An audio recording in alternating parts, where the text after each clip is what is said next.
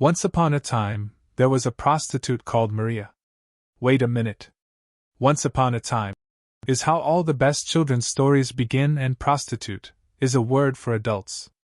How can I start a book with this apparent contradiction? But since, at every moment of our lives, we all have one foot in a fairy tale and the other in the abyss, let's keep that beginning. Once upon a time, there was a prostitute called Maria. Like all prostitutes, she was born both innocent and a virgin, and, as an adolescent, she dreamed of meeting the man of her life, rich, handsome, intelligent, of getting married, in a wedding dress, having 2 children, who would grow up to be famous, and living in a lovely house, with a sea view. Her father was a traveling salesman, her mother a seamstress, and her hometown, in the interior of Brazil, had only one cinema, one nightclub and one bank, which was why Maria was always hoping that one day, without warning, her Prince Charming would arrive, sweep her off her feet and take her away with him so that they could conquer the world together. While she was waiting for her Prince Charming to appear, all she could do was dream. She fell in love for the first time when she was 11, en route from her house to school. On the first day of term, she discovered that she was not alone on her way to school. Making the same journey was a boy who lived in her neighborhood and who shared the same timetable. They never exchanged a single word, but gradually Maria became aware that, for her, the best part of the day were those moments spent going to school, moments of dust, thirst and weariness, with the sun beating down, the boy walking fast, and with her trying her hardest to keep up. This scene was repeated month after month. Maria, who hated studying and whose only other distraction in life was television, began to wish that the days would pass quickly. She waited eagerly for each journey to school and, unlike other girls her age, she found the weekends deadly dull.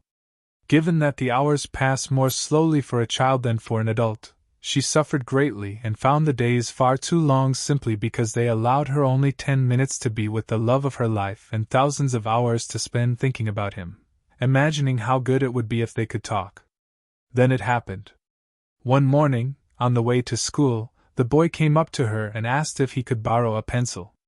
Maria didn't reply. In fact, she seemed rather irritated by this unexpected approach and even quickened her step. She had felt petrified when she saw him coming toward her, terrified that he might realize how much she loved him, how eagerly she had waited for him, how she had dreamed of taking his hand, of walking straight past the school gates with him and continuing along the road to the end, where, people said, there was a big city, film stars and television stars, cars, lots of cinemas, and an endless number of fun things to do. For the rest of the day, she couldn't concentrate on her lessons, tormented by her own absurd behavior, but, at the same time, relieved, because she knew that the boy had noticed her too, and that the pencil had just been an excuse to start a conversation, because when he came over to her, she had noticed that he already had a pen in his pocket. She waited for the next time, and during that night, and the nights that followed, she went over and over what she would say to him, until she found the right way to begin a story that would never end. But there was no next time, for although they continued to walk to school together, with Maria sometimes a few steps ahead, clutching a pencil in her right hand, and at other times, walking slightly behind him so that she could gaze at him tenderly, he never said another word to her, and she had to content herself with loving and suffering in silence until the end of the school year. During the interminable school holidays that followed, she woke up one morning to find that she had blood on her legs and was convinced she was going to die. She decided to leave a letter for the boy, telling him that he had been the great love of her life, and then she would go off into the bush and doubtless be killed by one of the 2 monsters that terrorized the country people round about, the werewolf and the mulesum kubica, said to be a priest's mistress transformed into a mule and doomed to wander the night. That way, her parents wouldn't suffer too much over her death, for, although constantly beset by tragedies, the poor are always hopeful, and her parents would persuade themselves that she had been kidnapped by a wealthy, childless family, but would return one day, rich and famous, while the current, and eternal, love of her life would never forget her, torturing himself each day for not having spoken to her again. She never did write that letter because her mother came into the room, saw the blood-stained sheets, smiled and said, "Now you're a young woman." Maria wondered what the connection was between the blood on her legs and her becoming a young woman. But her mother wasn't able to give her a satisfactory explanation. She just said that it was normal, and that, from now on, for 4 or 5 days a month, she would have to wear something like a doll's pillow between her legs. Maria asked if men used some kind of tube to stop the blood going all over their trousers, and was told that this was something that only happened to women. Maria complained to God, but, in the end, she got used to menstruating. She could not, however, get used to the boy's absence, and kept blaming herself for her own stupidity in running away from the very thing she most wanted. The day before the new term began, she went to the only church in town and vowed to the image of Saint Anthony that she would take the initiative and speak to the boy. The following day, she put on her smartest dress, one that her mother had made specially for the occasion, and set off to school, thanking God that the holidays had finally ended. But the boy did not appear. And so another agonizing week passed, until she found out, through some school friends, that he had left town. "He's gone somewhere far away," someone said. At that moment, Maria learned that certain things are lost forever. She learned too that there was a place called somewhere far away, that the world was vast and her own town very small, and that, in the end, the most interesting people always leave.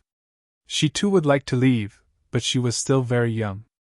Nevertheless, looking at the dusty streets of the town where she lived, she decided that one day she would follow in the boy's footsteps. On the 9 Fridays that followed, she took communion, as was the custom in her religion, and asked the Virgin Mary to take her away from there. She grieved for a while too and tried vainly to find out where the boy had gone, but no one knew where his parents had moved to. It began to seem to Maria that the world was too large, that love was something very dangerous, and that the Virgin was a saint who inhabited a distant heaven and didn't listen to the prayers of children. 3 years passed. She learned geography and mathematics, she began following the soaps on TV. At school, she read her first erotic magazine, and she began writing a diary describing her humdrum life and her desire to experience firsthand the things they told her about in class: the ocean, snow, men in turbans, elegant women covered in jewels. But since no one can live on impossible dreams, especially when their mother is a seamstress and their father is hardly ever at home, she soon realized that she needed to take more notice of what was going on around her. She studied in order to get on in life, at the same time looking for someone with whom she could share her dreams of adventure. When she had just turned 15, she fell in love with a boy she had met in a Holy Week procession. She did not repeat her childhood mistake. They talked, became friends, and started going to the cinema and to parties together. She also noticed that, as had happened with the first boy, she associated love more with the person's absence than with their presence. She would miss her boyfriend intensely, would spend hours imagining what they would talk about when next they met, and remembering every second they had spent together, trying to work out what she had done right and what she had done wrong. She liked to think of herself as an experienced young woman, who had already allowed one grand passion to slip from her grasp and who knew the pain that this caused.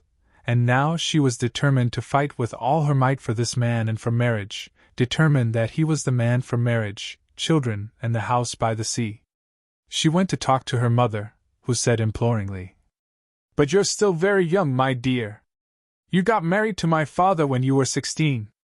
Her mother preferred not to explain that this had been because of an unexpected pregnancy, and so she used the "things were different then" argument and brought the matter to a close. The following day, Maria and her boyfriend went for a walk in the countryside. They talked a little, and Maria asked if he wanted to travel, but, instead of answering the question, he took her in his arms and kissed her. Her first kiss. How she had dreamed of that moment! And the landscape was special too, the herons flying, the sunset, the wild beauty of that semi-arid region, the sound of distant music.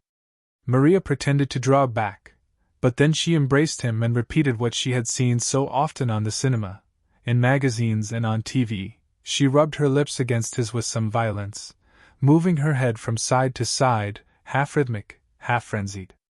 Now and then, she felt the boy's tongue touch her teeth and thought it felt delicious. Then suddenly he stopped kissing her and asked, "Don't you want to?" What was she supposed to say? Did she want to? Of course she did. But a woman shouldn't expose herself in that way, especially not to her future husband, otherwise he would spend the rest of his life suspecting that she might say, yes, that easily to anything. She decided not to answer. He kissed her again, this time with rather less enthusiasm. Again he stopped, red-faced, and Maria knew that something was very wrong, but she was afraid to ask what it was. She took his hand, and they walked back to the town together, talking about other things, as if nothing had happened. That night, using the occasional difficult word because she was sure that, one day, everything she had written would be read by someone else, and because she was convinced that something very important had happened, she wrote in her diary. When we meet someone and fall in love, we have a sense that the whole universe is on our side. I saw this happen today as the sun went down. And yet if something goes wrong, there is nothing left. No herons, no distant music, not even the taste of his lips. How is it possible for the beauty that was there only minutes before to vanish so quickly? Life moves very fast. It rushes us from heaven to hell in a matter of seconds. The following day, she talked to her girlfriends. They had all seen her going out for a walk with her future betrothed. After all, it is not enough just to have a great love in your life, you must make sure that everyone knows what a desirable person you are. They were dying to know what had happened, and Maria, very full of herself, said that the best bit was when his tongue touched her teeth. One of the other girls laughed. Didn't you open your mouth? Suddenly everything became clear, his question, his disappointment. What for? To let him put his tongue inside. What difference does it make? It's not something you can explain. That's just how people kiss. There was much giggling, pretend pity and gleeful feelings of revenge amongst these girls who had never had a boy in love with them. Maria pretended not to care and she laughed too, although her soul was weeping. She secretly cursed the films she had seen in the cinema, from which she had learned to close her eyes, place her hand on the man's head and move her head slightly to right and left, but which had failed to show the essential, most important thing. She made up the perfect excuse. I didn't want to give myself at once, because I wasn't sure, but now I realize that you are the love of my life, and waited for the next opportunity. She didn't see him until 3 days later, at a party in a local club, and he was holding the hand of a friend of hers, the one who had asked her about the kiss. She again pretended that she didn't care, and survived until the end of the evening talking with her girlfriends about film stars and about other local boys, and pretending not to notice her friends' occasional pitying looks. When she arrived home, though, she allowed her universe to crumble. She cried all night, suffered for the next 8 months and concluded that love clearly wasn't made for her, and that she wasn't made for love. She considered becoming a nun and devoting the rest of her life to a kind of love that didn't hurt, and didn't leave painful scars on the heart. Love for Jesus. At school, they learned about missionaries who went to Africa, and she decided that there lay an escape from her dull existence. She planned to enter a convent. She learned first aid. According to some teachers, a lot of people were dying in Africa, worked harder in her religious knowledge classes, and began to imagine herself as a modern-day saint, saving lives and visiting jungles inhabited by lions and tigers. However, her 15th year brought with it not only the discovery that you were supposed to kiss with your mouth open, and that love is, above all, a cause of suffering. She discovered a third thing: masturbation. It happened almost by chance, as she was touching her genitals while waiting for her mother to come home. She used to do this when she was a child and she liked the feeling, until, one day, her father saw her and slapped her hard, without explaining why. She never forgot being hit like that, and she learned that she shouldn't touch herself in front of other people, since she couldn't do it in the middle of the street, and she didn't have a room of her own at home. She forgot all about the pleasurable sensation. Until that afternoon, almost 6 months after the kiss. Her mother was late coming home, and she had nothing to do. Her father had just gone out with a friend, and since there was nothing interesting on the TV, she began examining her own body, in the hope that she might find some unwanted hair which could immediately be tweezed out. To her surprise, she noticed a small gland above her vagina. She began touching it and found that she couldn't stop. The feelings provoked were so strong and so pleasurable, and her whole body, particularly the part she was touching, became tense. After a while, she began to enter a kind of paradise. The feelings grew in intensity, until she noticed that she could no longer see or hear clearly. Everything appeared to be tinged with yellow, and then she moaned with pleasure and had her first orgasm. Orgasm! It was like floating up to heaven and then parachuting slowly down to earth again. Her body was drenched in sweat, but she felt complete, fulfilled and full of energy. So that was what sex was. How wonderful! Not like in erotic magazines in which everyone talked about pleasure, but seemed to be grimacing in pain. And no need for a man, who liked a woman's body, but had no time for her feelings. She could do it on her own. She did it again, this time imagining that a famous movie star was touching her, and once more she floated up to paradise and parachuted down again, feeling even more energized. Just as she was about to do it for a third time, her mother came home. Maria talked to her girlfriends about her new discovery, not saying that she had only discovered it a few hours before. All of them, apart from two, knew what she was talking about, but none of them had ever dared to raise the subject. It was Maria's turn to feel like a revolutionary, to be the leader of the group, inventing an absurd, secret confessions game, which involved asking everyone their favorite method of masturbation. She learned various different techniques, like lying under the covers in the height of summer, because, one of her friends assured her, sweating helped, using a goose feather to touch yourself there. She didn't yet know what the place was called. Letting a boy do it to you, Maria thought this unnecessary. Using the spray in the bidet, she didn't have one at home, but she would try it as soon as she visited one of her richer friends. Anyway, once she had discovered masturbation and used a few of the techniques suggested by her friends, she abandoned forever the idea of a religious life. Masturbation gave her enormous pleasure, and yet the church seemed to imply that sex was the greatest of sins. She heard various tales from those same girlfriends. Masturbation gave you spots, could lead to madness or even pregnancy. Nevertheless, despite all these risks, she continued to pleasure herself at least once a week, usually on Wednesdays, when her father went out to play cards with his friends. At the same time, she grew more and more insecure in her relationships with boys, and more determined to leave the place where she lived. She fell in love a third time and a fourth. She knew how to kiss now, and when she was alone with her boyfriends, she touched them and allowed herself to be touched.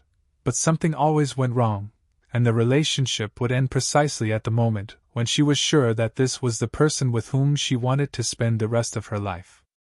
After a long time, she came to the conclusion that men brought only pain, frustration, suffering and a sense of time dragging. One afternoon, watching a mother playing with her 2-year-old son, she decided that she could still think about a husband, children and a house with a sea view, but that she would never fall in love again, because love spoiled everything. And so Maria's adolescent years passed.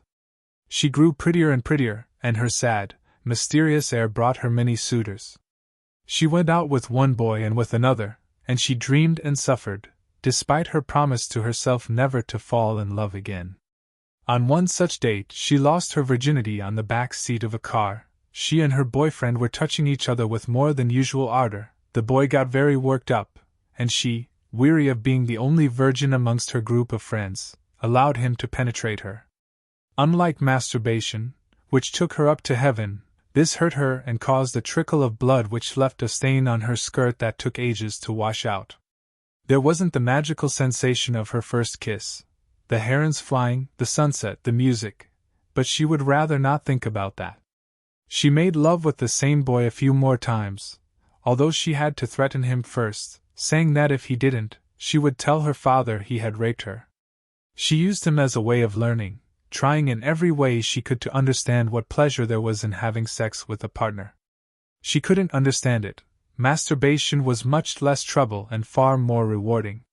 But all the magazines, the TV programs, books, girlfriends, everything, absolutely everything, said that a man was essential. Maria began to think that she must have some unspeakable sexual problem, so she concentrated still more on her studies and, for a while, forgot about that marvelous, murderous thing called love. From Maria's diary, when she was 17. My aim is to understand love. I know how alive I felt when I was in love, and I know that everything I have now, however interesting it might seem, doesn't really excite me. But love is a terrible thing. I've seen my girlfriends suffer, and I don't want the same thing to happen to me. They used to laugh at me in my innocence, but now they ask me how it is I manage men so well. I smile and say nothing, because I know that the remedy is worse than the pain. I simply don't fall in love. With each day that passes, I see more clearly how fragile men are, how inconstant, insecure and surprising they are. A few of my girlfriends' fathers have propositioned me, but I've always refused. At first I was shocked, but now I think it's just the way men are. Although my aim is to understand love, and although I suffer to think of the people to whom I gave my heart, I see that those who touched my heart failed to arouse my body, and that those who aroused my body failed to touch my heart. She turned 19, having finished secondary school, and found a job in a draper's shop, where her boss promptly fell in love with her. By then, however, Maria knew how to use a man, without being used by him. She never let him touch her, although she was always very coquettish, conscious of the power of her beauty. The power of beauty, what must the world be like for ugly women? She had some girlfriends who no one ever noticed at parties or who men were never interested in. Incredible though it might seem, these girls placed far greater value on the little love they received, suffered in silence when they were rejected, and tried to face the future by looking for other things beyond getting all dressed up for someone else. They were more independent, took more interest in themselves, although, in Maria's imagination, the world for them must seem unbearable. She knew how attractive she was, and although she rarely listened to her mother, there was one thing her mother said that she never forgot. "Beauty, my dear, doesn't last." With this in mind, she continued to keep her boss at arm's length, though without putting him off completely, and this brought her a considerable increase in salary. She didn't know how long she would be able to string him along with the mere hope of one day getting her into bed, but at least she was earning good money meanwhile. He also paid her overtime for working late. Her boss liked having her around, perhaps worried that if she went out at night, she might find the great love of her life. She worked for 2 years solidly, paid money each month to her parents for her keep, and, at last, she did it.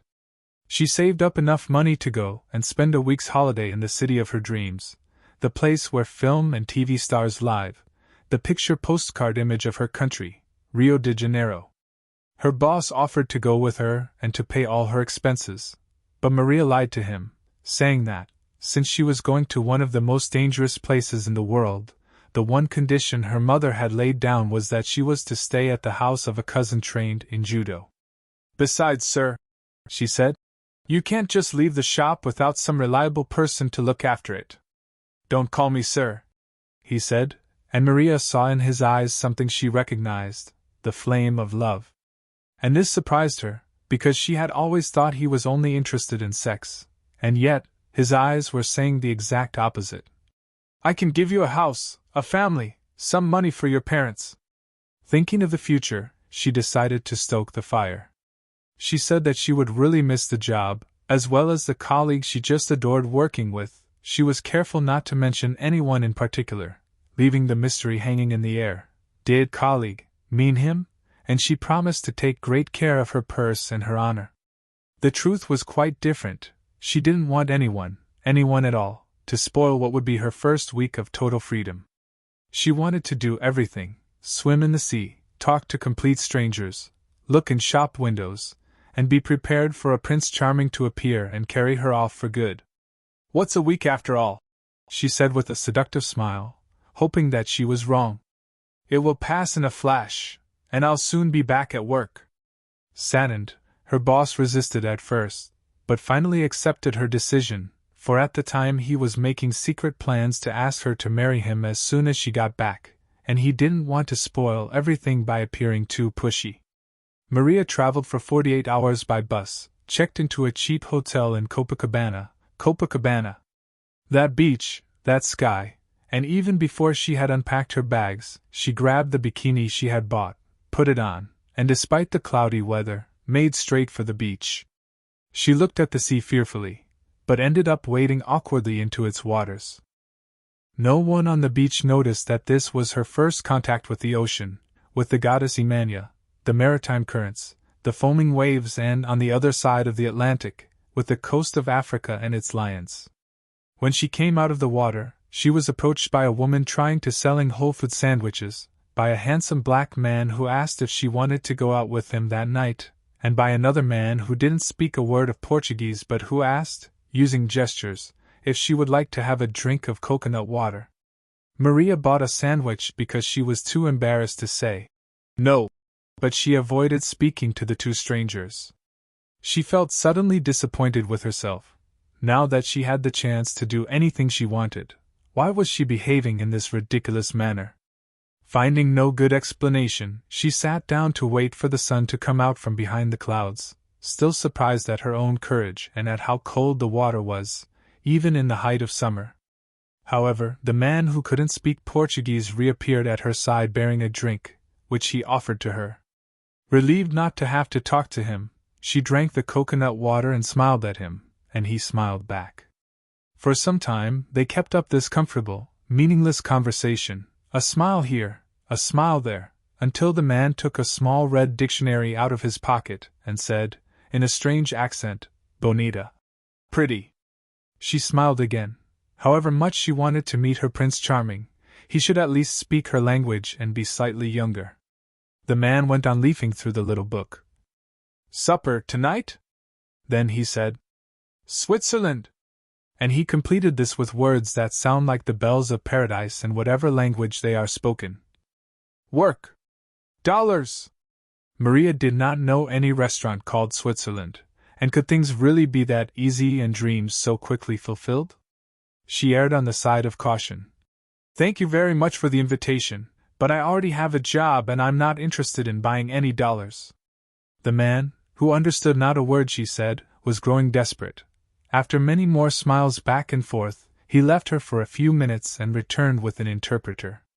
Through him, he explained that he was from Switzerland, the country, not a restaurant, and that he would like to have supper with her, in order to talk to her about a possible job offer.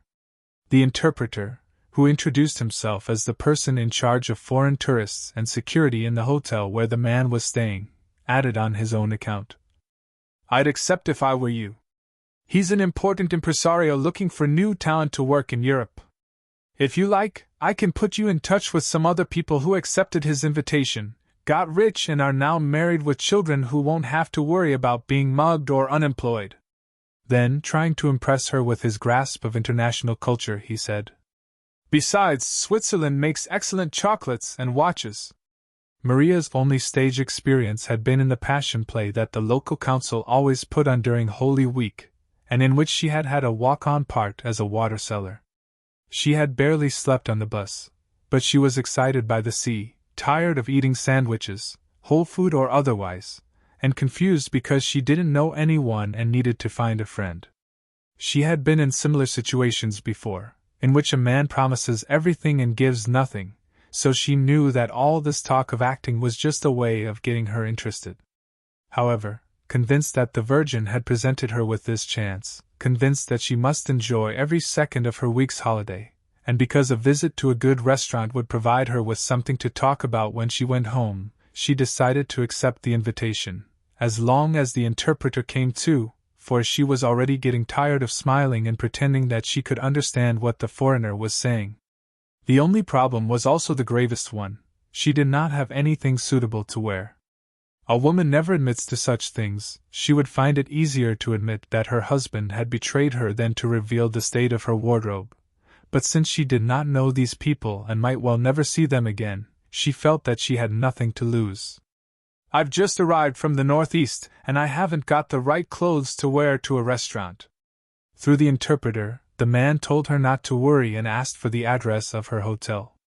That evening, she received a dress the like of which she had never seen in her entire life, accompanied by a pair of shoes that must have cost as much as she earned in a year. She felt that this was the beginning of the road she had so longed for during her childhood and adolescence in the Sorteio, the Brazilian backlands, putting up with the constant droughts, the boys with no future, the poor but honest town, the dull, repetitive way of life, she was ready to be transformed into the princess of the universe. A man had offered her work, dollars, a pair of exorbitantly expensive shoes and a dress straight out of a fairy tale. All she lacked was some makeup, but the receptionist at her hotel took pity on her and helped her out, first warning her not to assume that every foreigner was trustworthy or that every man in Rio was a mugger. Maria ignored the warning, put on her gifts from heaven, spent hours in front of the mirror, regretting not having brought a camera with her in order to record the moment, only to realize that she was late for her date. She raced off, just like Cinderella, to the hotel where the Swiss gentleman was staying. To her surprise, the interpreter told her that he would not be accompanying them. "Don't worry about the language, what matters is whether or not he feels comfortable with you." "But how can he if he doesn't understand what I'm saying?" "Precisely. You don't need to talk, it's all a question of vibes." Maria didn't know what vibes were. Where she came from, people needed to exchange words, phrases, questions and answers whenever they met.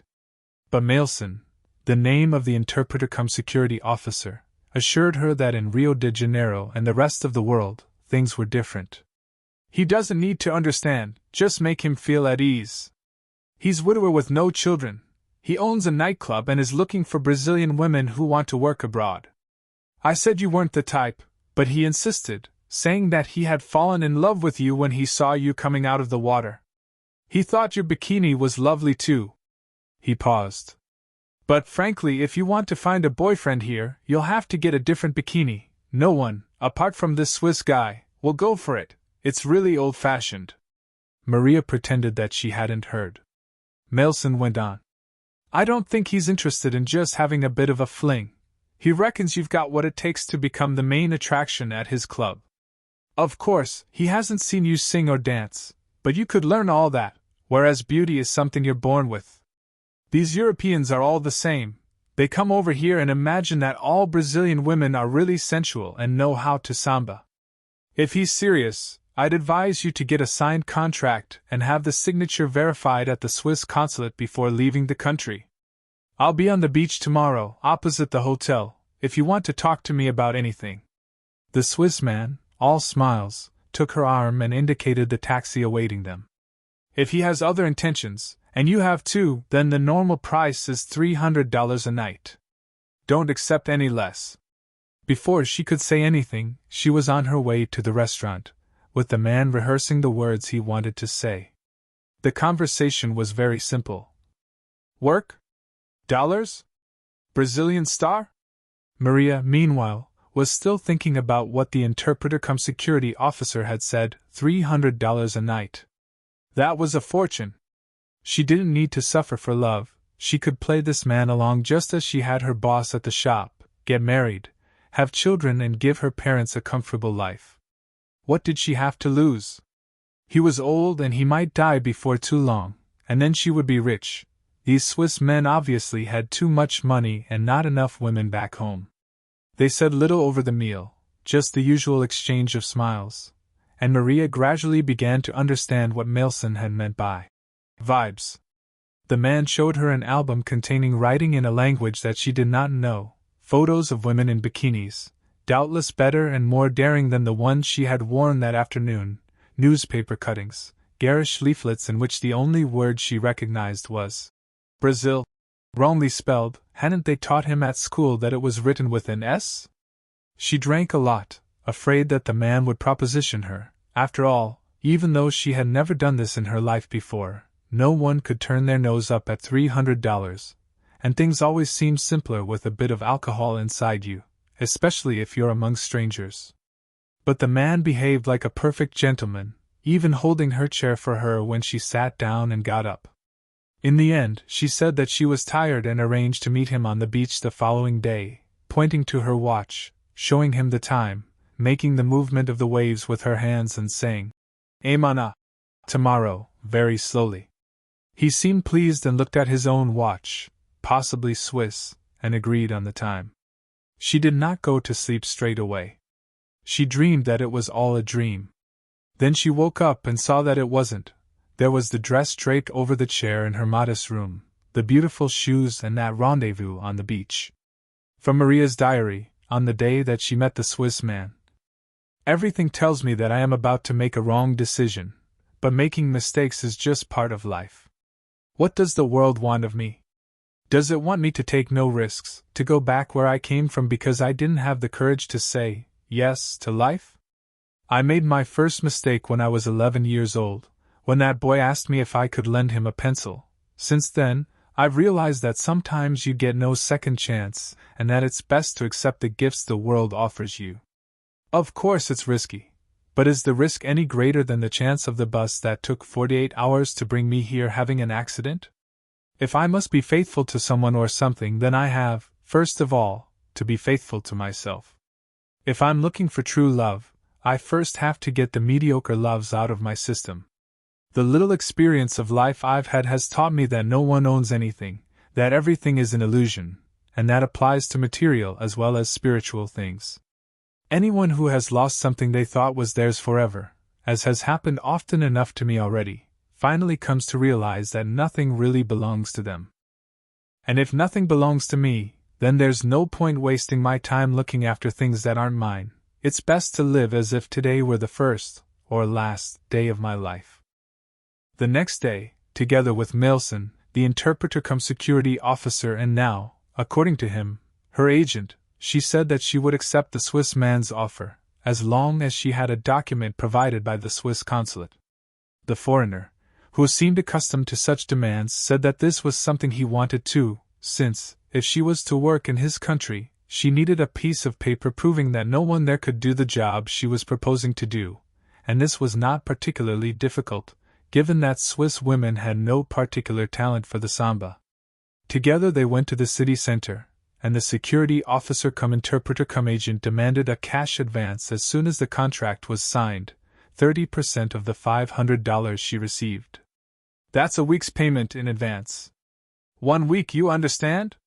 You'll be earning $500 a week from now on, but with no deductions, because I only get a commission on the first payment.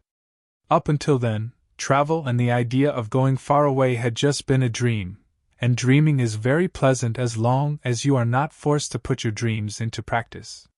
That way, we avoid all the risks, frustrations and difficulties, and when we are old, we can always blame other people, preferably our parents, our spouses or our children, for our failure to realize our dreams. Suddenly, there was the opportunity she had been so eagerly awaiting, but which she had hoped would never come. How could she possibly deal with the challenges and the dangers of a life she did not know? How could she leave behind everything she was used to? Why had the Virgin decided to go this far? Maria consoled herself with the thought that she could change her mind at any moment. It was all just a silly game, something different to tell her friends about when she went back home. After all, she lived more than 1,000 kilometers from there, and she now had $350 in her purse, so if, tomorrow, she decided to pack her bags and run away, there was no way they would ever be able to track her down again. In the afternoon following their visit to the consulate, she decided to go for a walk on her own by the sea, where she looked at the children, the volleyball players, the beggars, the drunks, the sellers of traditional Brazilian artifacts, made in China, the people jogging and exercising as a way of fending off old age, the foreign tourists, the mothers with their children, and the pensioners playing cards at the far end of the promenade. She had come to Rio de Janeiro, she had been to a 5-star restaurant and to a consulate, she had met a foreigner, she had an agent, she had been given a present of a dress and a pair of shoes that no one, absolutely no one, back home could ever have afforded. And now what? She looked out to sea. Her geography lessons told her that if she set off in a straight line, she would reach Africa, with its lions and jungles full of gorillas. However, if she headed in a slightly more northerly direction, she would end up in the enchanted kingdom known as Europe, with its Eiffel Tower, Euro Disney and Leaning Tower of Pizza. What did she have to lose? Like every Brazilian girl, she had learned to samba even before she could say, "Mama." She could always come back if she didn't like it, and she had already learned that opportunities are made to be seized. She had spent a lot of her life saying no to things to which she would have liked to say yes, determined to try only those experiences she could control, certain affairs she had had with men, for example. Now she was facing the unknown, as unknown as this sea had once been to the navigators who crossed it, or so she had been told in history classes. She could always say, no, but would she then spend the rest of her life brooding over it, as she still did over the memory of the little boy who had once asked to borrow a pencil and had then disappeared, her first love? She could always say, no, but why not try saying, yes, this time? For one very simple reason, she was a girl from the backlands of Brazil, with no experience of life apart from a good school, a vast knowledge of TV soaps, and the certainty that she was beautiful. That wasn't enough with which to face the world. She saw a group of people laughing and looking at the sea, afraid to go in. 2 days ago, she had felt the same thing, but now she was no longer afraid. She went into the water whenever she wanted, as if she had been born there. Wouldn't it be the same in Europe? She made a silent prayer and again asked the Virgin Mary's advice, and seconds later, she seemed perfectly at ease with her decision to go ahead, because she felt protected. She could always come back, but she would not necessarily get another chance of a trip like this. It was worth taking the risk, as long as the dream survived the 48-hour journey back home in a bus with no air conditioning, and as long as the Swiss man didn't change his mind. She was in such good spirits that when he invited her out to supper again, she wanted to appear alluring and took his hand in hers, but he immediately pulled away, and Maria realized, with a mixture of fear and relief, that he was serious about what he said. "Samba star," said the man. "Lovely Brazilian samba star. Travel next week." This was all well and good, but travel next week was out of the question. Maria explained that she couldn't take a decision without first consulting her family. The Swiss man was furious and showed her a copy of the signed contract, and for the first time she felt afraid. "Contract," he said. Even though she was determined to go home, she decided to consult her agent Maelsen first. After all, he was being paid to advise her. Maelsen, however, seemed more concerned with seducing a German tourist who had just arrived at the hotel and who was sunbathing topless on the beach, convinced that Brazil was the most liberal country in the world, having failed to notice that she was the only woman on the beach with her breasts exposed and that everyone was eyeing her rather uneasily. It was very hard to get him to pay attention to what she was saying. "But what if I change my mind?" insisted Maria. "I don't know what's in the contract, but I suppose he might have you arrested. He'd never be able to find me." "Exactly. So why worry?" The Swiss man, on the other hand, having spent $500, as well as paying for a pair of shoes, a dress, 2 suppers and various fees for the paperwork at the consulate, was beginning to get worried. And so, since Maria kept insisting on the need to talk to her family, he decided to buy 2 plane tickets and go with her to the place where she had been born. As long as it could all be resolved in 48 hours and they could still travel to Europe the following week, as agreed. With a smile here and a smile there, she was beginning to understand that this was all in the documents she had signed and that, when it came to seductions, feelings and contracts, one should never play around. It was a surprise and a source of pride to the small town to see its lovely daughter Maria arrive accompanied by a foreigner who wanted to make her a big star in Europe. The whole neighborhood knew, and her old school friends asked, "How did it happen?" "I was just lucky." They wanted to know if such things were always happening in Rio de Janeiro, because they had seen similar scenarios in TV soaps. Maria would not be pinned down, wanting to place a high value on her personal experience, and thus convince her friends that she was someone special. She and the man went to her house where he handed round leaflets, with Brazil spelled with a Z, and the contract, while Maria explained that she had an agent now and intended following a career as an actress. Her mother, seeing the diminutive bikinis worn by the girls in the photos that the foreigner was showing her, immediately gave them back and preferred to ask no questions. All that mattered was that her daughter should be happy and rich, or unhappy, but at least rich. "What's his name?" "Roger." "Rogerio. I had a cousin called Rogerio." The man smiled and clapped, and they all realized that he hadn't understood a word. Maria's father said, "He's about the same age as me." Her mother told him not to interfere with their daughter's happiness. Since all seamstresses talk a great deal to their customers and acquire a great deal of knowledge about marriage and love, her advice to Maria was this: "My dear, it's better to be unhappy with a rich man than happy with a poor man, and over there you'll have far more chance of becoming an unhappy rich woman. Besides, if it doesn't work out, you can just get on the bus and come home." Maria might be a girl from the Backlands, but she was more intelligent than her mother or her future husband imagined, and she said, simply to be provocative, "Mama, there isn't a bus from Europe to Brazil. Besides, I want a career as a performer. I'm not looking for marriage." Her mother gave her a look of near despair. "If you can go there, you can always come back. Being a performer, an actress, is fine for a young woman, but it only lasts as long as your looks, and they start to fade when you're about 30. So make the most of things now. Find someone who's honest and loving, and marry him. Love isn't that important. I didn't love your father at first, but money buys everything, even true love. And look at your father, he's not even rich." It was bad advice from a friend, but good advice from a mother.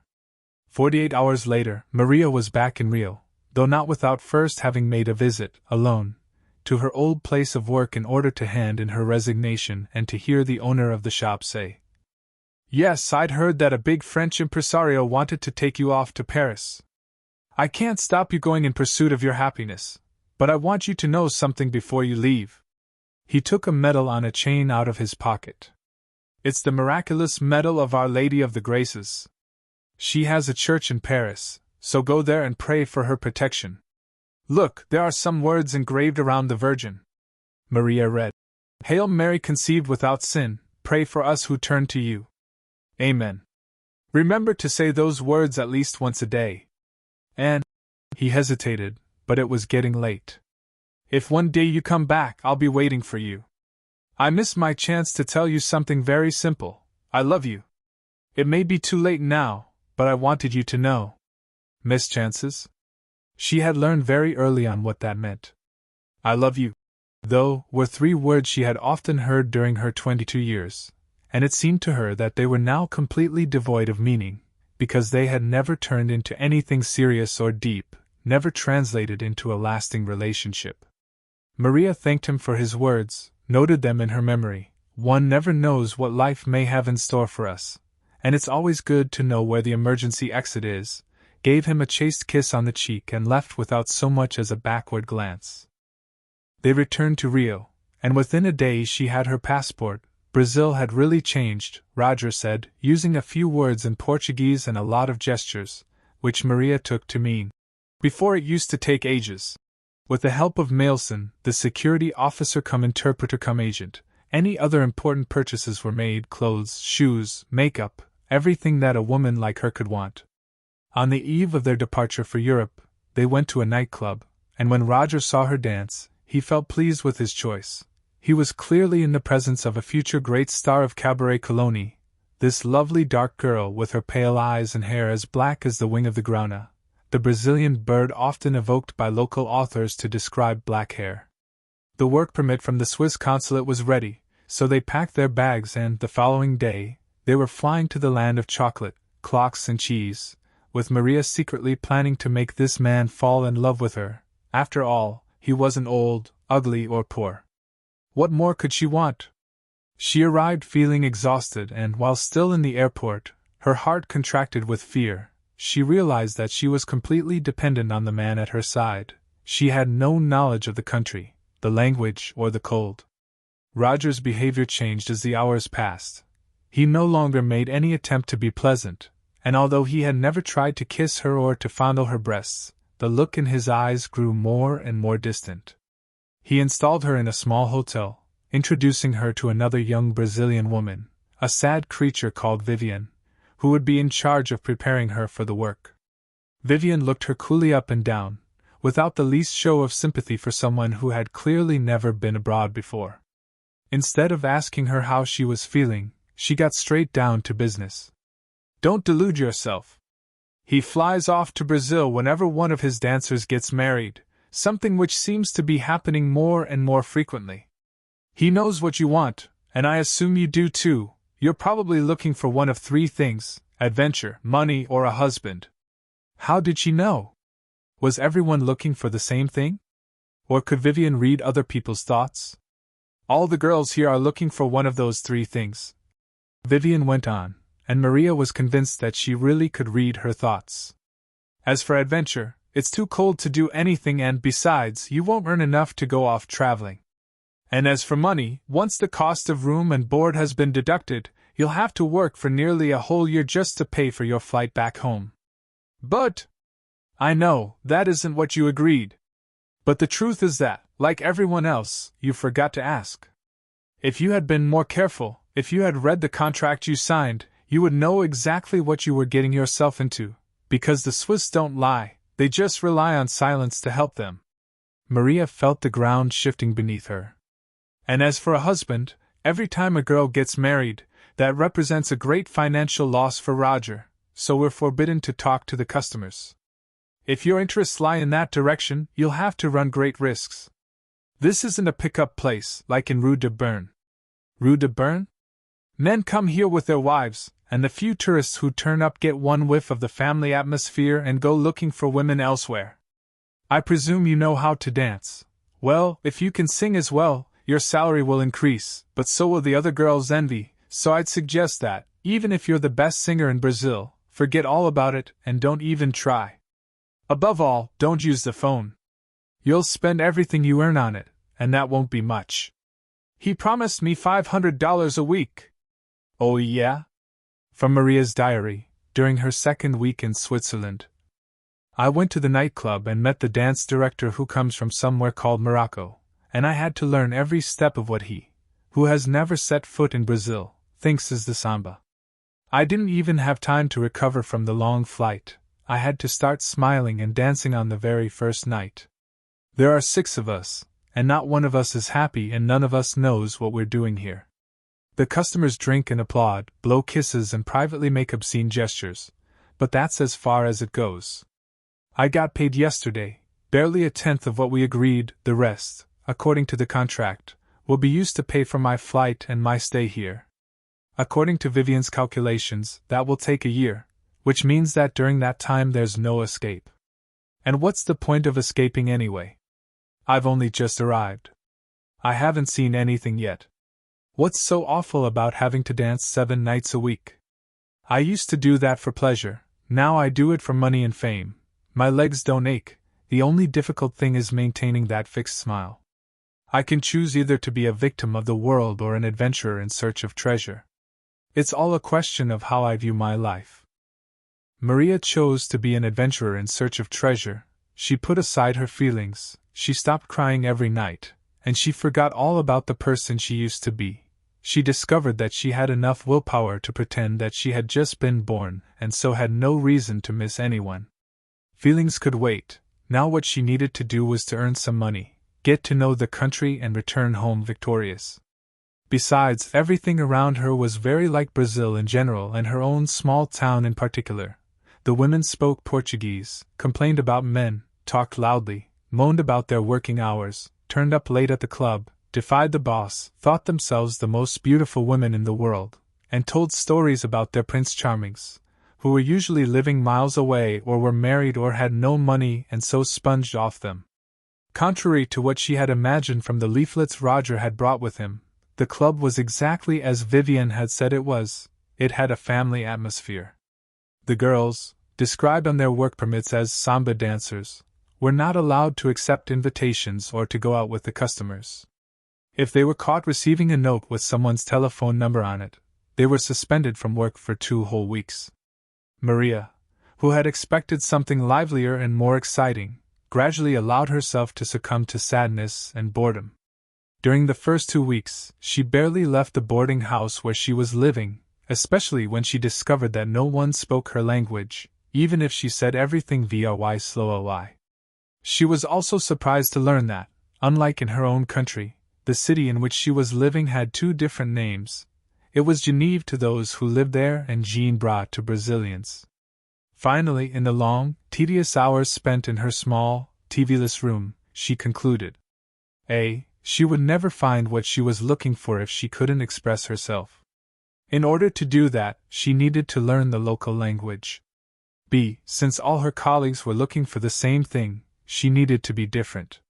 For that particular problem, she as yet lacked both a solution or a method. From Maria's diary, for weeks after arriving in Genève/Jeanbra. I've already been here an eternity. I don't speak the language. I spend all day listening to music on the radio, looking round my room, thinking about Brazil, longing for work to begin and, when I'm working, longing to get back to the boarding house. In other words, I'm living the future, not the present. One day, at some distant future date, I'll get my ticket home, and I can go back to Brazil, marry the owner of the draper's shop and listen to the malicious comments of those friends who, never having taken any risks themselves, can only see other people's failures. No, I can't go back like that. I'd rather throw myself out of the plane as it's crossing the ocean. Since you can't open the windows in the plane, I had never expected that. What a shame not to be able to breathe in the pure air. I will die here. But before I die, I want to fight for life. If I can walk on my own, I can go wherever I like. The following day, she enrolled in a French course that was run in the mornings, and there she met people of all creeds, beliefs and ages, men wearing brightly colored clothes and lots of gold bracelets, women who always wore a headscarf, children who learned more quickly than the grown-ups, when it should have been the other way around, since grown-ups have more experience. She felt proud when she found out that everyone knew about her country, Carnival, the samba, football, and the most famous person in the world, Pelé. At first, she wanted to be nice, and so tried to correct their pronunciation. It's Pelé. Pelé. But after a while, she gave up, since they also insisted on calling her Maria, with that mania foreigners have for changing all foreign names and believing that they are always right. In the afternoons, so as to practice the language, she took her first steps around this city of two names. She discovered some delicious chocolate, a cheese she had never eaten before, a huge fountain in the middle of the lake, snow, which no one back home had ever touched, storks, and restaurants with fireplaces, although she never went inside. Just seeing the fire blazing away gave her a pleasant feeling of well-being. She was also surprised to find that not all the shop signs advertised clocks. There were banks too, although she couldn't quite understand why there were so many for so few inhabitants, and why she rarely saw anyone inside them. She decided, however, not to ask any questions. After 3 months of keeping a tight rein on herself at work, her Brazilian blood, as sensual and sexual as everyone thinks, made its voice heard. She fell in love with an Arab who was studying French with her in the same course. The affair lasted 3 weeks until, one night, she decided to take time off and go and visit a mountain on the outskirts of Geneva. This provoked a summons to Roger's office as soon as she arrived at work the following day. No sooner had she opened the door than she was summarily dismissed for setting a bad example to the other girls working there. A hysterical Roger said that, yet again, he had been let down, that Brazilian women couldn't be trusted. Oh dear, this mania for making generalizations about everything.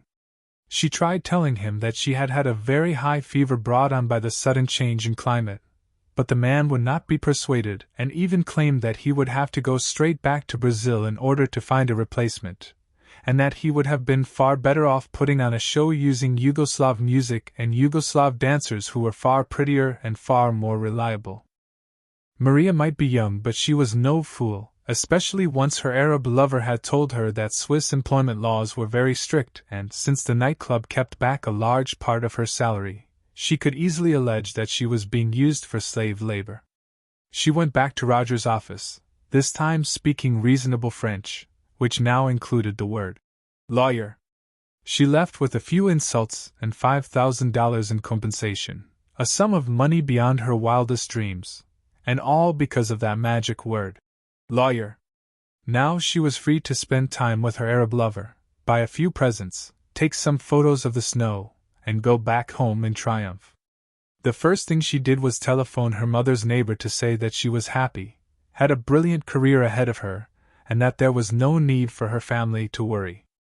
Then, since she had to leave the room in the boarding house that Roger had arranged for her, she had no alternative but to go to her Arab boyfriend, swear undying love, convert to his religion and marry him, even if she had to wear one of those strange headscarves.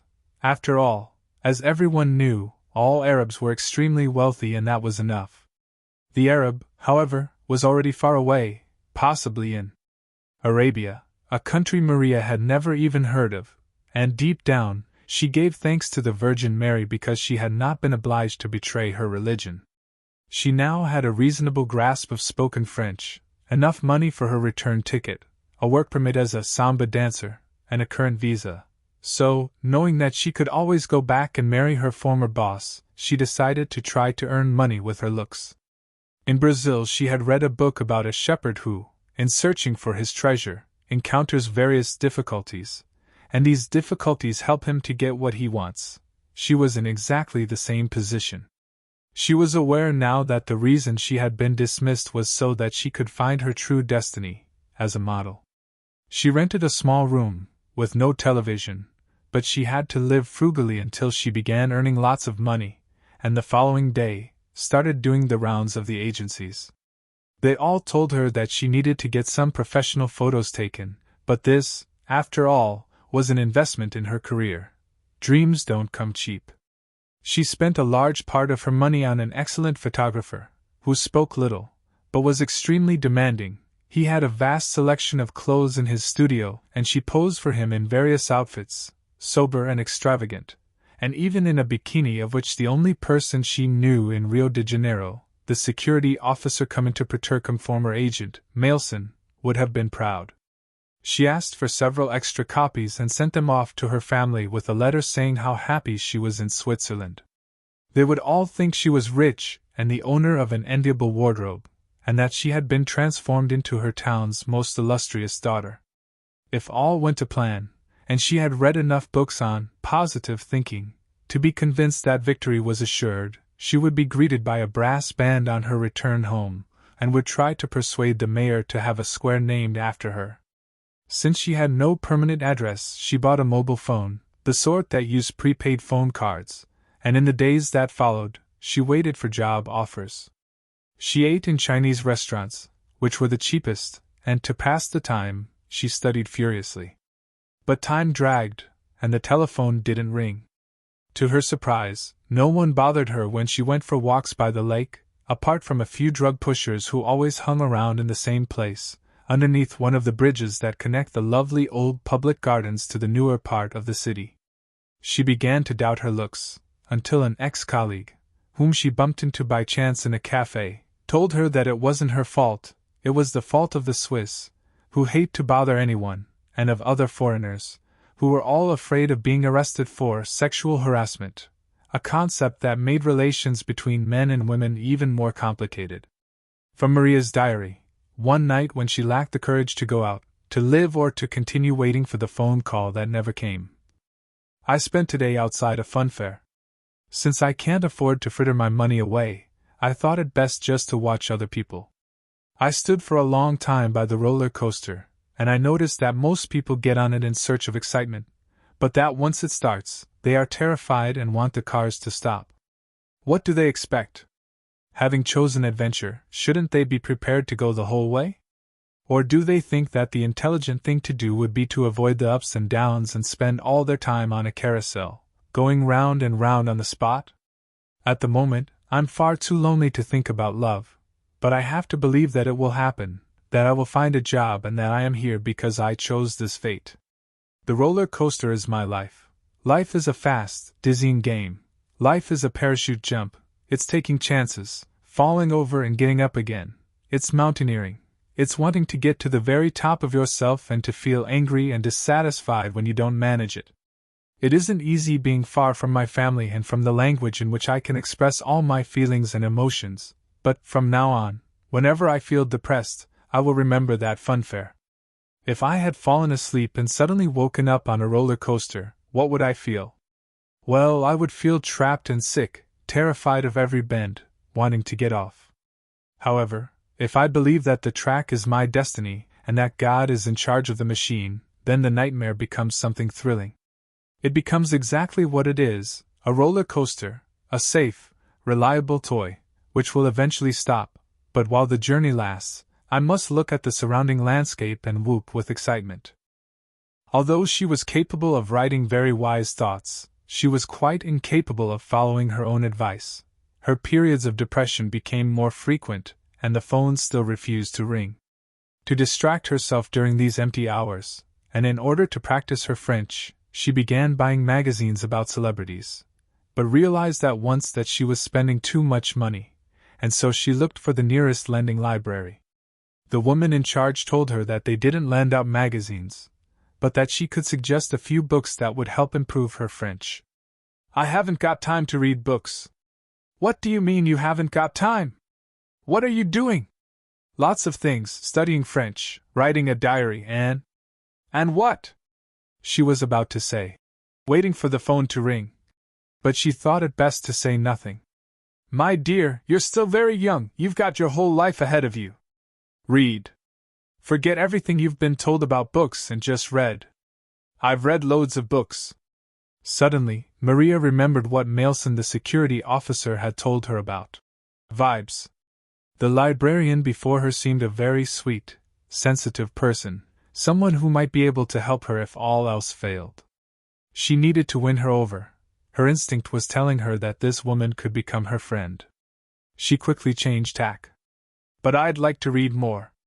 Could you help me choose some books?" The woman brought her The Little Prince.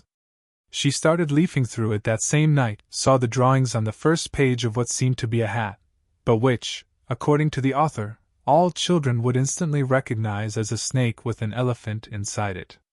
"Well, I don't think I can ever have been a child then," she thought.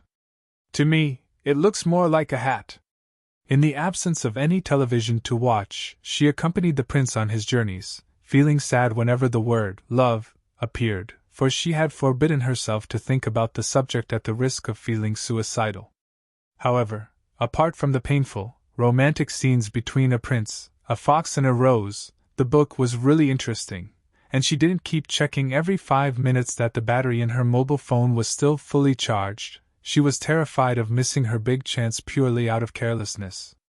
Maria became a regular visitor to the library, where she would chat to the woman, who seemed as lonely as she was, asked her to suggest more books and discuss life and authors, until her money had nearly run out.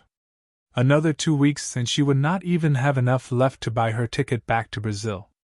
And since life always waits for some crisis to occur before revealing itself at its most brilliant, the phone finally rang. 3 months after discovering the word lawyer, and after 2 months of living on the compensation she had received, someone from a model agency asked if Senora Maria was still at this number. The reply was a cool, long-rehearsed yes, so as not to appear too eager.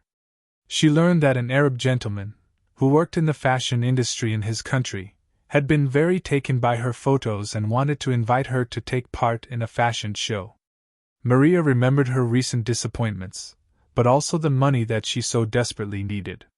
They arranged to meet in a very chic restaurant. She found herself with an elegant man, older and more charming than Roger, who asked her, "Do you know who painted that picture over there?" "It's a Miro." "Have you heard of Joan Miro?" Maria said nothing, as if she were concentrating on the food, rather different from that in the Chinese restaurants where she normally ate. Meanwhile, she made a mental note: on her next visit to the library, she would have to ask for a book about Miro. But the Arab was saying, "This was the table where Fellini always sat. Do you know his films at all?" She said she adored them. The man began asking more probing questions, and Maria, knowing that she would fail the test, decided to be straight with him. "I'm not going to spend the evening pretending to you. I can just about tell the difference between Coca-Cola and Pepsi, but that's about it. I thought we came here to discuss a fashion show." He seemed to appreciate her frankness. "We'll do that when we have our after-supper drink." There was a pause, while they looked at each other, each trying to imagine what the other was thinking. "You're very pretty," said the man. "If you come up and have a drink with me in my hotel room, I'll give you 1,000 francs. Maria understood at once. Was it the fault of the model agency? Was it her fault? Should she have found out more about the nature of this supper? It wasn't the agency's fault, or hers, or the man's. This was simply how things worked. Suddenly she missed her hometown, missed Brazil, missed her mother's arms. She remembered Maelson on the beach, when he had mentioned a fee of $300. At the time, she had thought it funny, much more than she would have expected to receive for spending the night with a man. However, at that moment she realized that she had no one, absolutely no one in the world she could talk to. She was alone in a strange city, a relatively experienced 22-year-old, but none of her experience could help her to decide what would be the best response. "Could you pour me some more wine, please?" The Arab man filled her glass, and her thoughts traveled faster than the little prince on his travels to all those planets. She had come in search of adventure, money, and possibly a husband. She had known that she would end up getting proposals such as this, because she was no innocent and was used to the ways of men. She still believed in model agencies, stardom, a rich husband, a family, children, grandchildren, nice clothes, a triumphant return to the place where she was born. She dreamed of overcoming all difficulties purely by dint of her own intelligence, charm, and willpower. But reality had just fallen in on her. To the man's surprise, she began to cry. He did not know what to do, caught between his fear of causing a scandal and his instinctive desire to protect her. He called the waiter over in order to ask for the bill, but Maria stopped him. "No, don't do that. Pour me some more wine and just let me cry for a while." And Maria thought about the little boy who had asked to borrow a pencil, about the young man who had kissed her and how she had kept her mouth closed, about her excitement at seeing Rio for the first time, about the men who had used her and given nothing back, about the passions and loves lost along the way. Despite her apparent freedom, her life consisted of endless hours spent waiting for a miracle, for true love, for an adventure with the same romantic ending she had seen in films and read about in books. A writer once said that it is not time that changes man, nor knowledge. The only thing that can change someone's mind is love. What nonsense! The person who wrote that clearly knew only one side of the coin. Love was undoubtedly one of the things capable of changing a person's whole life, from one moment to the next. But there was the other side of the coin, the second thing that could make a human being take a totally different course from the one he or she had planned, and that was called despair. Yes, perhaps love really could transform someone, but despair did the job more quickly. What should she do? Should she run back to Brazil, become a teacher of French, and marry her former boss? Should she take a small step forward? After all, it was only one night, in a city where she knew no one and no one knew her. Would that one night and that easy money mean that she would inevitably carry on until she reached a point in the road where there was no turning back? What was happening here? A great opportunity or a test set her by the Virgin Mary? The Arab was looking around at the paintings by Joan Moreau, at the place where Fellini used to have lunch, at the girl who took the coats, and at the other customers arriving and leaving. "Didn't you realize?" "More wine, please," said Maria, still in tears. She was praying that the waiter would not come over and realize what was going on, and the waiter, who was watching it all from a distance, out of the corner of his eye, was praying that the man and the girl would hurry up and pay the bill, because the restaurant was full and there were people waiting. At last, after what seemed an eternity, she spoke. "Did you say 1,000 francs for one drink?"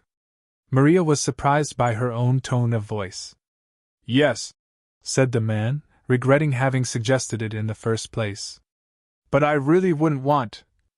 Pay the bill and let's go and have that drink at your hotel." Again, she seemed like a stranger to herself. Up until then, she had been a nice, cheerful, well-brought-up girl, and she would never have spoken like that to a stranger. But that girl, it seemed to her, had died forever.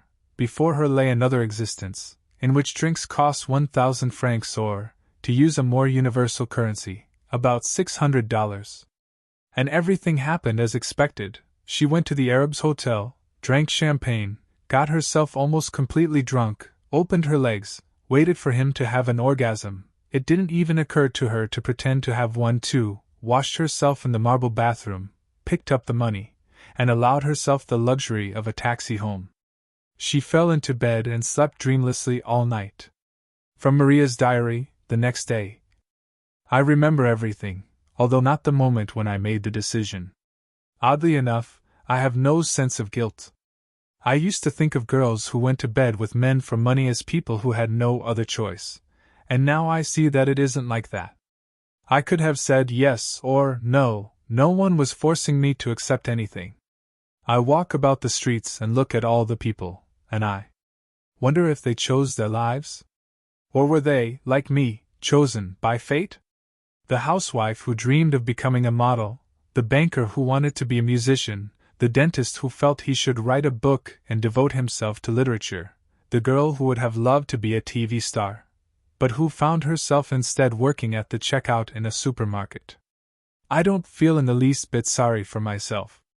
I am still not a victim, because I could have left that restaurant with my dignity intact and my purse empty. I could have given that man sitting opposite me a lesson in morality, or tried to make him see that before him sat a princess who should be wooed not bought. I could have responded in all kinds of ways, but like most people, I let fate choose which route I should take. I'm not the only one, even though my fate may put me outside the law and outside society. In the search for happiness, however, we are all equal. None of us is happy, not the banker/musician, the dentist/writer, the checkout girl/actress, or the housewife/model. So that was how it worked. As easy as that. There she was in a strange city where she knew no one, but what had been a torment to her yesterday, today gave her a tremendous sense of freedom, because she didn't need to explain herself to anyone. She decided that, for the first time in many years, she would devote the entire day to thinking about herself. Up until then, she had always been preoccupied with what other people were thinking: her mother, her school friends, her father, the people at the model agencies, the French teacher, the waiter, the librarian, complete strangers in the street. In fact, no one was thinking anything, certainly not about her, a poor foreigner, who, if she disappeared tomorrow, wouldn't even be missed by the police. Fine. She went out early, had breakfast in her usual cafe, went for a stroll around the lake and saw a demonstration held by refugees. A woman out walking a small dog told her that they were Kurds, and Maria, instead of pretending that she knew the answer in order to prove that she was more cultivated and intelligent than people might think, asked, "Where do Kurds come from?" To her surprise, the woman didn't know. That's what the world is like. People talk as if they knew everything, but if you dare to ask a question, they don't know anything.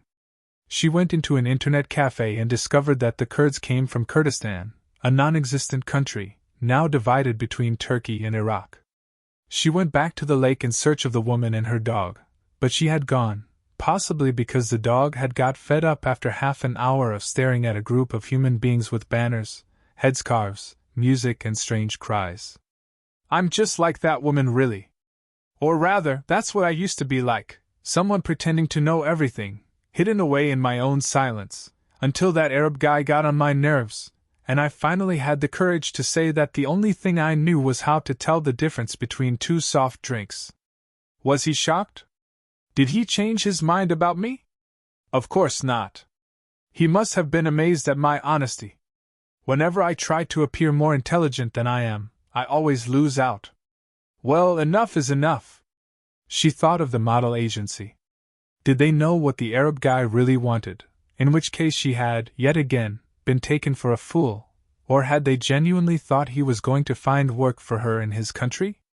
Whatever the truth of the matter, Maria felt less alone on that gray morning in Geneva, with the temperature close to zero, the Kurds demonstrating, the trams arriving punctually at each stop, the shops setting out their jewelry in the windows again, the banks opening, the beggars sleeping, the Swiss going to work. She was less alone because by her side was another woman, invisible perhaps to passers-by.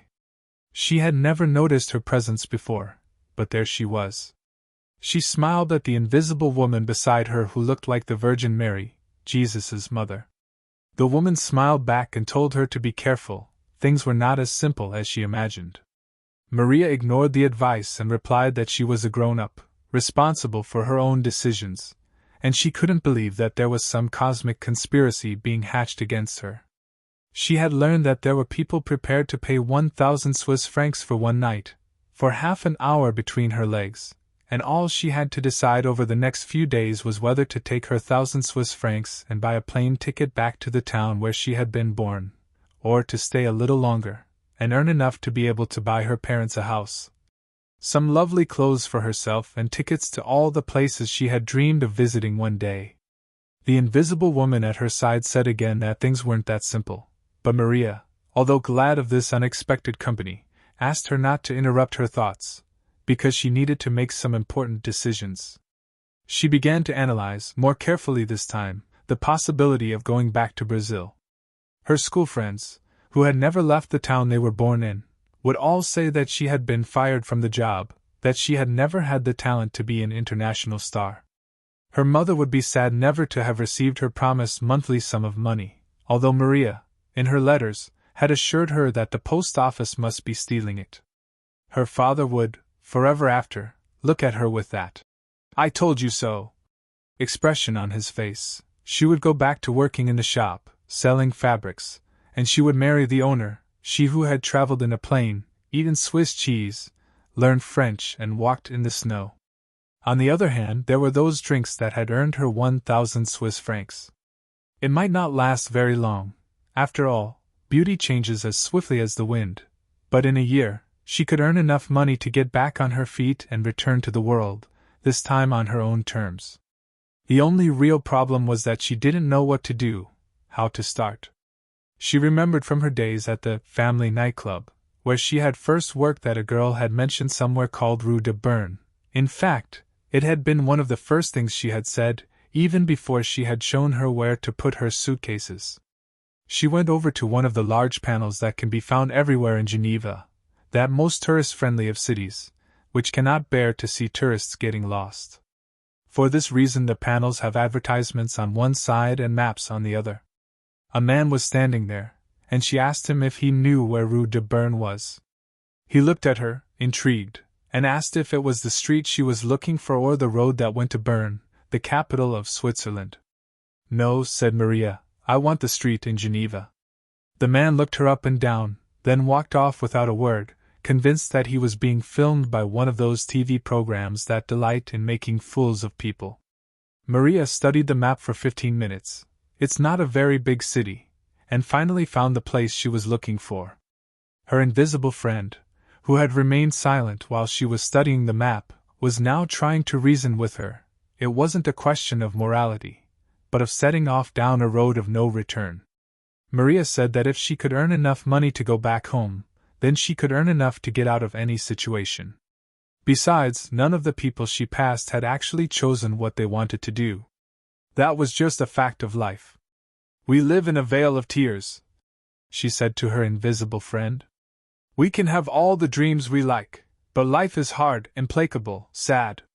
What are you trying to say? That people will condemn me? No one will ever know. This is just one phase of my life." With a sad, sweet smile, the invisible friend disappeared. Maria went to the funfair and bought a ticket for the roller coaster. She screamed along with everyone else, knowing that there was no real danger and that it was all just a game. She ate in a Japanese restaurant, even though she didn't understand quite what she was eating, knowing only that it was very expensive and feeling in a mood to indulge herself in every luxury. She was happy. She didn't need to wait for a phone call now or to watch every centime she spent. Later that day, she left a message with the agency to thank them and to tell them that the meeting had gone well. If they were genuine, they would ask about the photos. If they were procurers of women, they would arrange more meetings. She walked across the bridge back to her little room and decided that, however much money and however many future plans she had, she would definitely not buy a television. She needed to think, to use all her time for thinking. From Maria's diary that night, with a note in the margin saying, "Not sure. I have discovered the reason why a man pays for a woman. He wants to be happy. He wouldn't pay 1,000 francs just to have an orgasm. He wants to be happy. I do too, everyone does, and yet no one is. What have I got to lose if, for a while, I decide to become a—" It's a difficult word to think or even write, but let's be blunt. What have I got to lose if I decide to become a prostitute for a while? Honor. Dignity. Self-respect. Although, when I think about it, I've never had any of those things. I didn't ask to be born, I've never found anyone to love me, I've always made the wrong decisions. Now I'm letting life decide for me. The agency phoned the next day and asked about the photos and when the fashion show was being held, since they got a percentage of every job. Maria, realizing that they knew nothing about what had happened, told them that the Arab gentleman would be in touch with them. She went to the library and asked for some books about sex. If she was seriously considering the possibility of working, just for a year, she had told herself, in an area about which she knew nothing, the first thing she needed to know was how to behave, how to give pleasure and receive money in return. She was most disappointed when the librarian told her that, since the library was a government-funded institution, they only had a few technical works. Maria read the index of one of these books and immediately returned it. They said nothing about happiness. They talked only about dull things such as erection, penetration, impotence, precautions. She did for a moment consider borrowing the psychology of frigidity in women, since, in her own case, although she very much enjoyed being possessed and penetrated by a man, she only ever reached orgasm through masturbation. She wasn't there in search of pleasure, however, but work. She thanked the librarian, and went to a shop where she made her first investment in that possible career looming on the horizon, clothes which she considered to be sexy enough to arouse men's desire. Then she went straight to the place she had found on the map. Rue de Berne. At the top of the street was a church, oddly enough, very near the Japanese restaurant where she had had supper the night before, then some shops selling cheap watches and clocks, and, at the far end, were the clubs she had heard about, all of them closed at that hour of the day. She went for another walk around the lake, then, without a tremor of embarrassment, bought 5 pornographic magazines in order to study the kind of things she would have to do, waited for darkness to fall and then went back to Rue de Berne. There she chose at random a bar with the alluringly Brazilian name of Copacabana. She hadn't decided anything, she told herself. It was just an experiment. She hadn't felt so well or so free in all the time she had been in Switzerland. I'm looking for work, she told the owner, who was washing glasses behind the bar. The place consisted of a series of tables, a few sofas around the walls and, in one corner, a kind of dance floor. Nothing doing. If you want to work here legally, you have to have a work permit. Maria showed him hers and the man's mood seemed to improve. Got any experience? She didn't know what to say. If she said yes, he would ask her where she had worked before. If she said no, he might turn her down. I'm writing a book. The idea had come out of nowhere, as if an invisible voice had come to her aid. She saw that the man knew she was lying, but was pretending to believe her. Before you make any decision, talk to some of the other girls. We get at least 6 Brazilian women in every night. That way you can find out exactly what to expect. Maria was about to say that she didn't need any advice from anyone and that, besides, she hadn't come to a decision just yet, but the man had already moved off to the other side of the bar, leaving her on her own, without even a glass of water to drink. The women started to arrive, and the owner called over some of the Brazilians, and asked them to talk to the new arrival. None of them seemed very willing, fear of competition, Maria assumed. The sound system was turned on and a few Brazilian songs were played. Well, the place was called Copacabana. Then some Asiatic-looking women came in, along with others who seemed to have come straight from the snowy, romantic mountains around Geneva. She had been standing there for nearly 2 hours, with nothing to drink and just a few cigarettes, filled by a growing sense that she was definitely making the wrong decision. The words, "What am I doing here?" kept repeating over and over in her head, and feeling increasingly irritated by the complete lack of interest on the part of both the owner and the other women, when, finally, one of the Brazilian girls came over to her. What made you choose this place? Maria could have resorted to that story about writing a book, or she could, as she had with the Kurds, with Miro and with Fellini, simply tell the truth. To be perfectly honest, I don't know where to start or if I want to start. The other woman seemed surprised by such a frank, direct answer. She took a sip of what looked like whiskey, listened to the Brazilian song they were playing, made some comment about missing her home, then said that there wouldn't be many customers that night because a big international conference being held near Geneva had been cancelled. In the end, When she saw that Maria still hadn't left, she said, "Look, it's very simple, you just have to stick to 3 basic rules. First, never fall in love with anyone you work with or have sex with. Second, don't believe any promises and always get paid up front. Third, don't use drugs." There was a pause. "And start now. If you go home tonight without having got your first client, you'll have second thoughts about it, and you won't have the courage to come back."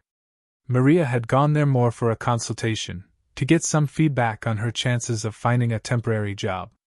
She found herself confronted by the feeling that so often pushes people into making hasty decisions: despair. "All right. I'll start tonight." She didn't mention that she had, in fact, started yesterday. The woman went up to the owner, whom she called Milan, and he came over to talk to Maria. "Have you got nice underwear on?" No one, her boyfriends, the Arab, her girlfriends, far less a stranger, had ever asked her that question. But that was what life was like in that place, straight to the point. "I'm wearing pale blue panties. And no bra," she added provocatively. But all she got was a reprimand. "Tomorrow, wear black panties, bra and stockings. Taking off your clothes is all part of the ritual." Without more ado, and on the assumption now that he was talking to someone who was about to start work, Milan introduced her to the rest of the ritual. The Copacabana should be a pleasant place to spend time, not a brothel. The men came into that bar wanting to believe that they would find a lady on her own. If anyone came over to her table and wasn't intercepted en route, because some clients were exclusive to certain girls, he would probably say, "Would you like a drink?" To which Maria could say yes or no. She was free to choose the company she kept, although it wasn't advisable to say no more than once a night. If she answered in the affirmative, she should ask for a fruit juice cocktail, which just happened to be the most expensive drink on the drinks list. Absolutely no alcohol or letting the customer choose for her. Then, she should accept any invitation to dance. Most of the clientele were familiar faces and, apart from the special clients, about whom he did not go into any further detail, none of them represented any danger. The police and the Department of Health demanded monthly blood samples, to check that they weren't carrying any sexually transmitted diseases. The use of condoms was obligatory, although there was no way of checking if this rule was or wasn't being followed. She should never, on any account, cause any kind of scandal. Milan was a respectable married man, concerned for his reputation and the good name of his club. He continued explaining the ritual. After dancing, they would return to the table, and the customer, as if he were saying something highly original, would invite her to go back to his hotel with him.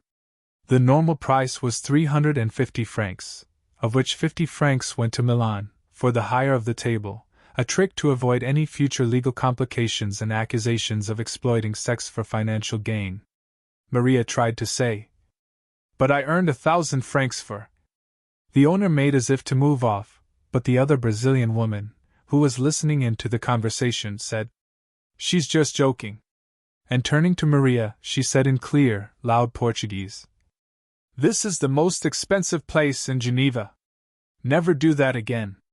He knows what the going rate is, and he knows that no one pays 1,000 francs to go to bed with anyone, except, of course, the special clients, but only if you get lucky and you have the right qualifications."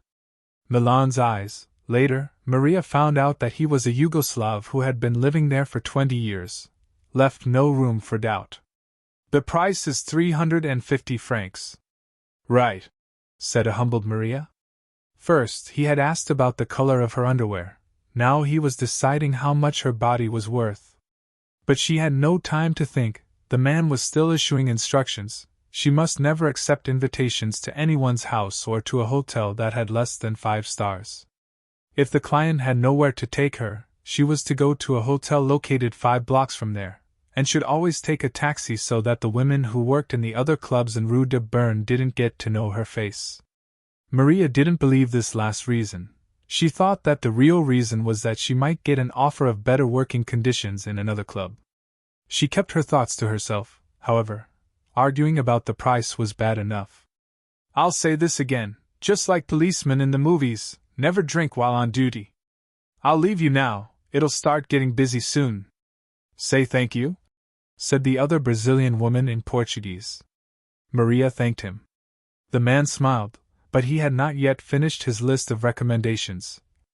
I forgot something. The time between ordering a drink and leaving the club should never, under any circumstances, exceed 45 minutes, and in Switzerland, with clocks all over the place, even Yugoslavs and Brazilians must learn to be punctual. Just remember, I'm feeding my children on your commission. She would remember. He gave her a glass of sparkling mineral water with a slice of lemon in it, a drink that could easily pass for a gin and tonic, and asked her to wait. Gradually the club began to fill up.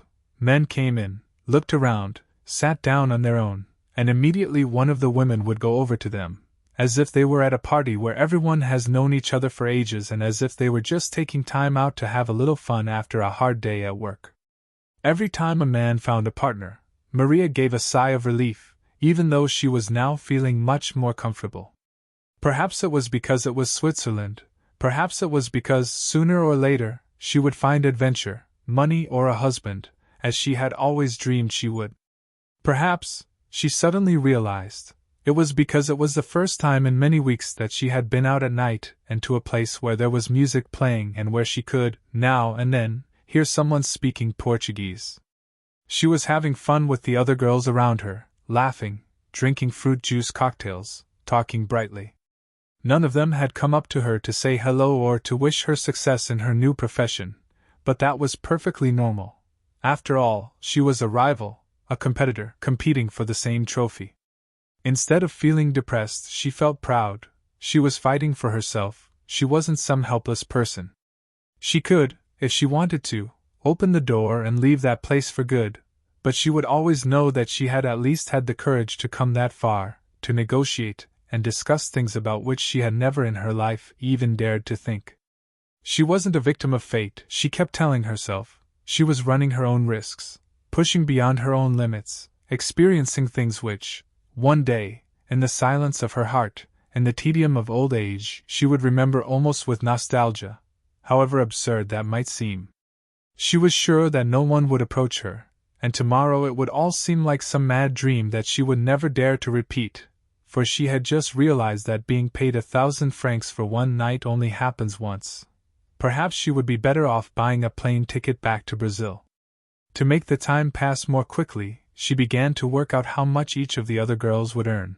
If they went out 3 times a night, they would earn, for every 4 hours of work, the equivalent of what it would have taken her 2 months to earn at the shop.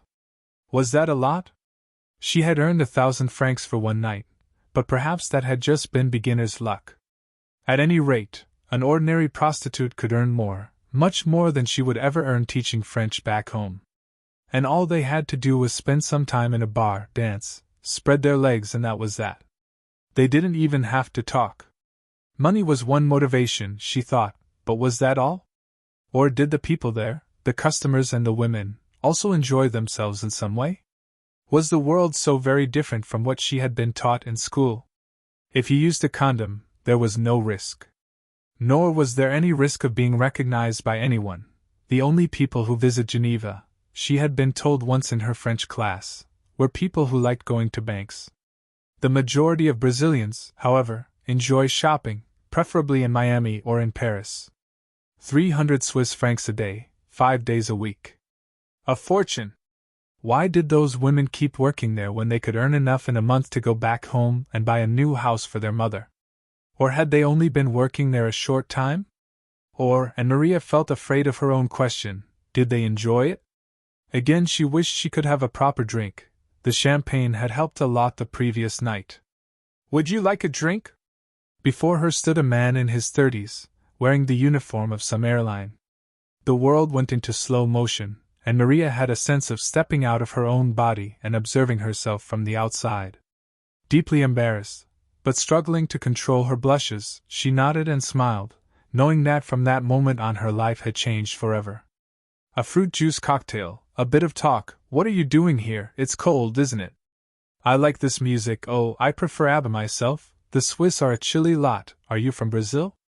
Tell me about your country. Well, there's carnival. You Brazilian women are really pretty, you know. Smile and accept the compliment, perhaps with a slightly shy look.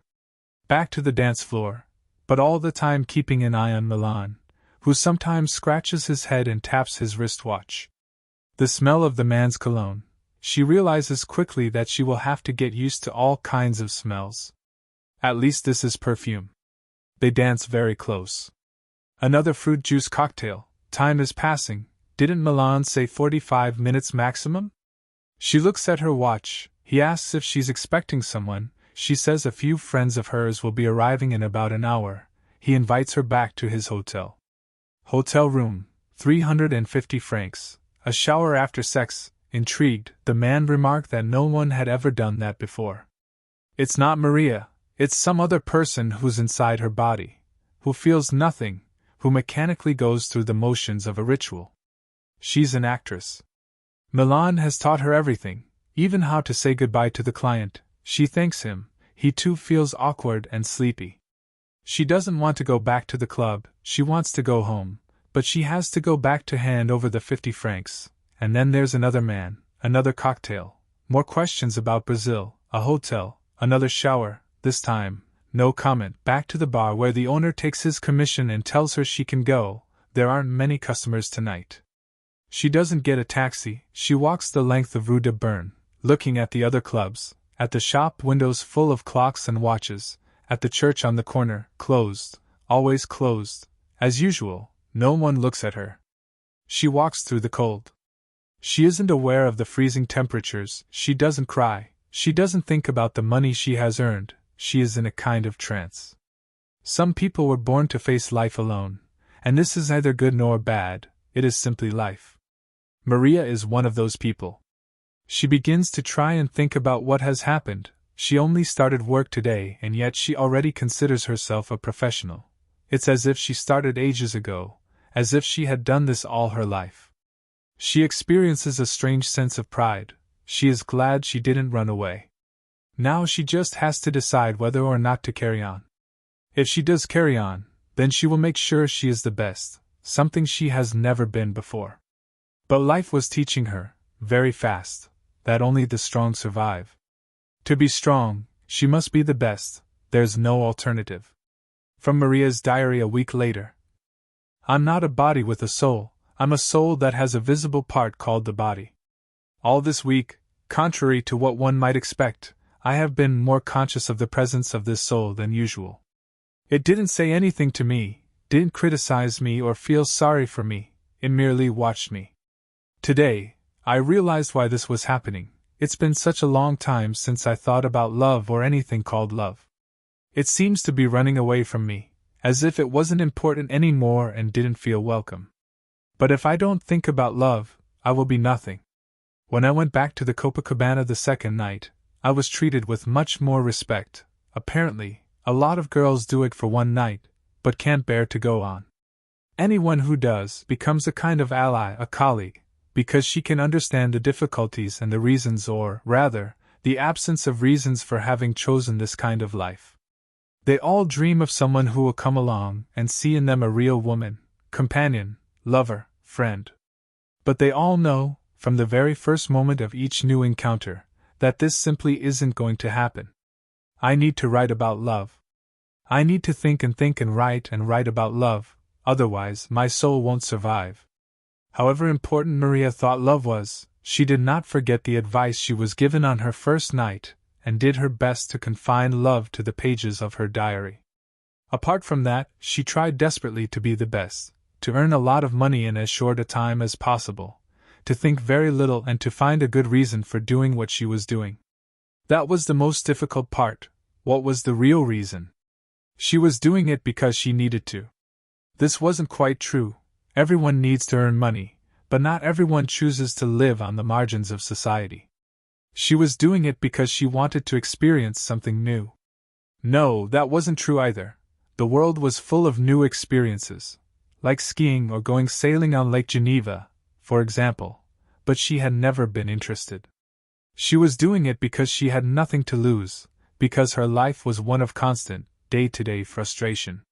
No, none of these answers was true, so it was best to forget all about it and simply deal with whatever lay along her particular path. She had a lot in common with the other prostitutes, and with all the other women she had known in her life, whose greatest dream was to get married and have a secure life. Those who didn't think like this either had a husband, almost a third of her colleagues were married, or were recently divorced. Because of that, and in order to understand herself, she tried, as tactfully as possible, to understand why her colleagues had chosen this profession. She heard nothing new, but she made a list of their responses. They said they had to help out their husband. Wasn't he jealous? What if one of her husband's friends came to the club one night? But Maria didn't dare to ask these questions, that they wanted to buy a house for their mother, her own excuse, apparently so noble, and the most common one, to earn enough money for their fair home. Colombians, Thais, Peruvians, Brazilians all loved this reason, even though they had earned enough money several times over and had immediately spent it, afraid to realize their dream, to have fun. This didn't really tally with the atmosphere in the club, and always rang false. They couldn't find any other kind of work. This wasn't a good reason either. Switzerland was full of jobs for cleaners, drivers, and cooks. None of them came up with any valid reason, and so she stopped trying to explain her particular universe. She saw that the owner, Milan, was quite right. No one ever again offered her 1,000 Swiss francs for the privilege of spending a few hours with her. On the other hand, no one ever complained when she asked for 350 francs, as if they already knew or only asked in order to humiliate her, or wanted to avoid any unpleasant surprises. One of the girls said, "Prostitution isn't like other businesses. Beginners earn more and the more experienced earn less. Always pretend you're a beginner." Maria still didn't know who the special clients were. They had only been mentioned on the first night, and no one ever spoke of them. Gradually, she picked up the most important tricks of the trade, like never asking personal questions, smiling a lot and talking as little as possible, never arranging to meet anyone outside the club. The most important piece of advice, however, came from a Filipino woman called Naya. "When your client comes, you must always groan as if you were having an orgasm too. That guarantees customer loyalty." "But why? They're just paying for their own satisfaction." "No, that's where you're wrong. A man doesn't prove he's a man by getting an erection. He's only a real man if he can pleasure a woman. And if he can pleasure a prostitute, he'll think he's the best lover on the block." And so 6 months passed. Maria learned all the necessary lessons, for example, how the Copacabana worked. Since it was one of the most expensive places on Rue de Berne, the clientele was largely made up of executives, who had permission to get home late because they were out having supper with clients. But these suppers could never last longer than 11 o'clock at night. Most of the prostitutes who worked there were aged between 18 and 22, and they stayed, on average, for 2 years, when they would be replaced by newer recruits. They then moved to the Neon, then to the Xenium, and the price went down as the woman's age went up, and the hours of work grew fewer and fewer. They almost all ended up in the tropical ecstasy, who accepted women over 30. But once they were there, they could only just earn enough to pay for their lunch and their rent by going with 1 or 2 students a day. The average fee per client was just about enough to buy a bottle of cheap wine. She went to bed with many men. She didn't care how old they were or how they were dressed, but whether she said yes or no depended on how they smelled. She had nothing against cigarettes, but she hated cheap aftershave or those who didn't wash or whose clothes stank of booze. The Copacabana was a quiet place, and Switzerland was possibly the best country in the world in which to work as a prostitute, as long as you had a residence permit and a work permit, kept all your papers in order and paid your social security. Milan was always saying that he didn't want his children to see his name in the tabloid newspapers, and so he was as strict as a policeman when it came to keeping an eye on his employees. Once you had got past the barrier of the first or second night, it was a profession much like any other, in which you worked hard, fought off the competition, tried to maintain standards, put in the necessary hours, got a bit stressed out, complained about your workload, and rested on Sundays. Most of the prostitutes had some kind of religious faith, and attended their respective churches and masses, said their prayers and had their encounters with God. Maria, however, was struggling in the pages of her diary not to lose her soul. she discovered to her surprise that 1 in every 5 clients didn't want her in order to have sex, but simply to talk a little.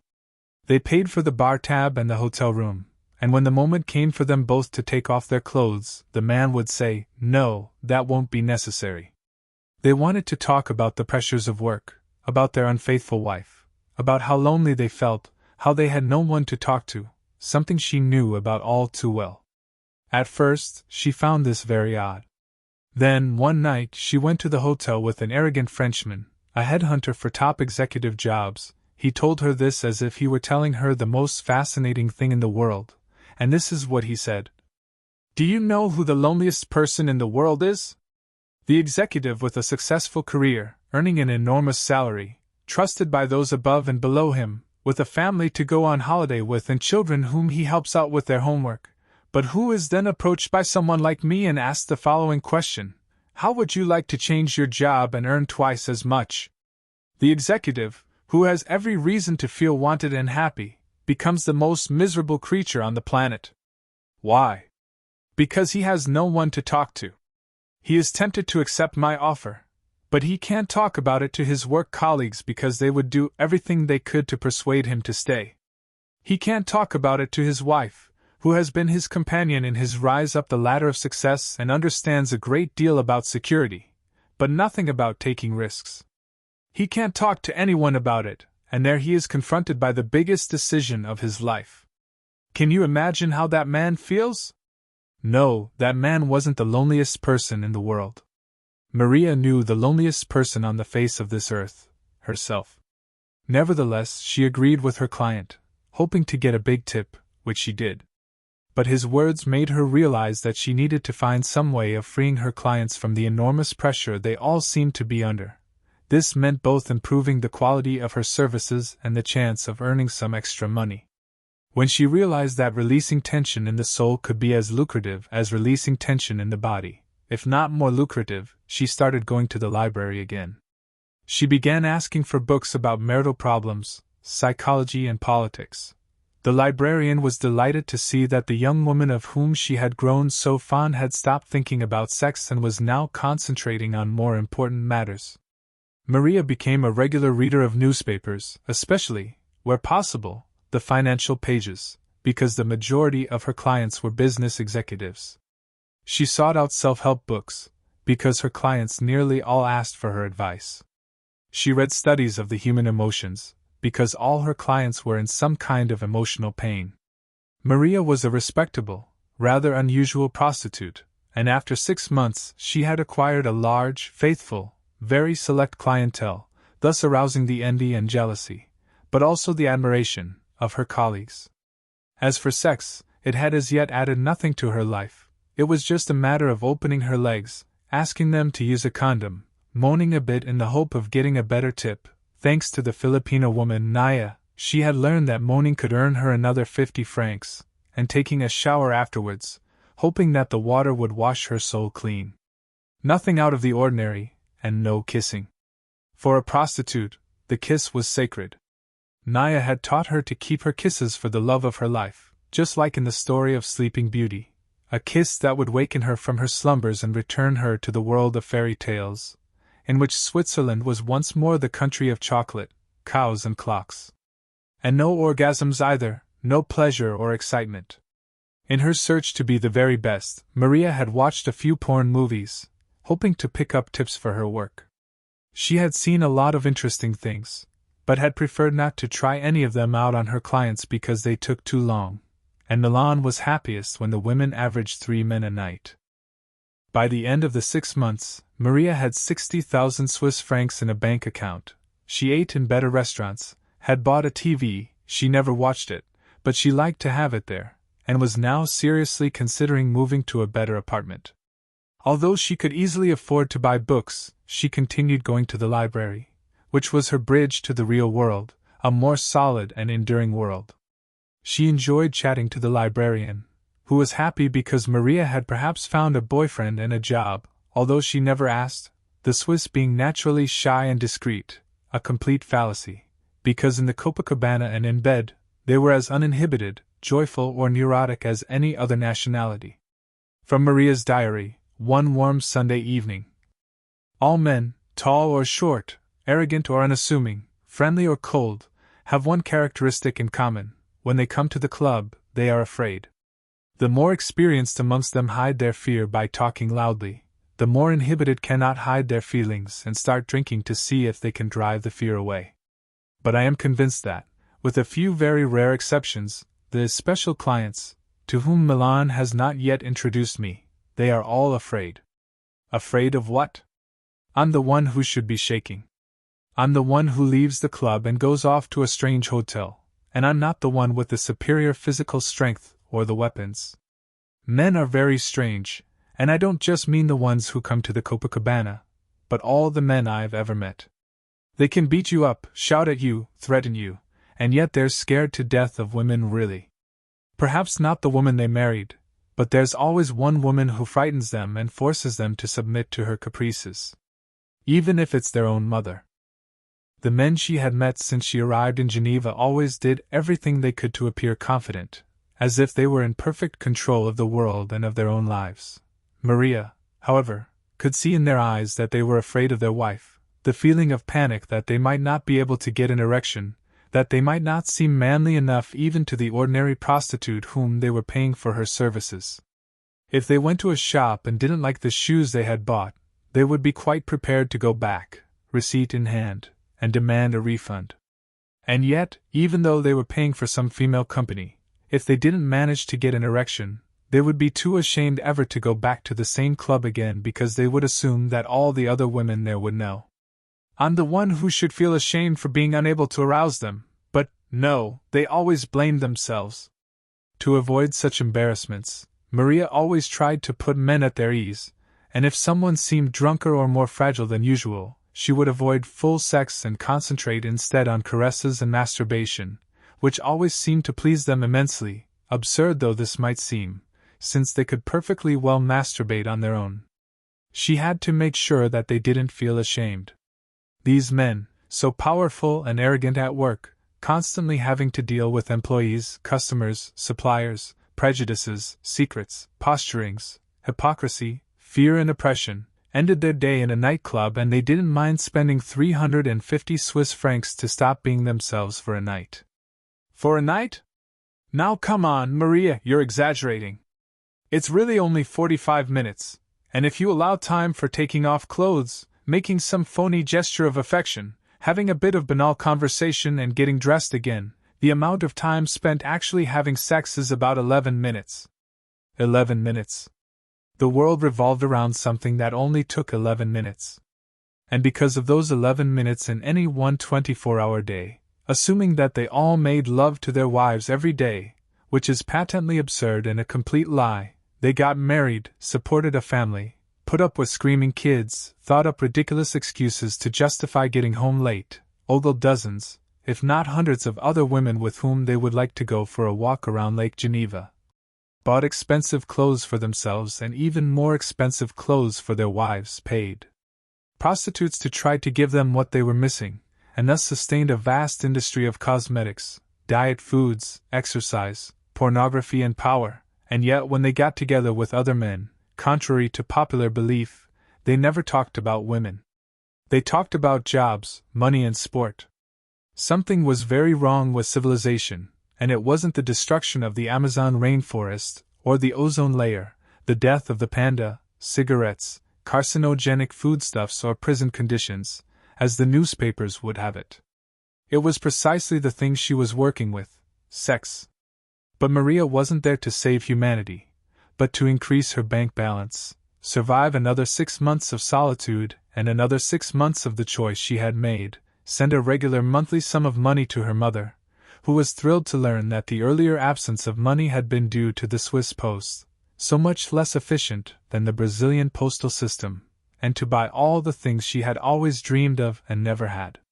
She moved to a much better apartment, with central heating, although the summer had already arrived, and from her window she could see a church, a Japanese restaurant, a supermarket and a very nice cafe, where she used to sit and read the newspapers.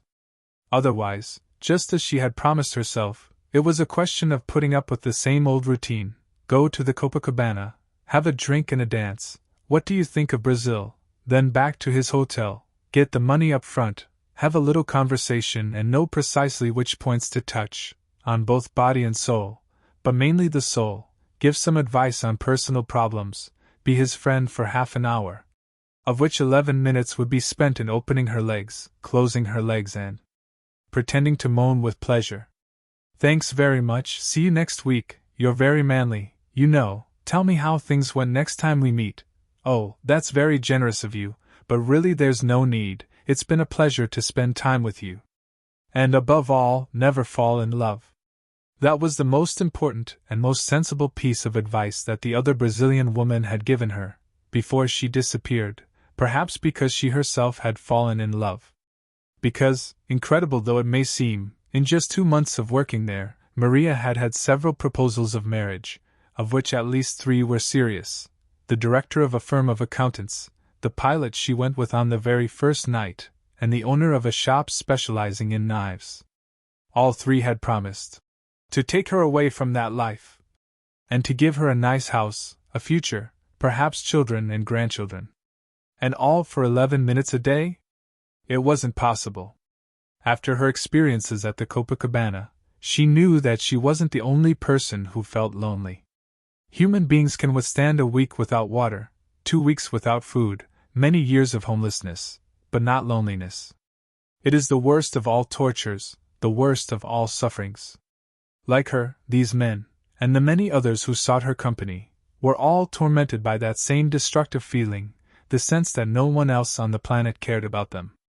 In order to avoid being tempted by love, she kept her heart for her diary. She entered the Copacabana with only her body and her brain, which was growing sharper and more perceptive all the time.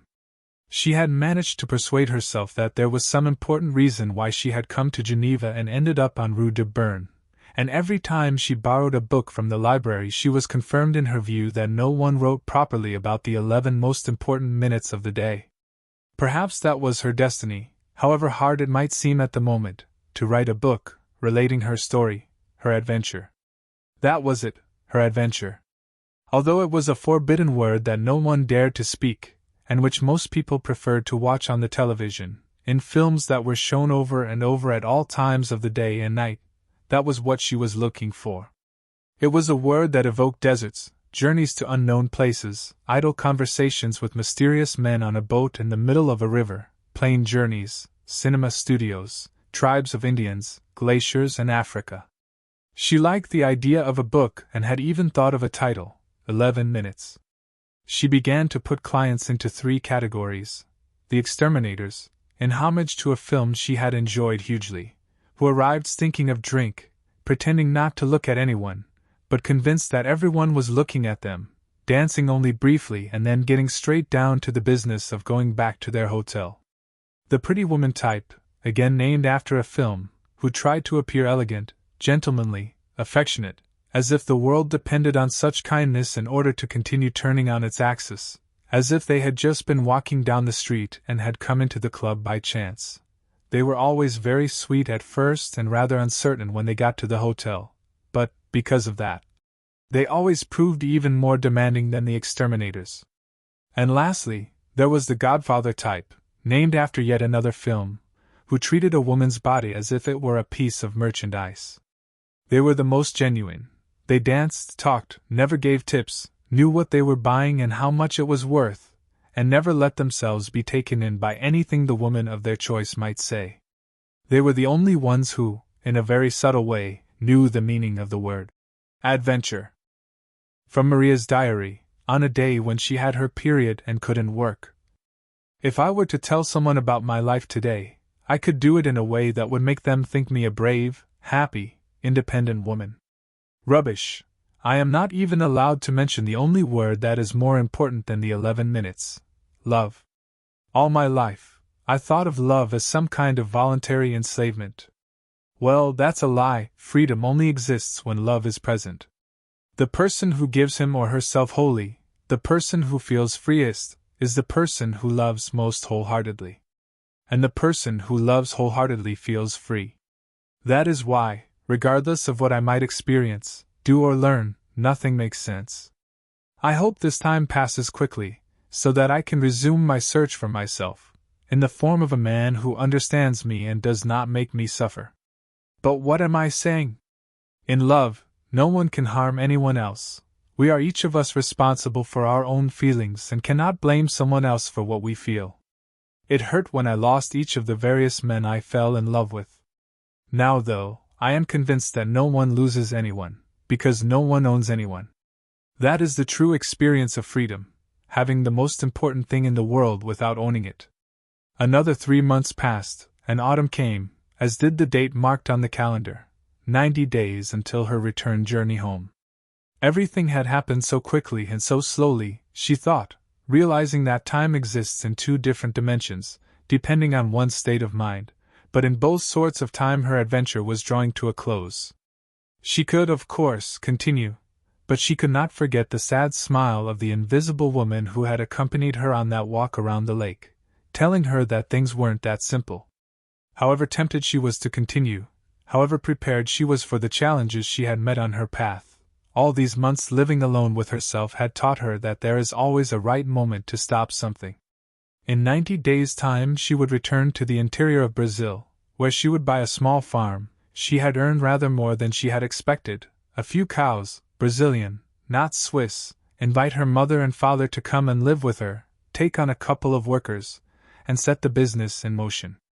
Although she believed that love is the only true experience of freedom, and that no one can possess anyone else, she still harbored a secret desire for revenge, and this formed part of her triumphal return to Brazil. After setting up the farm, she would go back to her hometown and make a large deposit in Swiss francs at the bank where the boy who had two-timed her with her best friend was working. "Hi, how are you? Don't you remember me?" he would say. She would pretend to be trying hard to remember, and would end up saying that, no, she didn't. She had just come back from a year in Europe. She would say this very slowly so that all his colleagues would hear. Or rather, Switzerland. That would sound more exotic and adventurous than France, where they have the best banks in the world. Who was he? He would mention their school days. She would say, "Ah, yes, I think I remember." But from her face it would be clear that she didn't. Vengeance would be hers, and then it would just be a matter of working hard, and when the farm was doing as well as she expected, she would be able to devote herself to the thing that mattered most in her life, finding her true love, the man who had been waiting for her all these years, but whom she had not yet had the chance to meet. Maria decided to forget all about writing the book entitled 11 Minutes. Now she needed to concentrate on the farm, on her future plans, otherwise she would end up postponing her trip, a fatal risk. That afternoon, she went off to meet her best, and only, friend, the librarian. She asked for a book on cattle raising and farm administration. The librarian said, "You know, a few months ago, when you came here looking for books about sex, I began to fear for you. So many pretty young girls let themselves be seduced by the illusion of easy money, forgetting that, one day, they'll be old and will have missed out on meeting the love of their life." "Do you mean prostitution?" "That's a very strong word. As I said, I'm working for a company that imports and exports meat. But if I had to become a prostitute, would the consequences be so very grave if I stopped at the right moment? After all, being young inevitably means making mistakes. That's what all the drug addicts say, that you just have to know when to stop. But none of them do. You must have been very pretty when you were younger and you were brought up in a country that respects its inhabitants. Was that enough for you to be happy? I'm proud of how I dealt with any obstacles in my life." Should she go on, thought the librarian. Yes, why not? The girl needed to learn a bit about life. "I had a happy childhood. I studied at one of the best schools in Bern, then I came to work in Geneva, where I met and married the man I loved. I did everything for him and he did everything for me. Time passed and he retired. When he was free to do exactly what he wanted with his time, his eyes grew sadder, because he had probably never really thought about himself all his life. We never had any serious arguments or any great excitements. He was never unfaithful to me and was never rude to me in public. We lived a very ordinary life, so much so that, without a job to do, he felt useless, unimportant, and a year later he died of cancer." She was telling the truth, but felt that she might be having a negative influence on the girl standing before her. "I still think it's best to lead a life without surprises," she concluded. "If we hadn't, my husband might have died even earlier, who knows?" Maria left, determined to learn all about farming. Since she had the afternoon free, she decided to go for a stroll and, in the upper part of the city, came across a small yellow plaque bearing a drawing of a sun and an inscription. "Road to Santiago." What did it mean? There was a bar on the other side of the road, and since she had now learned to ask about anything she didn't understand, she resolved to go in and ask. "I've no idea," said the girl serving behind the bar. It was a very expensive place, and the coffee cost 3 times the normal price. Since she had money though, and now that she was there, she ordered a coffee and decided to spend the next hour or so learning all there was to know about farm administration. She opened the book eagerly, but found it impossible to concentrate. It was so boring. It would be much more interesting to talk to one of her clients about it. They always knew how best to handle money. She paid for her coffee, got up, thanked the girl who had served her, left a large tip. She had invented a superstitious belief according to which the more you gave, the more you got back, went over to the door, and without realizing the importance of that moment, heard the words that would change forever her plans, her future, her farm, her idea of happiness, her female soul, her male approach to life, her place in the world. "Hang on a moment." Surprised, she glanced to one side. This was a respectable bar. It wasn't the Copacabana, where men had the right to say that, although the women could always respond, "No, I'm leaving and you can't stop me." She was about to ignore the remark, but her curiosity got the better of her, and she turned towards the voice.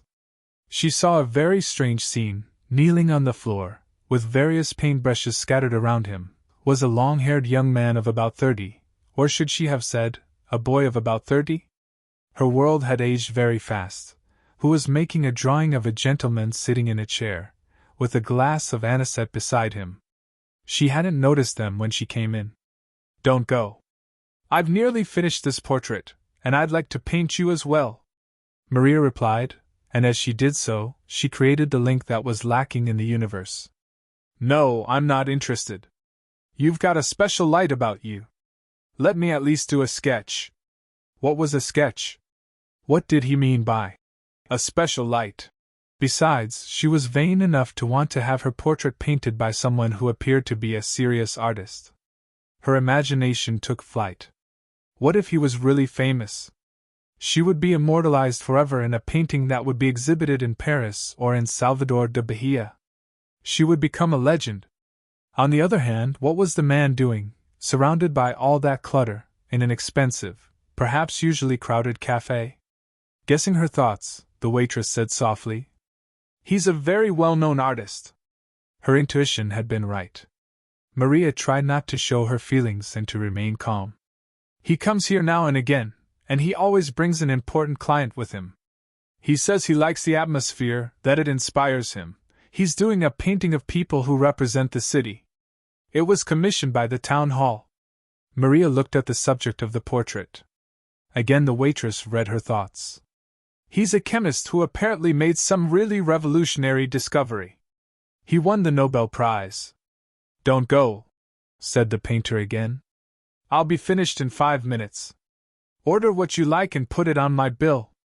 As if hypnotized, she sat down at the bar, ordered an anisette. She wasn't used to drinking, and the only thing that occurred to her was to order the same as the Nobel Prize winner, and watch the man working.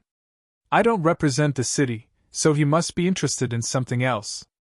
But he's not really my type," she thought automatically, repeating what she always said to herself, ever since she had been working at the Copacabana. It was her salvation, her voluntary denial of the traps set by the heart. Having cleared that up, she didn't mind waiting a while. Perhaps the waitress was right. Perhaps this man could open doors to a world of which she knew nothing. She watched how quickly and adroitly he put the finishing touches to his work.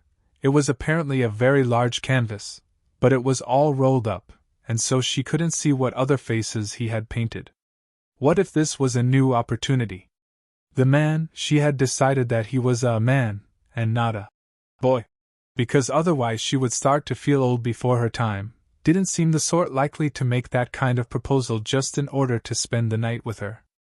5 minutes later, as promised, he had finished his work, while Maria concentrated hard on thinking about Brazil, about her brilliant future there, and her complete lack of interest in meeting new people who might jeopardize all her plans. "Thanks, you can move now," said the painter to the chemist, who seemed to awaken from a dream. And turning to Maria, he said simply, "Sit in that corner and make yourself comfortable. The light is wonderful." As if everything had been ordained by fate, as if it were the most natural thing in the world, as if she had known this man all her life or had already lived this moment in dreams and now knew what to do in reality, Maria picked up her glass of anisette, her bag, and the books on farm management, and went over to the place indicated by the man, a table near the window. He brought his brushes, the large canvas, a series of small glass bottles full of various colors and a packet of cigarettes, and knelt at her feet. "Now don't move. That's asking a lot. My life is in constant motion." Maria thought she was being terribly witty, but the man ignored her remark. Trying to appear natural, because she found the way the man looked at her most discomfiting, she pointed across the road at the plaque. "What is the road to Santiago?" "It's a pilgrimage route. In the Middle Ages, people from all over Europe would come along this street, heading for a city in Spain, Santiago de Compostela." He folded over one part of the canvas and prepared his brushes. Maria still didn't know quite what to do. "Do you mean that if I followed that street, I'd eventually get to Spain?" "Yes, in 2 or 3 months' time. But can I just ask you a favor?" "Stop talking. It will only take about 10 minutes. And take that package off the table." "They're books," she said, slightly irritated by his authoritarian tone. She wanted him to know that he was kneeling before a cultivated woman, who spent her time in libraries, not shops. But he himself picked up the package and placed it unceremoniously on the floor. She had failed to impress him. Not, of course, that she was remotely interested in impressing him. She was off duty now and would save her seductive powers for later, for men who would pay handsomely for her efforts. Why bother striking up a relationship with a painter who might not even have enough money to buy her a coffee? A man of 30 shouldn't wear his hair so long, it looked ridiculous. Why did she assume he had no money? The waitress had said he was well known, or was it just the chemist who was famous? She studied his clothes, but that didn't help. Life had taught her that the men who took least care of their appearance, as with this painter, always seemed to have more money than the men in suits and ties. "What am I doing thinking about this man? What interests me is the painting." 10 minutes of her time was not such a high price to pay for the chance of being immortalized in a painting. She saw that he was painting her alongside the prize-winning chemist, and she began to wonder if, after all, he would want some kind of payment. "Turn towards the window." Again she obeyed unquestioningly, which was not at all like her. She sat looking at the people passing by, at the plaque with the name of that road on it, thinking about how that road had been there for centuries, how it had survived progress, and all the changes that had taken place in the world and in mankind. Perhaps it was a good omen. Perhaps that painting would share the same fate and still be on display in a museum in the city in 500 years' time. The man started drawing, and as the work progressed, she lost that initial sense of excitement, and instead, began to feel utterly insignificant. When she had gone into the cafe, she had been a very confident woman, capable of making an extremely difficult decision, leaving a job that earned her lots of money, and taking up a still more difficult challenge, running a farm back in her own country. Now, all her feelings of insecurity about the world seemed to have resurfaced, a luxury no prostitute can allow herself. She finally worked out why she was feeling so uncomfortable. For the first time in many months, someone was looking at her not as an object, not even as a woman, but as something she could not even comprehend. The closest she could come to putting it into words was, "He's seeing my soul, my fears, my fragility, my inability to deal with the world which I pretend to master, but about which I know nothing." Ridiculous, pure fantasy. "I'd like—" "Please don't talk," said the man. "I can see your light now." No one had ever said anything like that to her before. I can see your firm breasts, I can see your nicely rounded thighs, I can see in you the exotic beauty of the tropics. Or, at most, I can see that you want to leave this life. Let me set you up in an apartment. She was used to comments like that, but her light? Did he mean the evening light? Your personal light, he said, realizing that she didn't know what he was talking about. Her personal light. Well, how wrong could he be, that innocent painter, who obviously hadn't learned much about life in his 30-odd years. But then, as everyone knows, women mature more quickly than men, and although Maria might not spend sleepless nights pondering her particular philosophical problems, she knew one thing: she did not have what that painter called light, and which she took to mean a special glow. She was just like everyone else. She endured her loneliness in silence, tried to justify everything she did, pretended to be strong when she was feeling weak or weak when she was feeling strong. She had renounced love and taken up a dangerous profession, but now, as that work was coming to an end, she had plans for the future and regrets about the past, and someone like that doesn't have a special glow. That must just be his way of keeping her quiet and still and happy to be there, playing the fool. Personal light, indeed. He could have said something else, like, "You've got a lovely profile." How does light enter a house? Through the open windows. How does light enter a person? Through the open door of love. And her door was definitely shut. He must be a terrible painter. He didn't understand anything. "I've finished," he said, and started collecting up his things. Maria didn't move. She felt like asking if she could see the painting, but that might seem rude, as if she didn't trust what he had done. Curiosity, however, got the better of her. She asked, and he concurred. He had painted only her face. It looked like her. But if, one day, she had seen that painting, not knowing who the model was, she would have said that it was someone much stronger, someone full of a light she didn't see reflected in the mirror. "My name's Ralph Hart. If you like, I can buy you another drink." "No, thank you." It would seem that the encounter was now taking a sadly foreseeable turn. Man tries to seduce woman. "2 more anisettes, please," he said, ignoring Maria's answer. What else did she have to do? Read a boring book about farm management. Walk around the lake, as she had hundreds of times before. Or talk to someone who had seen in her a light of which she knew nothing, and on the very date marked on the calendar as the beginning of the end of her experience. What do you do? That was the question she did not want to hear, the question that had made her avoid other encounters when, for one reason or another, someone had approached her, though given the natural discretion of the Swiss, this happened only rarely. What possible answer could she give? "I work in a nightclub." Right. An enormous load fell from her shoulders, and she was pleased with all that she had learned since she had arrived in Switzerland. Ask questions: who are the Kurds? What is the road to Santiago? And answer: I work in a nightclub, without worrying about what other people might think. "I have a feeling I've seen you before." Maria sensed that he wanted to take things further, and she savored her small victory. The painter who, minutes before, had been giving orders and had seemed so utterly sure of what he wanted, had now gone back to being a man like any other man, full of insecurity when confronted by a woman he didn't know. "And what are those books?" She showed them to him. Farm administration. The man seemed to grow even more insecure. "Are you a sex worker?" He had shown his cards. Was she dressed like a prostitute? Anyway, she needed to gain time. She was watching herself. This was beginning to prove an interesting game, and she had absolutely nothing to lose. "Is that all men think about?" He put the books back in the bag. "Sex and farm management. How very dull." "What?" It was suddenly her turn to feel put on the spot. How dare he speak ill of her profession?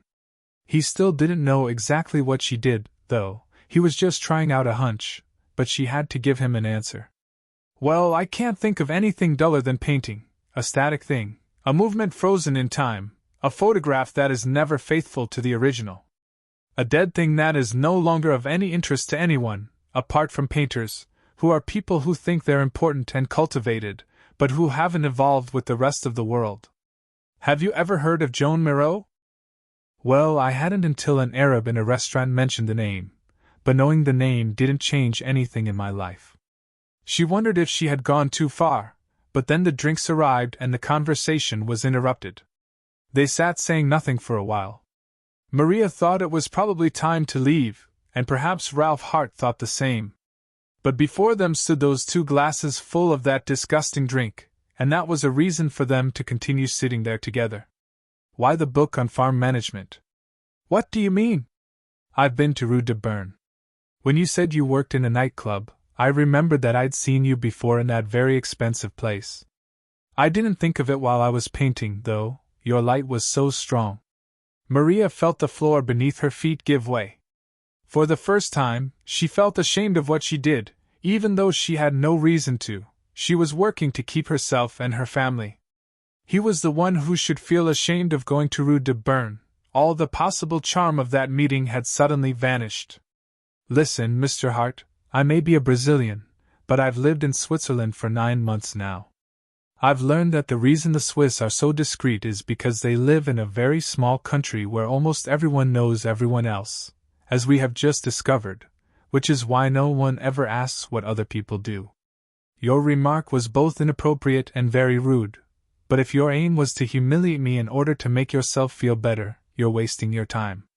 Thanks for the anisette, which is disgusting, by the way, but which I will drink to the last drop. I will then smoke a cigarette, and finally I'll get up and leave. But you can leave right now, if you want. We can't have famous painters sitting at the same table as a prostitute. Because that's what I am, you see. A prostitute. I'm a prostitute through and through, from head to toe, and I don't care who knows. That's my one great virtue.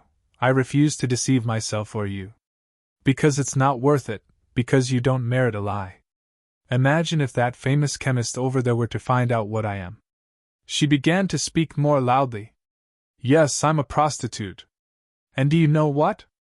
It set me free, knowing that I'll be leaving this god-awful place in exactly 90 days' time, with loads of money, far better educated, capable of choosing a good bottle of wine, with my handbag stuffed with photographs of the snow, and knowing all there is to know about men.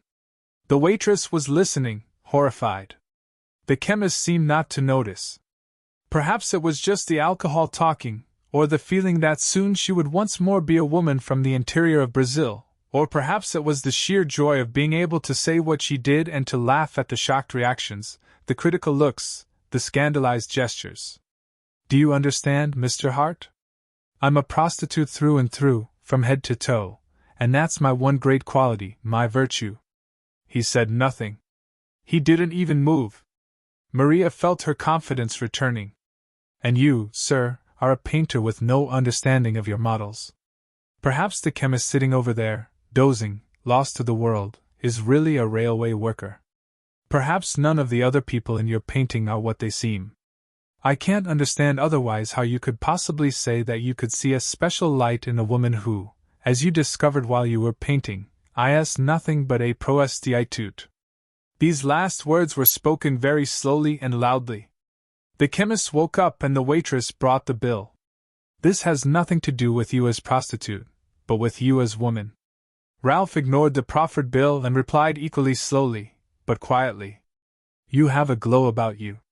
The light that comes from sheer willpower, the light of someone who has made important sacrifices in the name of things she thinks are important.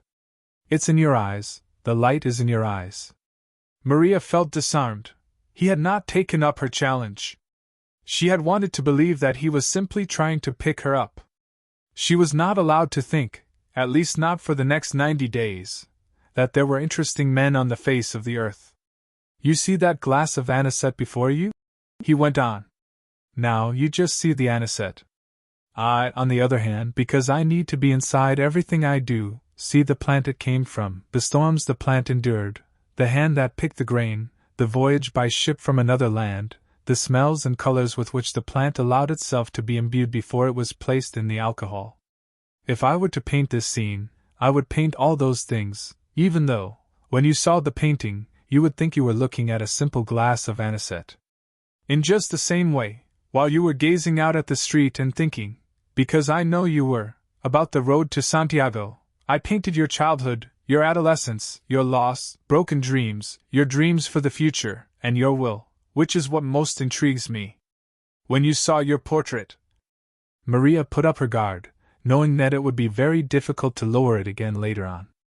I saw that light, even though all that was before me was a woman who looked like you. Again that constrained silence. Maria looked at her watch. I have to go in a moment.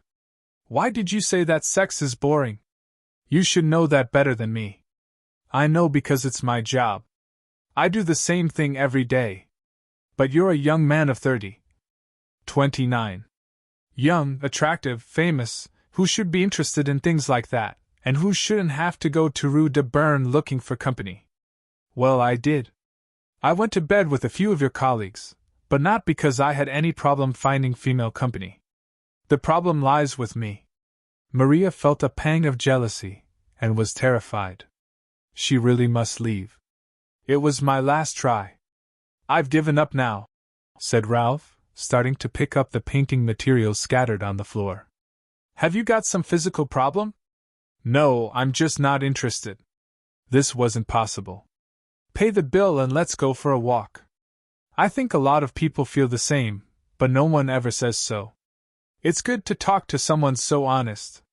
They set off along the road to Santiago, which first climbed and then descended down to the river, then to the lake, then on to the mountains, to end in some distant place in Spain. They passed people going back to work after lunch, mothers with their prams, tourists taking photographs of the splendid fountain in the middle of the lake, Muslim women in their headscarves, boys and girls out jogging, all of them pilgrims in search of that mythological city, Santiago de Compostela, which might not even exist, which might be a legend in which people need to believe in order to give meaning to their lives. Along this road walked by so many people, over so many years, went that man with long hair, carrying a heavy bag full of brushes, paints, canvas and pencils, and that woman, slightly younger, with her bag full of books about farm management. It did not occur to either of them to ask why they were making that pilgrimage together. It was the most natural thing in the world. He knew everything about her, although she knew nothing about him. Which is why she decided to ask, now that her policy was always to ask. At first, he reacted shyly, but she knew how to wheedle information out of men, and he ended up telling her that he had been married twice, a record for a 29-year-old, had traveled widely, met kings and queens and famous actors, been to unforgettable parties. He had been born in Geneva, but had lived in Madrid, Amsterdam, New York, and in a city in the south of France, called Tarbes, which wasn't on any of the usual tourist circuits, but which he loved because it was so close to the mountains and because its inhabitants were so warm-hearted. He had been discovered as an artist when he was only 20, when an important art dealer happened to visit a Japanese restaurant in Geneva decorated with his work. He had earned a lot of money, he was young and healthy, he could do anything, go anywhere, meet anyone he liked, he had known all the pleasures a man could know, he did what he most enjoyed doing, and yet, despite everything, fame, money, women, travel, he was unhappy, and had only one joy in his life, his work. Were you very hurt by women? She asked, realizing at once what an idiotic question it was, straight out of some manual entitled Everything Women Should Know If They Want to Get Their Man. No, they never hurt me. I was very happy in both my marriages. I was unfaithful and so were they, just like any other normal couple. Then, after a while, I simply lost interest in sex. I still felt love, still needed company, but why are we talking about sex? Because, as you yourself said, I'm a prostitute. My life isn't very interesting, really. I'm an artist who found success very young, which is rare, and even rarer in the world of painting. I could paint anything now and it would be worth a fortune, which, of course, infuriates the critics because they think they are the only ones who know about art. Other people think I've got all the answers, and the less I say, the more intelligent they think I am. He went on talking about his life, how every week he was invited to something somewhere in the world. He had an agent who lived in Barcelona. Did she know where that was? Yes, Maria knew, it was in Spain. This agent dealt with everything to do with money, invitations, exhibitions, but never pressured him to do anything he didn't want to do, now that, after years of work, there was a steady demand for his paintings. "Do you find my story interesting?" he asked, and his voice betrayed a touch of insecurity. "It's certainly an unusual one. Lots of people would like to be in your shoes." Ralph wanted to know about Maria. "Well, there are 3 of me, really, depending on who I'm with. There's the innocent girl, who gazes admiringly at the man, pretending to be impressed by his tales of power and glory. Then there's the femme fatale, who pounces on the most insecure and, by doing so, takes control of the situation and relieves them of responsibility, because then they don't have to worry about anything. And finally, there's the understanding mother, who looks after those in need of advice and who listens with an all-comprehending air to stories that go in one ear and out the other. Which of the 3 would you like to meet?" "You." Maria told him everything, because she needed to. It was the first time she had done so since she left Brazil. She realized that, despite her somewhat unconventional job, nothing very exciting had happened apart from that week in Rio and her first month in Switzerland. Otherwise, it had been home, work, and nothing else. When she finished speaking, they were sitting in another bar, this time on the other side of the city, far from the road to Santiago, each of them thinking about what fate had reserved for the other. "Did I leave anything out?" she asked. "How to say goodbye?" Yes, it had not been an afternoon like any other. She felt tense and anxious, for she had opened a door which she didn't know how to close. "When can I see the whole painting?" Ralph gave her the card of his agent in Barcelona. "Phone her in about 6 months' time, if you're still in Europe. The faces of Geneva, famous people and anonymous people. It will be exhibited for the first time in a gallery in Berlin. Then it will tour Europe."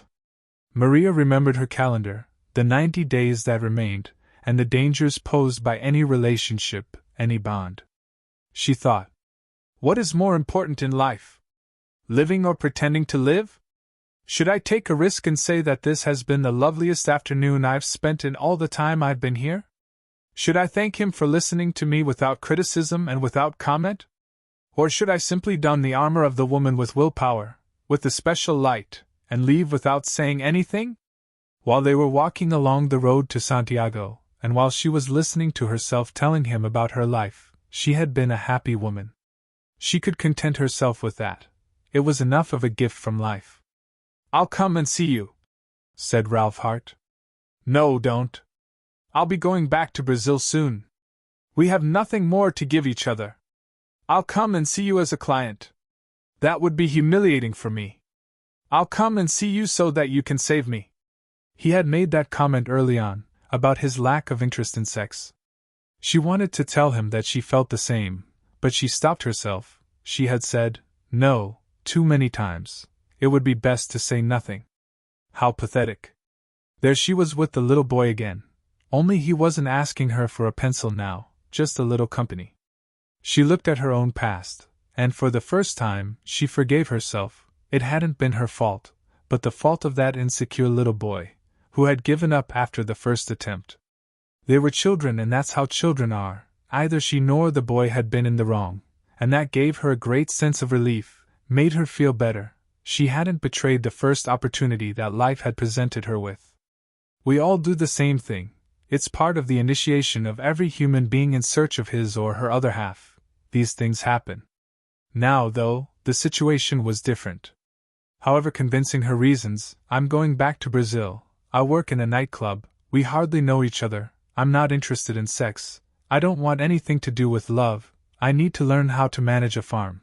I don't understand painting. We live in different worlds." Life had thrown down a challenge. She wasn't a child anymore. She had to choose. She preferred to say nothing. She shook his hand, as was the custom there, and went home. If he was the man she wanted him to be, he would not be intimidated by her silence. Extract from Maria's diary, written that same day. Today, while we were walking around the lake, along that strange road to Santiago, the man who was with me, a painter, with a life entirely different from mine, threw a pebble into the water. Small circles appeared where the pebble fell, which grew and grew until they touched a duck that happened to be passing and which had nothing to do with the pebble. Instead of being afraid of that unexpected wave, he decided to play with it. Some hours before that scene, I went into a cafe, heard a voice, and it was as if God had thrown a pebble into that place. The waves of energy touched both me and a man sitting in a corner painting a portrait.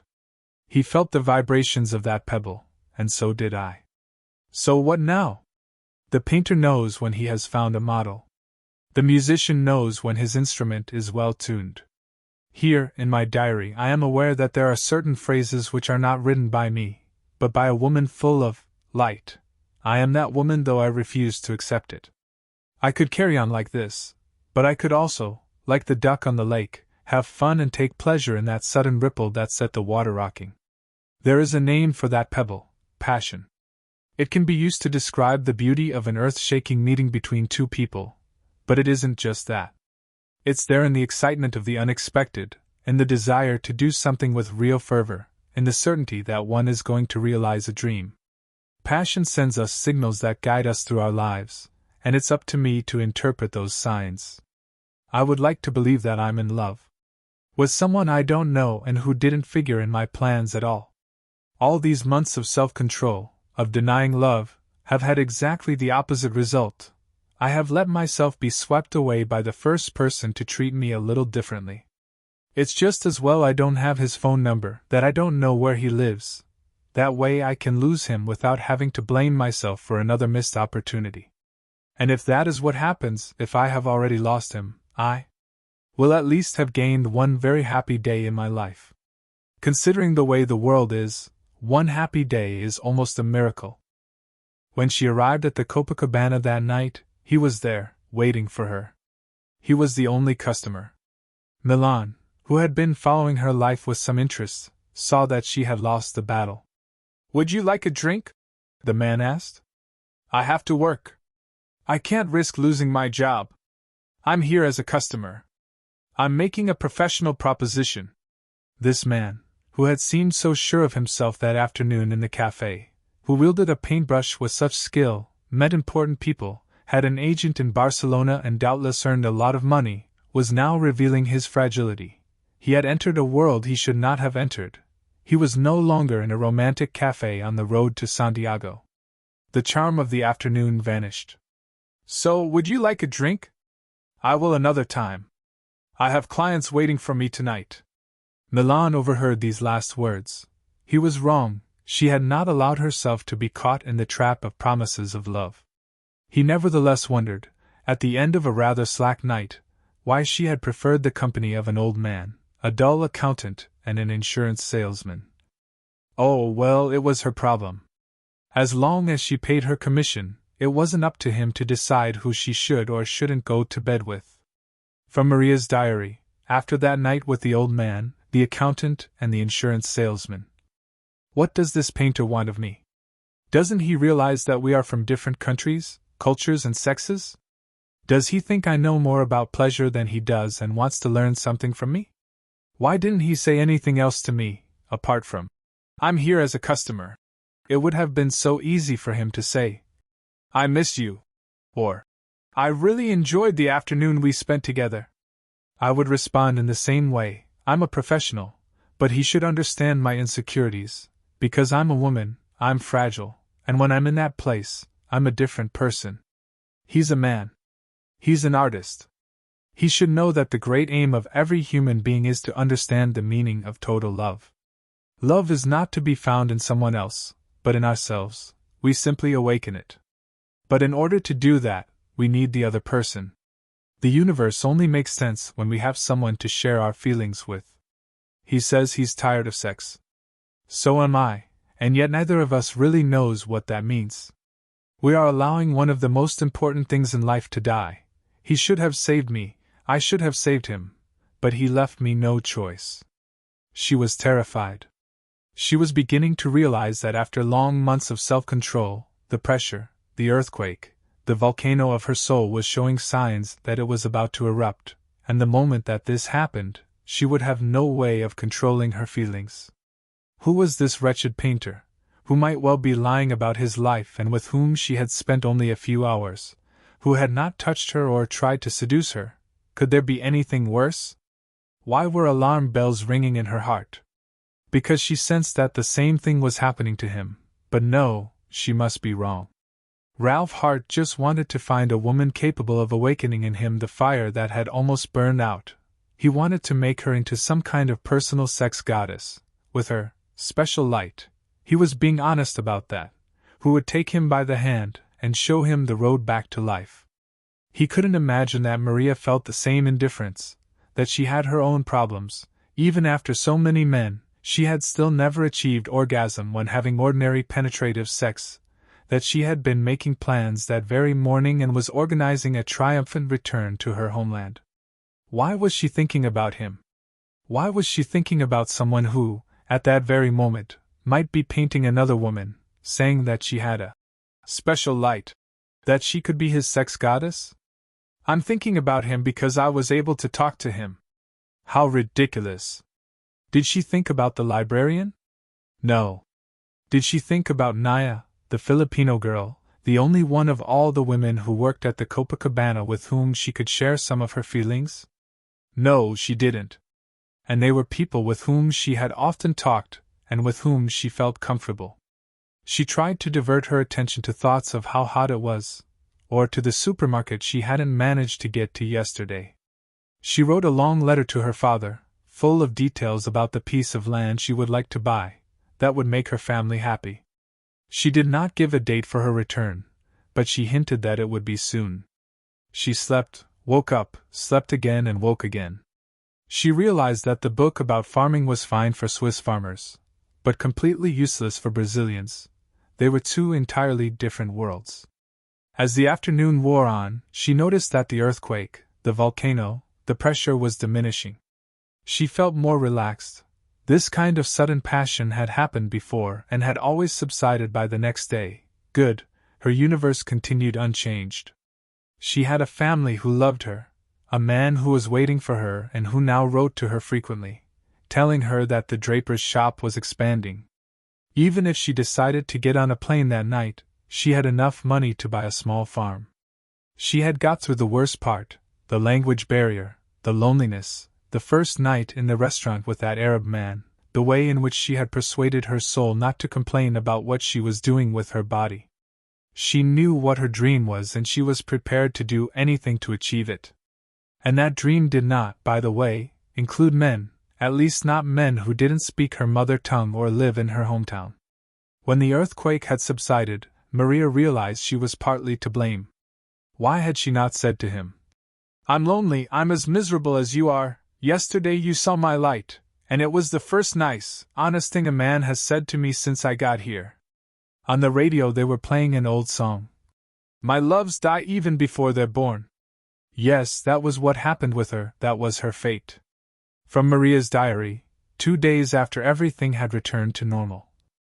Passion makes a person stop eating, sleeping, working, feeling at peace. A lot of people are frightened because, when it appears, it demolishes all the old things it finds in its path. No one wants their life thrown into chaos.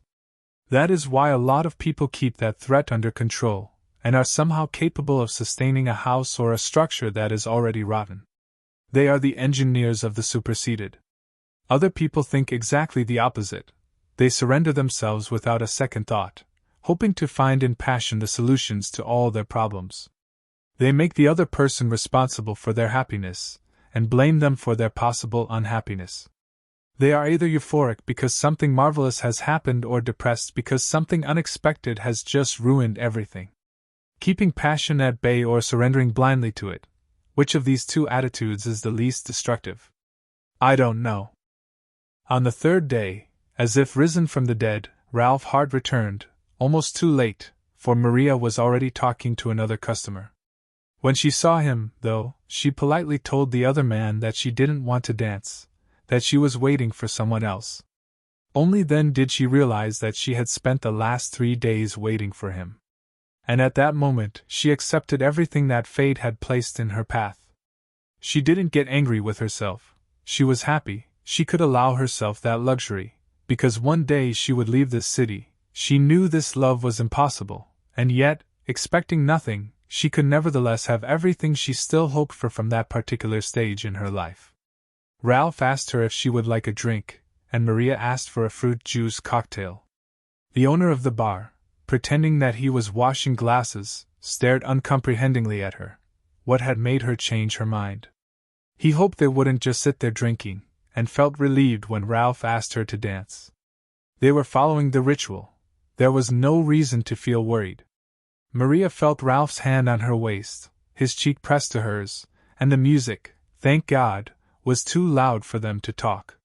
One fruit juice cocktail wasn't enough to give her courage, and the few words they had exchanged had been very formal. Now it was just a question of time. Would they go to a hotel? Would they make love? It shouldn't be difficult, since he had already said that he wasn't interested in sex. It would just be a matter of going through the motions.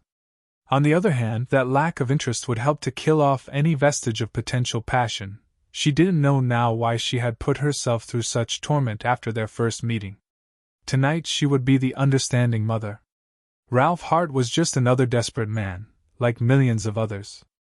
If she played her role well, if she managed to follow the rules she had laid down for herself since she began working at the Copacabana, there was no reason to worry. It was very dangerous, though, having that man so near, now that she could smell him, and she liked the way he smelled, now that she could feel his touch, and she liked his touch, now that she realized she had been waiting for him. She did not like that. Within 45 minutes they had fulfilled all the rules, and the man went over to the owner of the bar and said, "I'm going to spend the rest of the night with her. I'll pay you as if I were 3 clients." The owner shrugged and thought again that the Brazilian girl would end up falling into the trap of love. Maria, for her part, was surprised. She hadn't realized that Ralph Hart knew the rules so well. "Let's go back to my house." Perhaps that was the best thing to do, she thought. Although it went against all of Milan's advice, she decided, in this case, to make an exception. Apart from finding out once and for all whether or not he was married, she would also find out how famous painters live, and one day she would be able to write an article for her local newspaper, so that everyone would know that, during her time in Europe, she had moved in intellectual and artistic circles. What an absurd excuse, she thought. Half an hour later, they arrived at a small village near Geneva, called Cologny. There was a church, a bakery, a town hall, everything in its proper place. And he really did live in a 2-story house, not an apartment. First reaction, he really must be rich. Second reaction, if he were married, he wouldn't dare to do this, because they would be bound to be seen by someone. So, he was rich and single. They went into a hall from which a staircase ascended to the 2nd floor, but they went straight ahead to the 2 rooms at the back that looked onto the garden. There was a dining table in one of the rooms, and the walls were crowded with paintings. In the other room were sofas and chairs, packed bookshelves, overflowing ashtrays and dirty glasses that had clearly been there for a long time. "Would you like a coffee?" Maria shook her head. No, she wouldn't. "You can't treat me differently just yet. I'm confronting my own demons, doing exactly the opposite of what I promised myself I would do. But let's take things slowly. Tonight I'll play the part of prostitute or friend or understanding mother, even though in my soul I'm a daughter in need of affection. When it's all over, then you can make me a coffee. At the bottom of the garden is my studio, my soul. Here, amongst all these paintings and books, is my brain, what I think." Maria thought of her own apartment. She had no garden at the back. She did not even have any books, apart from those she borrowed from the library, since there was no point in spending money on something she could get for free. There were no paintings either, apart from a poster for the Shanghai Acrobatic Circus, which she dreamed of going to one day. Ralph picked up a bottle of whiskey and offered her a glass. "No, thank you." He poured himself a drink and swallowed it down in one, without ice, without time to savor it. He started talking about intelligent things, but however interesting the conversation, she knew that he too was afraid of what was going to happen, now that they were alone. Maria had regained control of the situation. Ralph poured himself another whiskey and, as if he were making some utterly inconsequential remark, he said, I need you. A pause. A long silence. Don't help to break that silence. Let's see what he does next. I need you, Maria. Because you have a light, although I don't really think you believe me yet, and think I'm just trying to seduce you with my words. Don't ask me, why me? What's so special about me? There isn't anything special about you, at least, nothing I can put my finger on. And yet, and here's the mystery of life, I can't think of anything else. I wasn't going to ask you. She lied. If I were looking for an explanation, I would say, the woman in front of me has managed to overcome suffering and to transform it into something positive, something creative, but that doesn't explain everything. It was becoming difficult to escape. He went on. And what about me? I have my creativity, I have my paintings, which are sought after by galleries all over the world. I have realized my dream, my village thinks of me as a beloved son, my ex-wives never asked me for alimony or anything like that, I have good health, reasonable looks, everything a man could want. And yet here I am saying to a woman I met in a cafe and with whom I have spent one afternoon, I need you. Do you know what loneliness is? I do. But you don't know what loneliness is like when you have the chance to be with other people all the time, when you get invitations every night to parties, cocktail parties, opening nights at the theater, when women are always ringing you up, women who love your work, who say how much they would like to have supper with you, they're beautiful, intelligent, educated women. But something pushes you away and says, don't go. You won't enjoy yourself. You'll spend the whole night trying to impress them and squander your energies proving to yourself how you can charm the whole world. So I stay at home, go into my studio and try to find the light I saw in you, and I can only see that light when I'm working. What can I give you that you don't already have?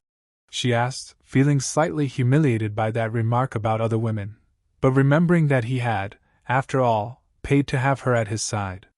He drank a third glass of whiskey.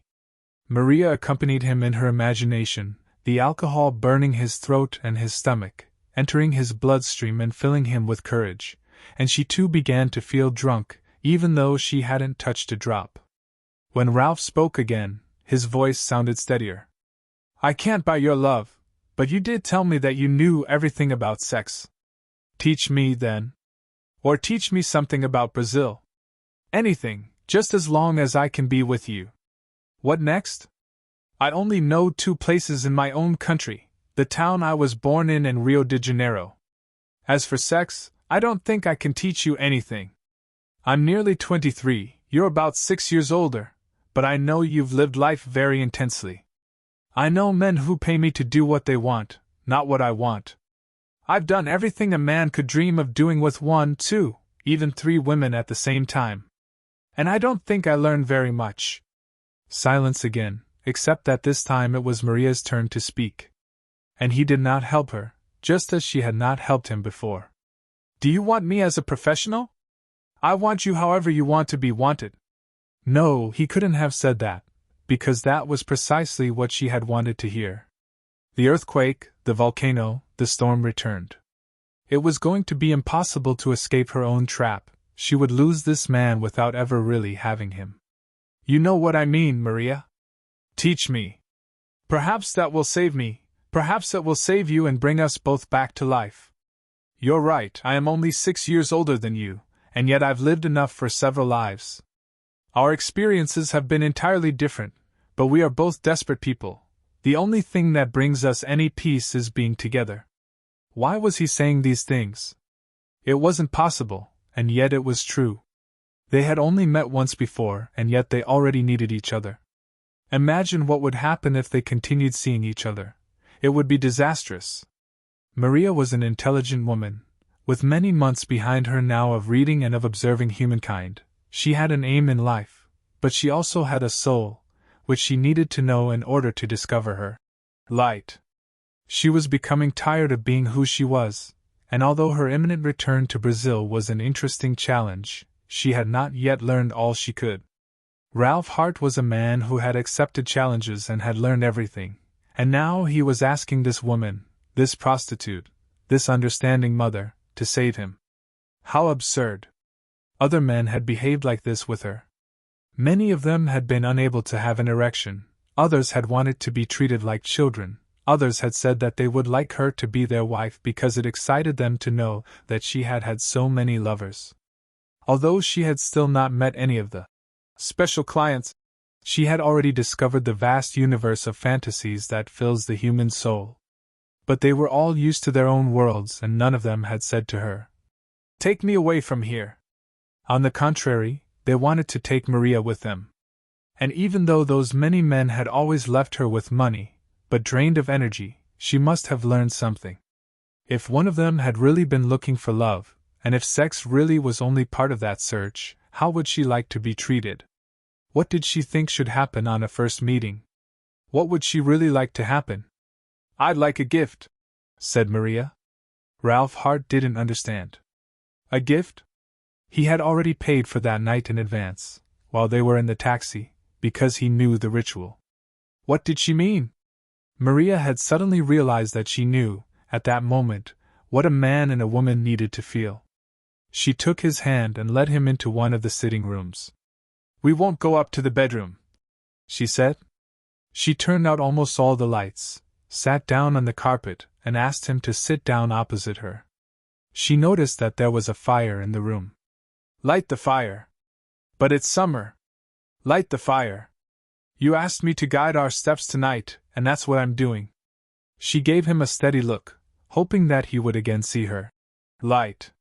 He obviously did, because he went out into the garden, collected some wood still wet with rain, and picked up some old newspapers so that the fire would dry the wood and get it to burn. He went into the kitchen to fetch more whiskey, but Maria called him back. "Did you ask me what I wanted?" "No, I didn't." "Well, the person you're with has to exist too. Think of her. Think if she wants whiskey or gin or coffee. Ask her what she wants. What would you like to drink?" "Wine. And I'd like you to keep me company." He put down the whiskey bottle and returned with a bottle of wine. By this time, the fire was already beginning to burn. Maria turned out the few remaining lights, so that the flames were the only illumination in the room. She behaved as if she had always known that this was the first step, recognizing the other person and knowing that he or she was there. She opened her handbag and found inside a pen she had bought in a supermarket. "Anything would do. This is for you. I bought it so that I could note down some ideas about farm management. I used it for 2 days. I worked until I was too tired to work anymore. It contains some of my sweat, some of my concentration and my willpower, and I'm giving it to you now." She placed the pen gently in his hand. "Instead of buying something that you would like to have, I'm giving you something that is mine, truly mine. A gift. A sign of respect for the person before me, asking him to understand how important it is to be by his side. Now he has a small part of me with him, which I gave him with my free, spontaneous will." Ralph got up, went over to a shelf and returned, carrying something. He held it out to Maria. "This is a carriage belonging to an electric train set I had when I was a child. I wasn't allowed to play with it on my own, because my father said it had been imported from the United States and was very expensive. So I had to wait until he felt like setting up the train in the living room, but he spent most Sundays listening to opera. That's why the train survived my childhood, but never gave me any happiness. I've still got all the track, the engine, the houses, even the manual, because I had a train that wasn't mine and with which I never played. I wish I'd destroyed it along with all the other toys I was given and which I've since forgotten all about, because that passion for destruction is part of how a child discovers the world. But this pristine train set always reminds me of a part of my childhood that I never lived, because it was too precious, and it meant too much work for my father. Or perhaps it was just that whenever he set the train up, he was afraid he might show his love for me." Maria began staring into the fire. Something was happening, and it wasn't just the wine or the cozy atmosphere. It was that exchange of gifts. Ralph turned to the fire too. They said nothing, listening to the crackle of the flames. They drank their wine, as if it didn't matter that they said nothing, did nothing. They were just there, together, staring in the same direction. "I have a lot of pristine train sets in my life too," said Maria after a while. "One of them is my heart. And I only played with it when the world set out the tracks, and then it wasn't always the right moment. But you loved. Oh, yes, I loved very deeply. I loved so deeply that when my love asked me for a gift, I took fright and fled. I don't understand. You don't have to. I'm teaching you because I've discovered something I didn't know before. The giving of gifts. Giving something of one's own. Giving something important rather than asking.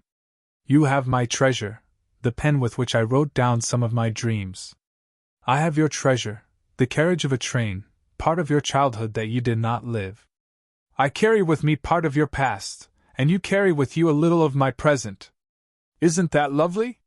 She said all this without blinking, and without surprise, as if she had known for ages that this was the best and only way to behave.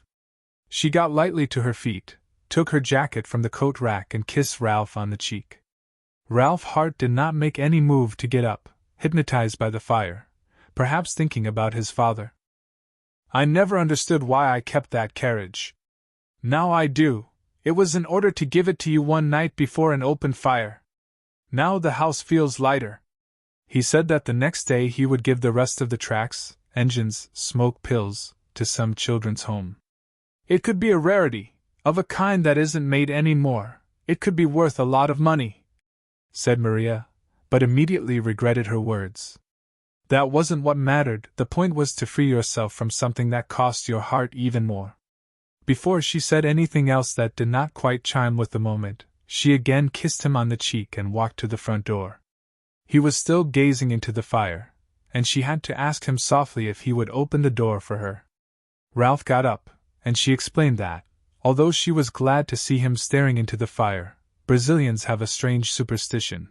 When you visit someone for the first time, you must not be the one to open the door when you leave, because if you do, you will never return to that house.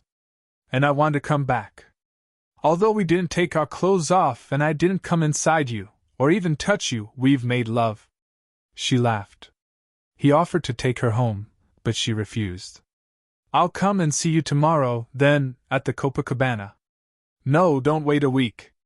I've learned that waiting is the most difficult bit, and I want to get used to the feeling, knowing that you're with me, even when you're not by my side. She walked back through the cold and the dark, as she had so many times before in Geneva. Normally, these walks were associated with sadness, loneliness, the desire to go back to Brazil, financial calculations, timetables, nostalgia for the language she hadn't spoken freely for ages. Now, though, she was walking in order to find herself, to find that woman who had sat with a man by a fire for 40 minutes and who was full of light, wisdom, experience, and charm. She had seen that woman's face a long time ago, when she was walking by the lakeside wondering whether or not she should devote herself to a life that wasn't hers. On that afternoon, the woman had a terribly sad smile on her face. She had seen her for a second time on that folded canvas, and now she was with her again. She only caught a taxi after she had walked quite a way, when the magic presence had gone, leaving her alone again, as usual. It was best not to think too much about it all, so as not to spoil it, so as not to let the beauty of what she had just experienced be replaced by anxiety. If that other Maria really existed, she would return when the moment was right. An extract from the diary Maria wrote on the night she was given the train carriage. Profound desire, true desire is the desire to be close to someone. From that point onwards, things change, the man and the woman come into play, but what happens before, the attraction that brought them together, is impossible to explain. It is untouched desire in its purest state. When desire is still in this pure state, the man and the woman fall in love with life, they live each moment reverently, consciously, always ready to celebrate the next blessing. When people feel like this, they are not in a hurry, they do not precipitate events with unthinking actions. They know that the inevitable will happen, that what is real always finds a way of revealing itself. When the moment comes, they do not hesitate, they do not miss an opportunity, they do not let slip a single magic moment, because they respect the importance of each second. In the days that followed, Maria found herself once more caught in the trap she had tried so hard to avoid, but she felt neither sad nor concerned. On the contrary, now that she had nothing to lose, she was free. She knew that, however romantic the situation, one day, Ralph Hart would realize that she was just a prostitute, while he was a respected artist, that she lived in a far-off country that was in a state of permanent crisis, while he lived in paradise, with his life organized and protected from birth. He had received his education in the best schools, museums and art galleries of the world, while she had barely finished secondary school. Dreams like theirs never lasted long, and Maria had enough experience of life to know that reality usually chose not to fit in with her dreams. And that was now her great joy, to say to reality that she didn't need it, that she was no longer dependent on what happened in order to be happy. God, I'm such a romantic! During the week, she tried to think of something that would make Ralph Hart happy, for he had restored to her a dignity and a light that she thought were lost forever. But the only way she had of repaying him was with the thing he thought was her specialty, sex. Since there was little to inspire her in the routine at the Copacabana, she decided to look elsewhere. She again went to see a few porn movies, and again found nothing of interest in them, apart, perhaps, from the varying number of people involved. When films proved of no help, she decided, for the first time since she had arrived in Geneva, to buy some books, although she still didn't see the point in cluttering up her apartment with something which, once read, had no further use. She went to the bookshop she had seen when she and Ralph had walked down the road to Santiago, and asked if they had any books about sex. "Oh, loads," said the shop assistant. "In fact, it seems to be all people care about. There's a special section devoted to the subject, but in just about every other novel you can see around you there's always at least one sex scene. Whether it's hidden away in pretty little love stories or discussed in serious tomes on human behavior, it appears to be all anyone thinks about." Maria, with all her experience, knew that the woman was wrong. People wanted to think like that because they thought sex was everyone else's sole concern. They went on diets, wore wigs, spent hours at the hairdresser's or at the gym, put on sexy clothes, all in an attempt to awaken the necessary spark. And what happened? When the moment came to go to bed with someone, 11 minutes later it was all over. There was no creativity involved, nothing that would lift them up to paradise. The fire provoked by the spark soon burned out. But there was no point arguing with the young blonde woman, who believed that the world could be explained in books. She asked to be directed to the special section, and there she found various books about gay men, lesbians, nuns revealing scandals in the church, illustrated books showing Oriental techniques, all involving extremely uncomfortable positions, but only one of the titles interested her: Sacred Sex. At least it was different. She bought it, went home, tuned to a particular radio station that always helped her to think, because they played such calming music, opened the book and noticed various illustrations, showing postures that only a circus performer could possibly hope to achieve. The text itself was very dull. Maria had learned enough in her profession to know that not everything in life is a matter of what position you adopt when making love, and that any variation usually occurs naturally, without thinking, like the steps in a dance. Nevertheless, she tried to concentrate on what she was reading. 2 hours later, she had come to 2 conclusions. First, she needed to eat supper, because she had to get back to the Copacabana. Second, the person who had written the book clearly understood nothing, absolutely nothing about the subject. It was just a lot of empty theory, New Age mumbo-jumbo, pointless rituals and idiotic suggestions. She noticed that the author had studied meditation in the Himalayas. She must find out where they were, attended courses in yoga, she had heard of that, and had obviously read widely in the subject, for she kept quoting other authors, but she had failed to learn what was essential. Sex wasn't theories, incense, erogenous zones, bows and salams. How did that person, a woman, have the nerve to write on a subject which not even Maria, who worked in the field, knew in depth? Perhaps it was all the fault of the Himalayas or the need to complicate something whose very beauty lay in simplicity and passion. If that woman could get away with publishing and selling such a stupid book, perhaps she should think seriously again about writing her own 11 minutes. It wouldn't be cynical or false, it would just be her story. But she had neither the time nor the interest.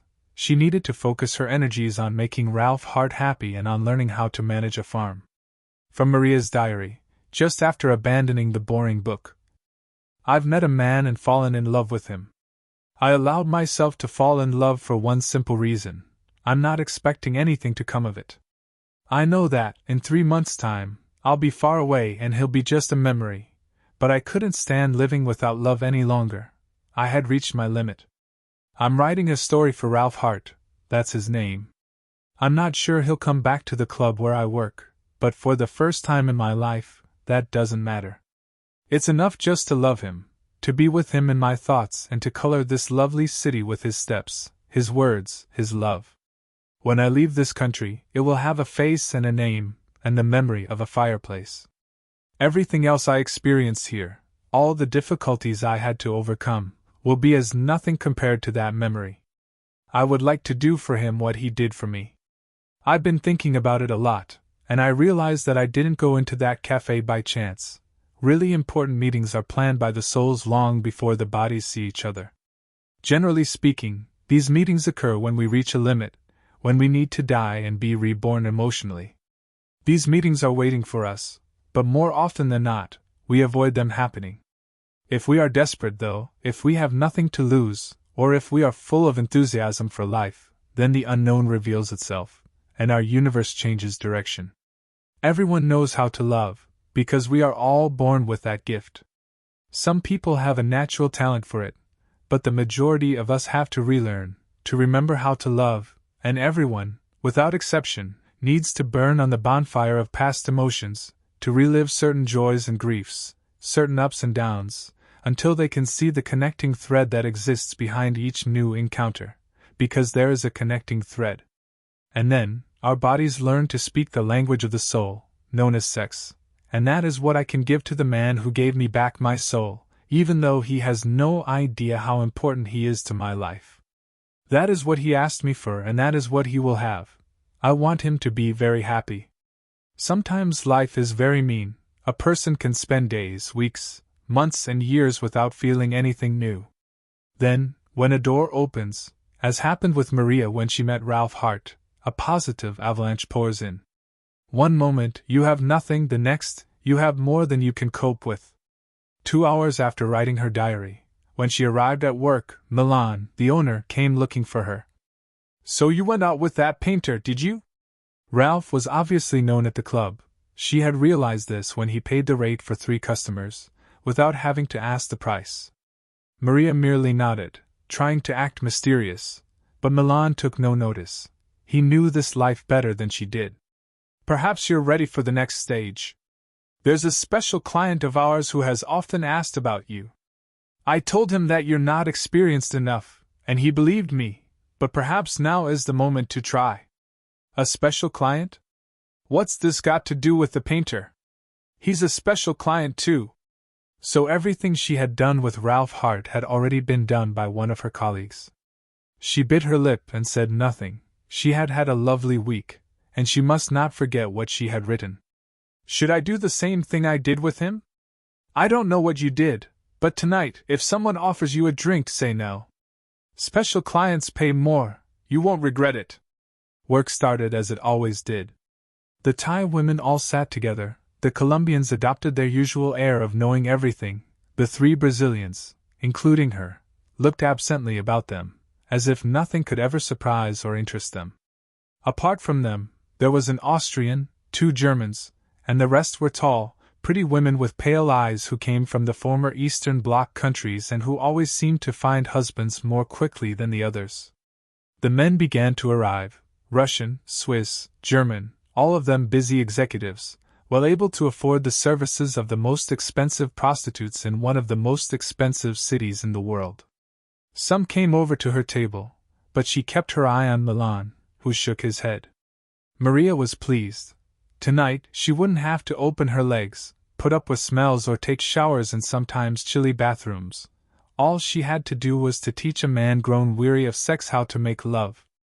And when she thought about it, not every woman would have been creative enough to come up with that story about the exchange of gifts. At the same time, she was wondering, why is it that, having experienced everything, These men want to go right back to the start. Not that this was her concern. As long as they paid well, she was there to serve them. A man came in, younger than Ralph Hart. He was good-looking, with dark hair, perfect teeth, and wearing what looked like a Mao jacket, no tie, just a high collar and underneath an impeccable white shirt. He went up to the bar, where both he and Milan turned to look at Maria.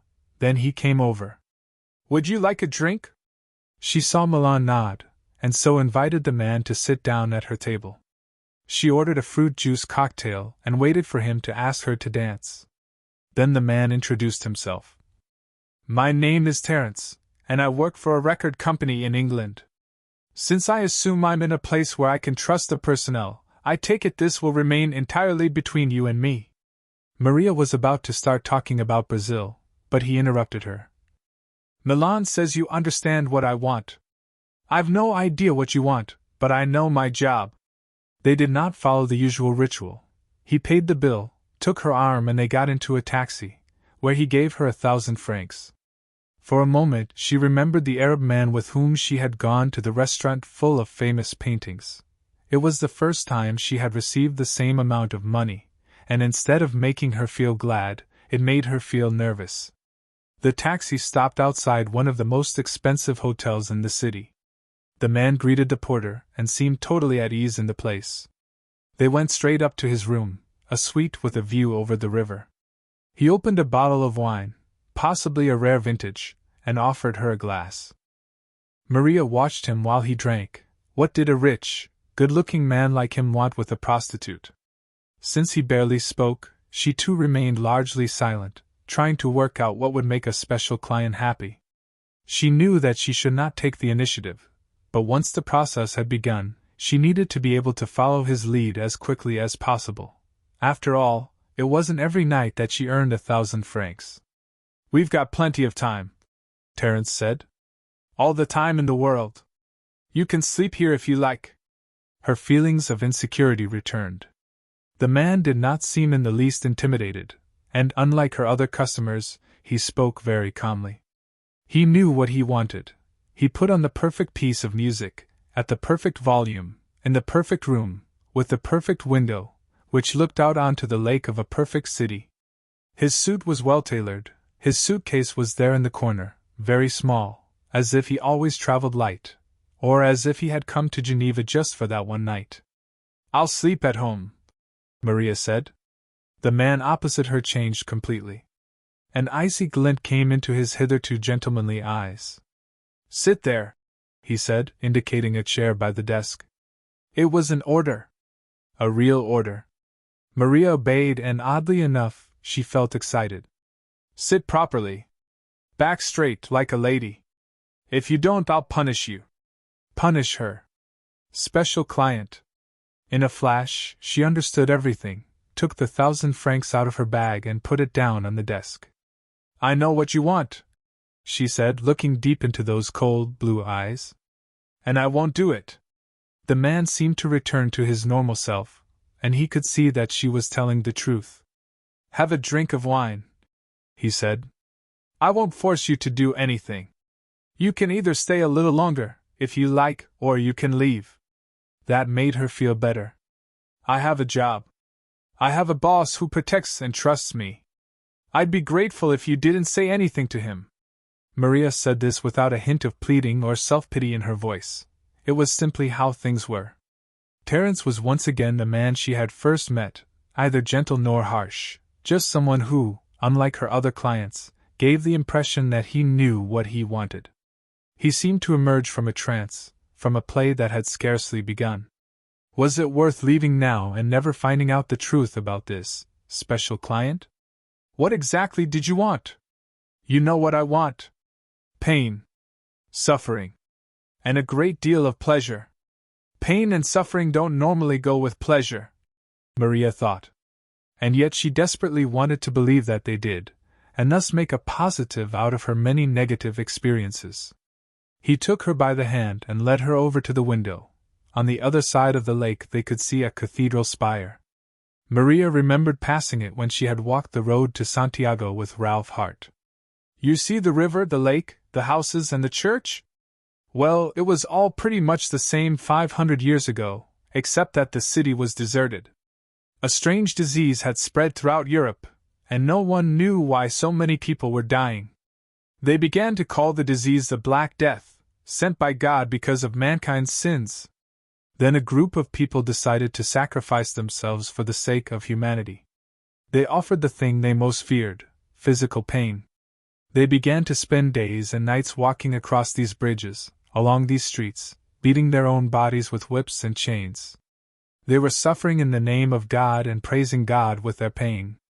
They soon realized that they were happier doing this than baking bread, working in the fields, or feeding their animals. Pain was no longer a cause of suffering, but a source of pleasure because they were redeeming humanity from its sins. Pain became joy, the meaning of life, pleasure. His eyes grew cold again. He picked up the money she had put down on the desk, separated out 150 francs, and put those in her bag. Don't worry about your boss. Here's his commission, and I promise I won't say anything. You can leave now. She grabbed the money back. No. It was the wine, the Arab man in the restaurant, the woman with the sad smile, the idea that she would never ever return to this wretched place, the fear of a new love that was coming to her in the shape of a man, the letters to her mother telling of a wonderful life full of job opportunities, the boy from her childhood who had asked her for a pencil, the struggles with herself, the guilt, the curiosity, the money, the search to discover her own limits, and all the mischances and opportunities. Another Maria was there now. She was no longer offering gifts, she was offering herself up as a sacrifice. I'm not afraid anymore. Let's carry on. If necessary, you can punish me for my rebelliousness. I've lied and betrayed and maligned the very person who protected and loved me. She was entering into the spirit of the game. She was saying the right things. Kneel down, said Terence in a low, chilling voice. Maria obeyed. She had never been treated this way, and she didn't know if it was good or bad, only that she wanted to go forward.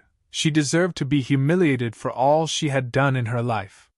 She was entering a role, becoming a different person, a woman she did not know at all.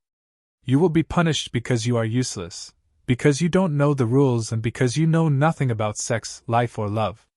While he was speaking, Terence was transformed into two very different men. The one who was calmly explaining the rules to her, and the one who made her feel like the most miserable wretch in the world. Do you know why I am doing this?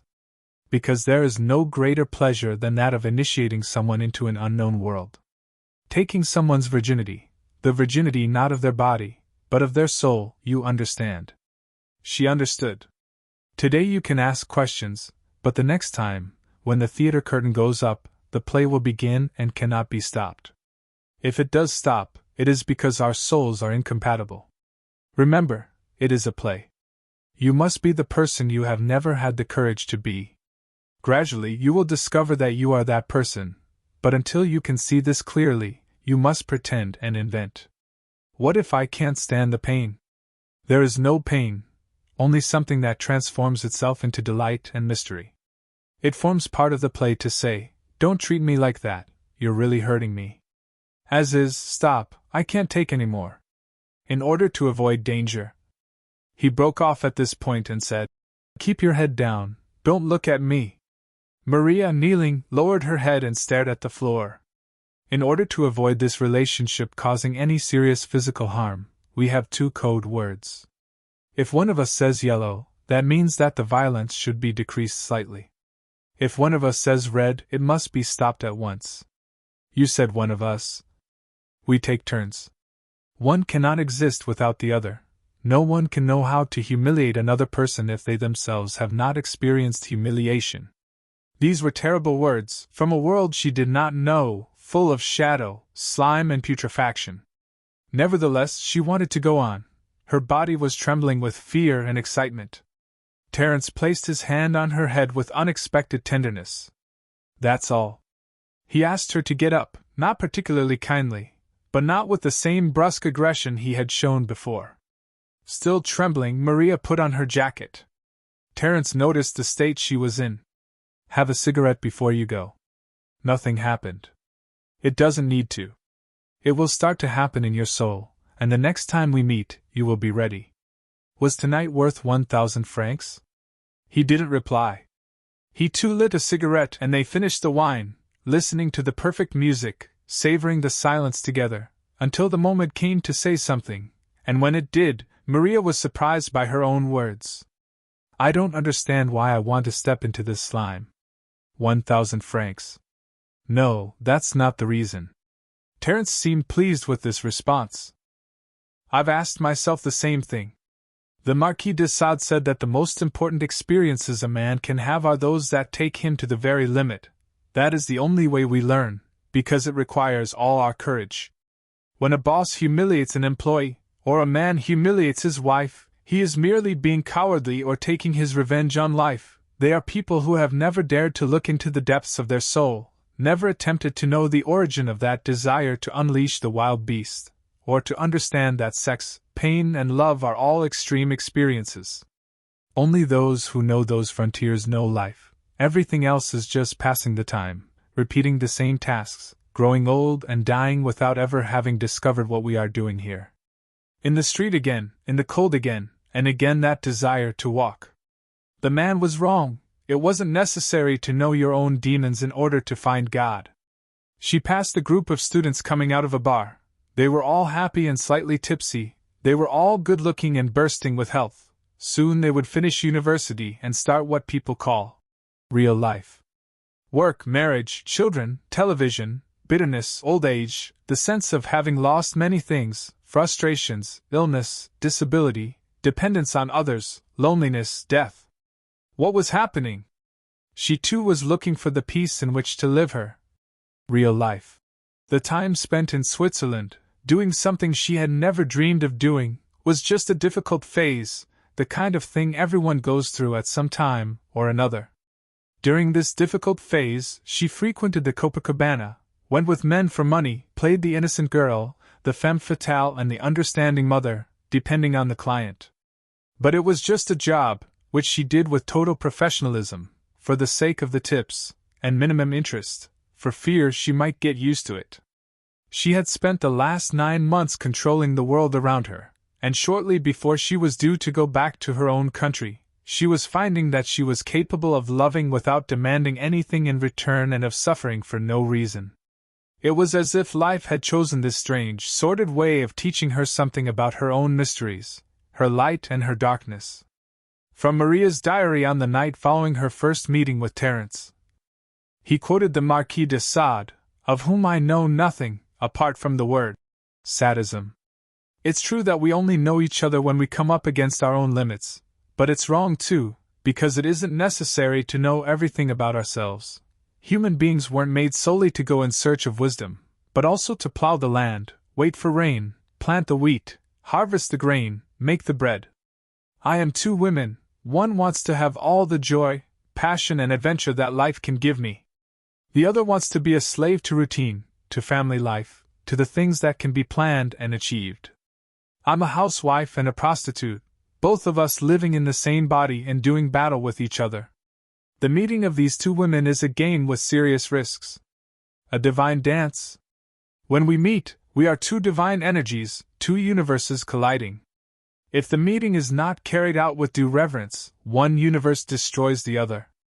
She was back in Ralph Hart's living room, with the fire, the bottle of wine, the 2 of them sitting on the floor, and everything she had experienced the previous night with the English executive just a dream or a nightmare, depending on how she was feeling.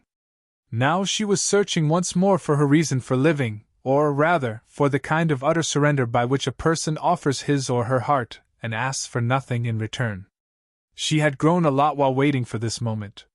She had finally discovered that real love has nothing to do with what she imagined, that is, with the chain of events provoked by the energy engendered by love, courtship, engagement, marriage, children, waiting, cooking, the amusement park on Sundays, more waiting, getting old together, an end to the waiting, and then, in its place, comes your husband's retirement, illnesses.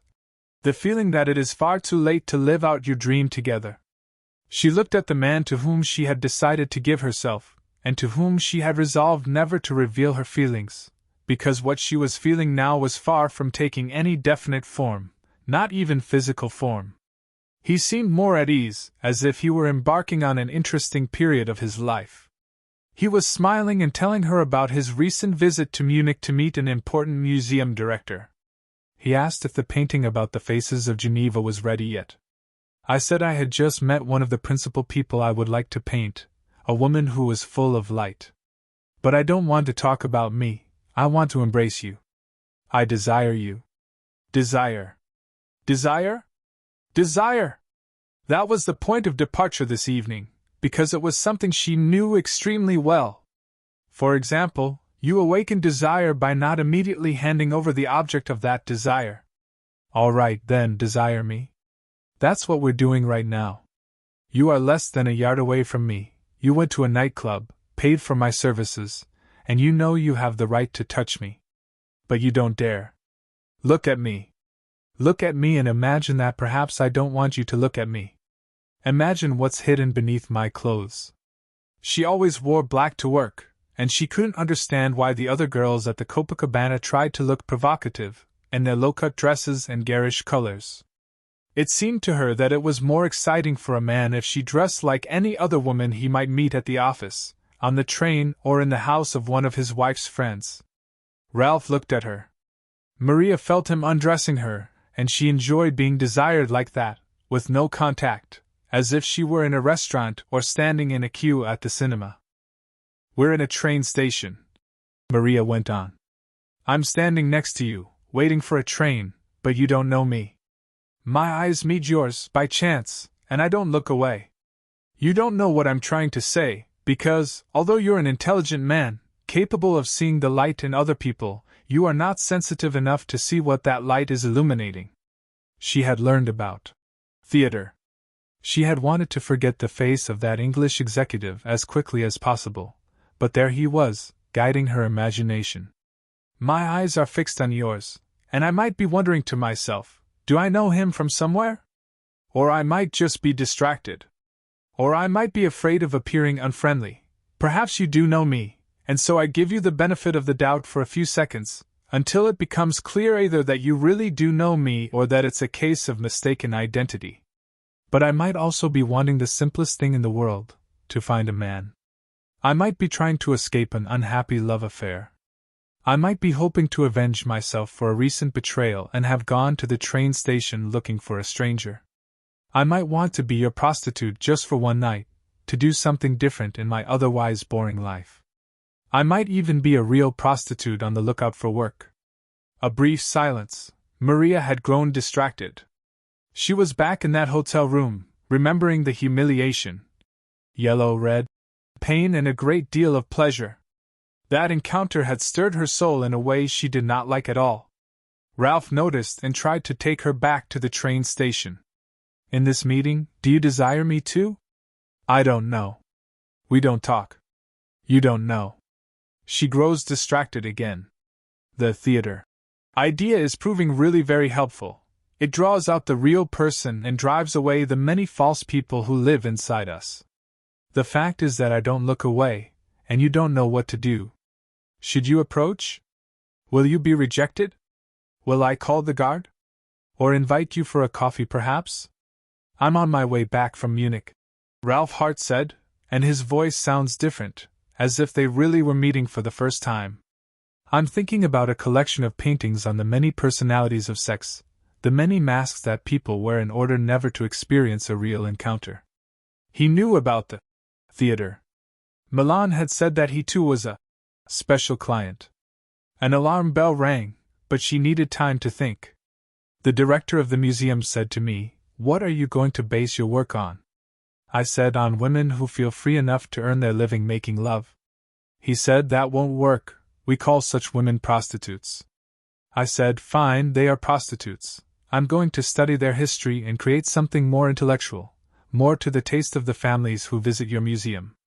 It's all a question of culture, you see. Of finding a palatable way of presenting something that is otherwise very hard to take."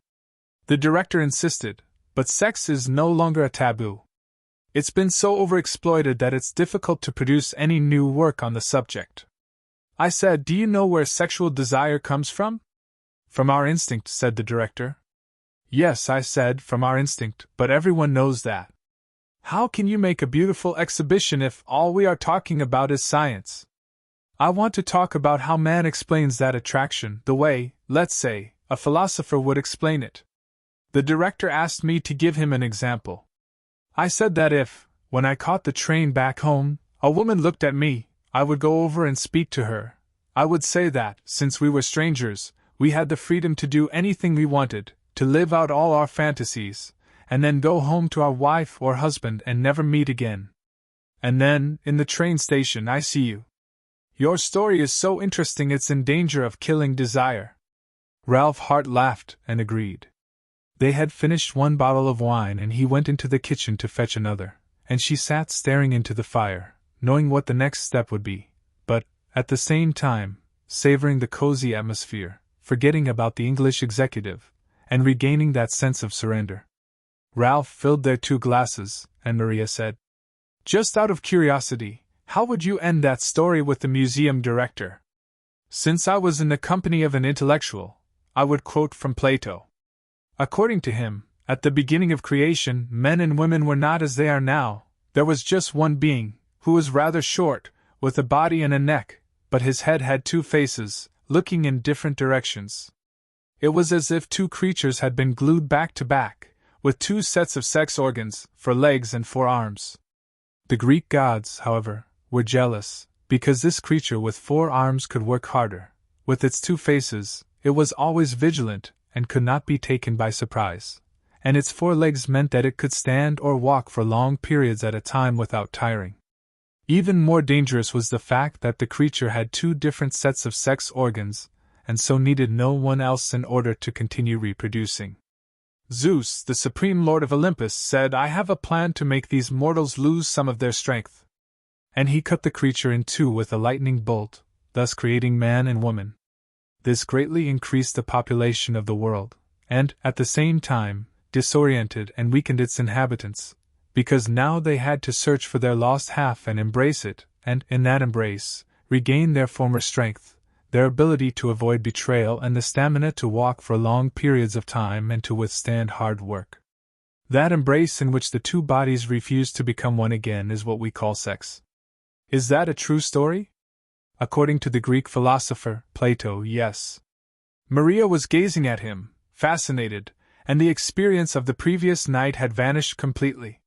She saw that the man before her was full of the same light that he had seen in her, entirely involved in telling her that strange story, his eyes alight now not with desire but with joy.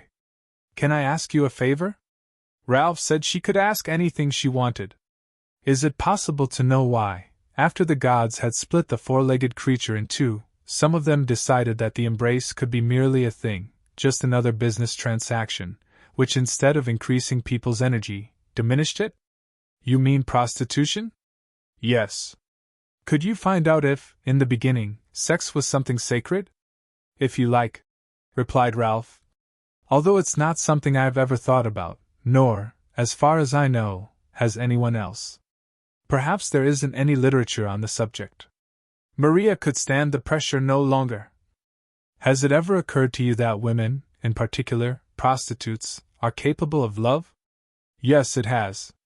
It occurred to me on that first day, when we were sitting in the cafe and I saw your light. Then, when I decided to offer you a cup of coffee, I chose to believe in everything, even in the possibility of you returning me to the world I left a long, long time ago. There was no going back now. Maria, the teacher, needed to rush to her own aid, otherwise she would kiss him, embrace him and ask him never to leave her. "Let's go back to the train station," she said. "Or rather, let's come back to this room, to the day when we sat here together for the first time and you recognized that I existed and gave me a gift. That was your first attempt to enter my soul, and you weren't sure whether or not you were welcome.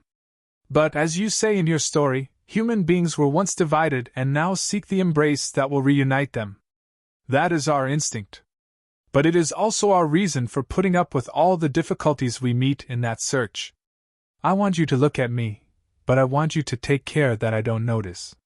Initial desire is important because it is hidden, forbidden, not permitted. You don't know whether you are looking at your lost half or not. She doesn't know either. But something is drawing you together, and you must believe that it is true you are each other's other half. Where am I getting all this? I'm drawing it up from the bottom of my heart, because this is how I always wanted it to be. I'm drawing up these dreams from my own dream as a woman. She slipped off the shoulder strap of her dress so that one tiny part of one nipple was exposed. Desire is not what you see, but what you imagine. Ralph Hart was looking at a woman with dark hair and wearing dark clothes, who was sitting on the floor of his living room, and was full of absurd desires, like having an open fire burning in the middle of summer. Yes, he would like to imagine what those clothes were hiding. He could guess the size of her breasts, and he knew that she didn't really need the bra she was wearing, although perhaps she had to wear it for her work. Her breasts were neither large nor small, they were simply young. Her eyes gave nothing away. What was she doing here? Why was he encouraging this absurd, dangerous relationship, when he had no problems finding women? He was rich, young, famous, good-looking. He loved his work. He had loved women whom he had subsequently married. He had been loved. He was someone who, according to all the rules and norms, should have been able to shout out loud, "I'm happy." But he wasn't. While most of humanity was scrabbling for a piece of bread, a roof over their head and a job that would allow them to live with dignity, Ralph Hart had all of that, and it only made him feel more wretched. If he looked back on what his life had been lately, he had perhaps managed 2 or 3 days when he had woken up, looked at the sun, or the rain, and felt glad to see the morning, just happy, without wanting anything, planning anything or asking anything in exchange. Apart from those few days, the rest of his existence had been wasted on dreams, both frustrated and realized, a desire to go beyond himself, to go beyond his limitations. He had spent his life trying to prove something, but he didn't know what or to whom. He looked at the beautiful woman before him, who was discreetly dressed in black, someone he had met by chance, although he had seen her before at the nightclub and thought that she seemed out of place. She had asked him to desire her, and he desired her intensely, far more than she could imagine, but it wasn't her breasts or her body, it was her company he desired. He wanted to put his arms around her and to sit in silence, staring into the fire, drinking wine, smoking the occasional cigarette. That would be enough. Life was made up of simple things. He was weary of all the years he had spent searching for something, though quite what he didn't know. And yet, if he did that, if he touched her, all would be lost. For, despite the light he could see in Maria, he wasn't sure she realized how good it was for him to be by her side. Was he paying? Yes, and he would continue paying for as long as it took to win her, to sit with her by the lakeside and speak of love, and to hear her say the same thing. It was best not to take any chances, not to rush things, not to say anything. Ralph Hart stopped tormenting himself and concentrated once more on the game they had just created together. The woman before him was right. The wine, the fire, the cigarettes, and the company were not enough in themselves. Another kind of intoxication, another kind of flame was required. She was wearing a dress with shoulder straps. She was revealing one breast. He could see her skin, more dark than pale. He desired her. He desired her intensely. Maria noticed the change in Ralph's eyes. Knowing that she was desired excited her more than anything else. It had nothing to do with the automatic formula, "I want to make love with you, I want to get married, I want you to have an orgasm, I want you to have my child, I want commitment." No, desire was an entirely free sensation, loose in the air, vibrating, filling life with the will to have something, and that was enough. That will carried all before it, moved mountains, made her wet.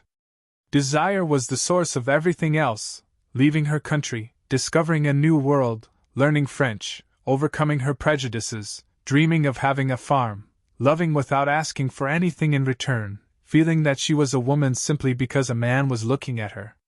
With calculated slowness, she slipped off the other strap, and the dress slid down her body. Then she undid her bra. There she was, with the upper part of her body completely bare, wondering if he would leap on her, touch her, utter vows of love, or if he was sensitive enough simply to feel sexual pleasure and desire itself. Things around them began to change. All sound disappeared, the fire, the paintings, and the books gradually vanished, to be replaced by a kind of trance-like state, in which only the object of desire exists, and nothing else is important. The man did not move. At first, she felt a certain shyness in his eyes, but that did not last long. He was looking at her, and in the world of his imagination, he was caressing her with his tongue. They were making love, sweating, clinging to each other, mingling tenderness and violence, calling out and moaning together. In the real world, though, they said nothing, either of them moved, and that made her even more excited, because she too was free to think what she liked. She was asking him to touch her gently, she was opening her legs, she was masturbating in front of him, saying the most romantic things and the lewdest things, as if they were one and the same. She had several orgasms, waking the neighbors, waking the whole world with her cries. Here was her man, who was giving her pleasure and joy, with whom she could be the person she really was, with whom she could talk about her sexual problems, and tell him how much she would like to stay with him for the rest of the night, for the rest of the week, for the rest of her life. Beads of sweat began to appear on their foreheads. It was the heat from the fire, one said mentally to the other. But both the man and the woman in that room had reached their limit, exhausted their imagination, experienced together an eternity of good moments.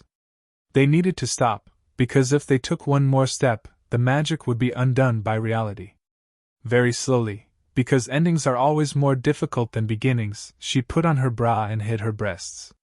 The universe returned to its normal place, the things around them re-emerged. She pulled up the dress that had fallen about her waist, smiled and very gently touched his face. He took her hand and pressed it to his cheek, not knowing for how long he should hold it there, or how tightly. She wanted to tell him that she loved him. But that would spoil everything. It might frighten him, or, worse, might make him say that he loved her too. Maria didn't want that. The freedom of her love depended on asking nothing and expecting nothing. Anyone capable of feeling knows that it is possible to experience pleasure before even touching the other person. The words, the looks, all contain the secret of the dance. But the train has arrived, we each go our separate ways. I hope to be able to join you on this journey to, where? Back to Geneva, replied Ralph. Anyone who is observant, who discovers the person they have always dreamed of, knows that sexual energy comes into play before sex even takes place. The greatest pleasure isn't sex, but the passion with which it is practiced. When the passion is intense, then sex joins in to complete the dance, but it is never the principal aim. You're talking about love like a teacher. Maria went on talking, because this was her defense, her way of saying everything without committing herself to anything. Anyone who is in love is making love the whole time, even when they're not. When two bodies meet, it is just the cup overflowing. They can stay together for hours, even days. They begin the dance one day and finish it the next, or, such is the pleasure they experience, they may never finish it. No 11 minutes for them. What? I love you. I love you too. I'm sorry, I don't know what I'm saying. Nor do I. She got up, kissed him, and left. This time she opened the front door herself, since, according to the Brazilian superstition, the owner of the house only has to open the door on the first occasion that a guest leaves. From Maria's diary, written the next morning. Last night, when Ralph Hart looked at me, he opened a door, as if he were a thief. But when he left, he took nothing from me. On the contrary, he left behind him the scent of roses. He wasn't a thief, he was a bridegroom visiting me. Every human being experiences his or her own desire. It is part of our personal treasure, and although, as an emotion, it can drive people away, generally speaking, it brings those who are important to us closer. It is an emotion chosen by my soul, and it is so intense that it can infect everything and everyone around me. Each day I choose the truth by which I try to live. I try to be practical, efficient, professional. But I would like to be able always to choose desire as my companion. Not out of obligation, not to lessen my loneliness, but because it is good. Yes, very good.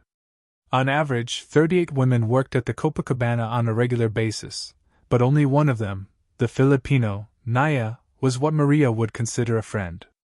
Women stayed there an average of 6 months minimum and 3 years maximum, because they would either get a proposal of marriage, be set up as a mistress, or no longer pull in the clients, in which case, Milan would delicately ask them to find somewhere else to work. That is why it was important to respect each other's clientele and never try to seduce men who always headed for a particular girl as soon as they came in. Apart from being dishonest, it could also be very dangerous. The previous week, a Colombian woman had quietly taken a cutthroat razor out of her pocket, placed it on the glass being used by one of the Yugoslav girls, and said, in the calmest of voices, that she would mark her face if she persisted in giving in to the advances of a certain bank manager who was a regular customer. The Yugoslav said that the man was a free agent and that, if he chose her, she couldn't really say no.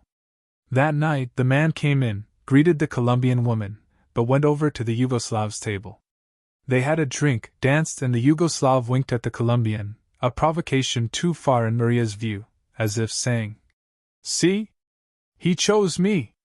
But that wink contained many unspoken things. He chose me because I'm prettier, because I went with him last week and he enjoyed it, because I'm young.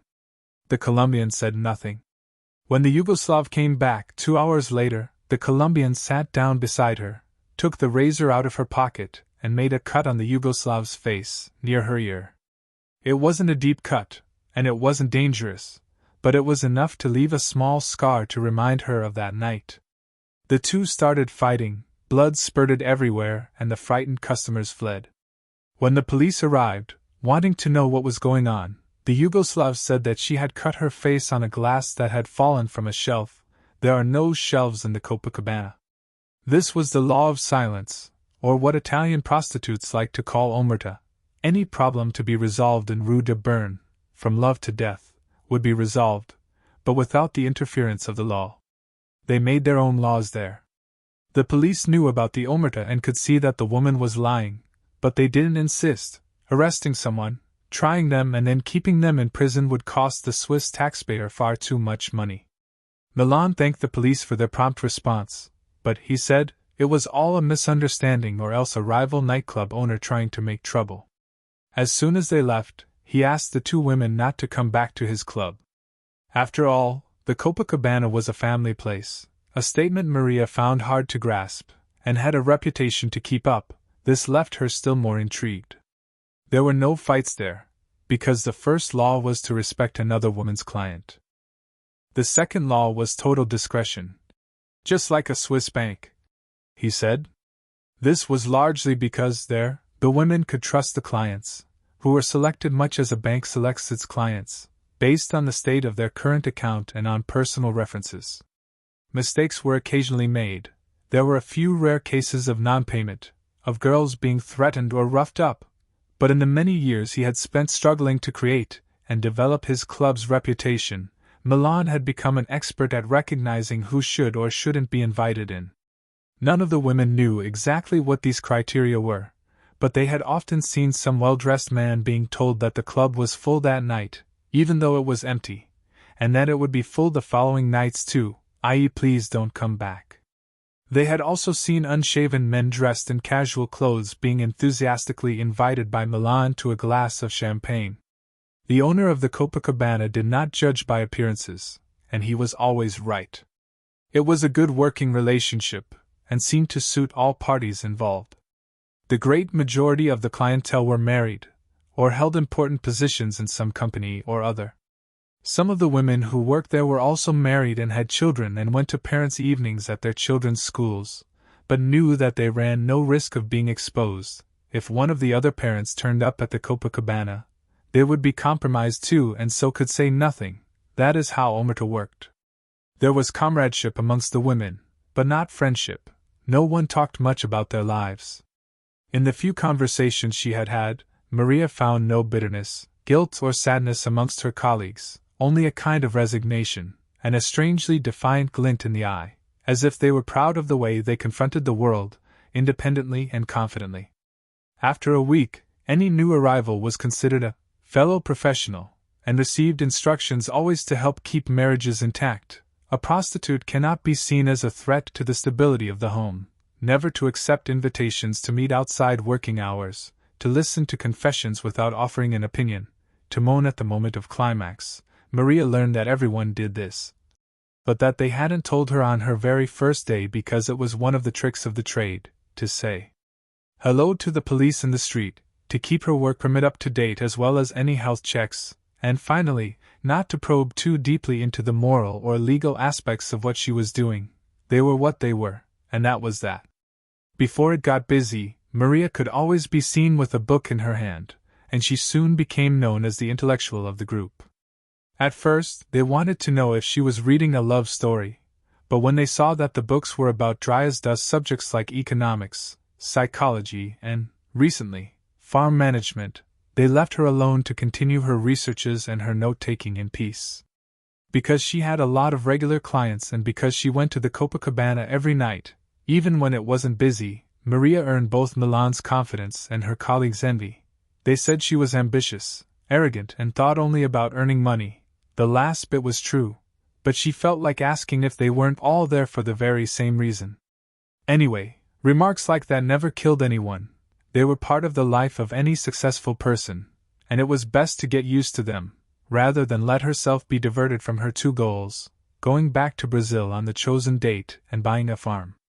Ralph Hart was in her thoughts from morning to night now, and for the first time she was able to feel happy with an absent love, although she slightly regretted having confessed her love, thus running the risk of losing everything. But what had she got to lose, if she was asking for nothing in exchange? She remembered how her heart had beat faster when Milan mentioned that Ralph was, or had been, a special client. What did that mean? She felt betrayed and jealous. It was normal to feel jealous, although life had taught her that it was pointless thinking you could own another person. Anyone who believes that is just deceiving themselves.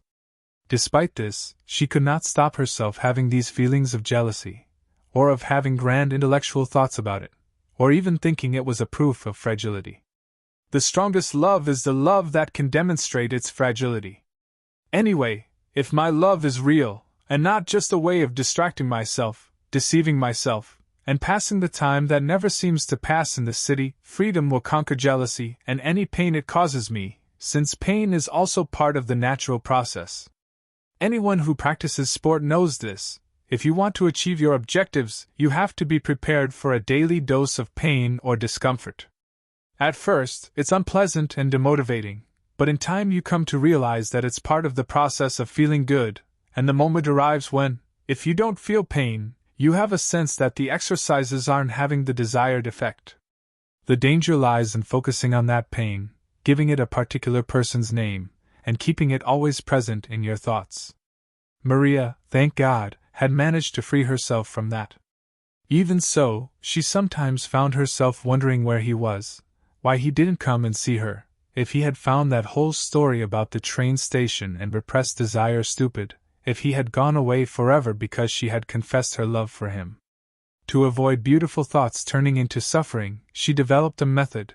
When something positive to do with Ralph Hart came into her head, and this could be the fire and the wine, an idea she would like to discuss with him, or simply the pleasurable longing involved in wanting to know when he would come back, Maria would stop what she was doing, smile up at the sky and give thanks for being alive and to be expecting nothing from the man she loved. On the other hand, if her heart began to complain about his absence or about things she shouldn't have said while they were together, she would say to herself, "Oh, so you want to think about that, do you? All right, then, you do what you like, while I get on with more important things." She would continue to read or, if she was out, she would focus her attention on everything around her, colors, people, sounds, especially sounds, the sound of her own footsteps, of the pages turning, of cars, of fragments of conversations, and the unfortunate thought would eventually go away. If it came back 5 minutes later, she would repeat the process, until those thoughts, finding themselves accepted but also gently rejected, would stay away for quite considerable periods of time. One of these, negative thoughts, was the possibility of never seeing him again. With a little practice and a great deal of patience, she managed to transform this into a positive thought. When she left, Geneva would have the face of a man with old-fashioned long hair, a childlike smile and a grave voice. If someone asked her, many years later, what the place she had known in her youth was like, she could reply, "Very beautiful, and capable of loving and being loved." From Maria's diary, on a slack night at the Copacabana. After all the time I've spent with the people who come here, I have reached the conclusion that sex has come to be used as some kind of drug, in order to escape reality, to forget about problems, to relax. And like all drugs, this is a harmful and destructive practice. If a person wants to take drugs, in the form of sex or whatever, that's their problem. The consequences of their actions will be better or worse depending on the choices they make. But if we are talking in terms of making progress in life, we must understand that good enough is very different from best. Contrary to what my clients think, sex cannot be practiced at any time. We all have a clock inside us, and in order to make love, the hands on both clocks have to be pointing to the same hour at the same time. That doesn't happen every day. If you love another person, you don't depend on the sex act in order to feel good. Two people who live together and love each other need to adjust the hands of their clocks, with patience and perseverance, games and theatrical representations, until they realize that making love is more than just an encounter, it is a genital embrace. Everything is important. If you live your life intensely, you experience pleasure all the time and don't feel the need for sex. When you have sex, it's out of a sense of abundance, because the glass of wine is so full that it overflows naturally, because it is inevitable, because you are responding to the call of life, because at that moment, and only at that moment, you have allowed yourself to lose control. P.S. I have just reread what I wrote. Good grief. I'm getting way too intellectual.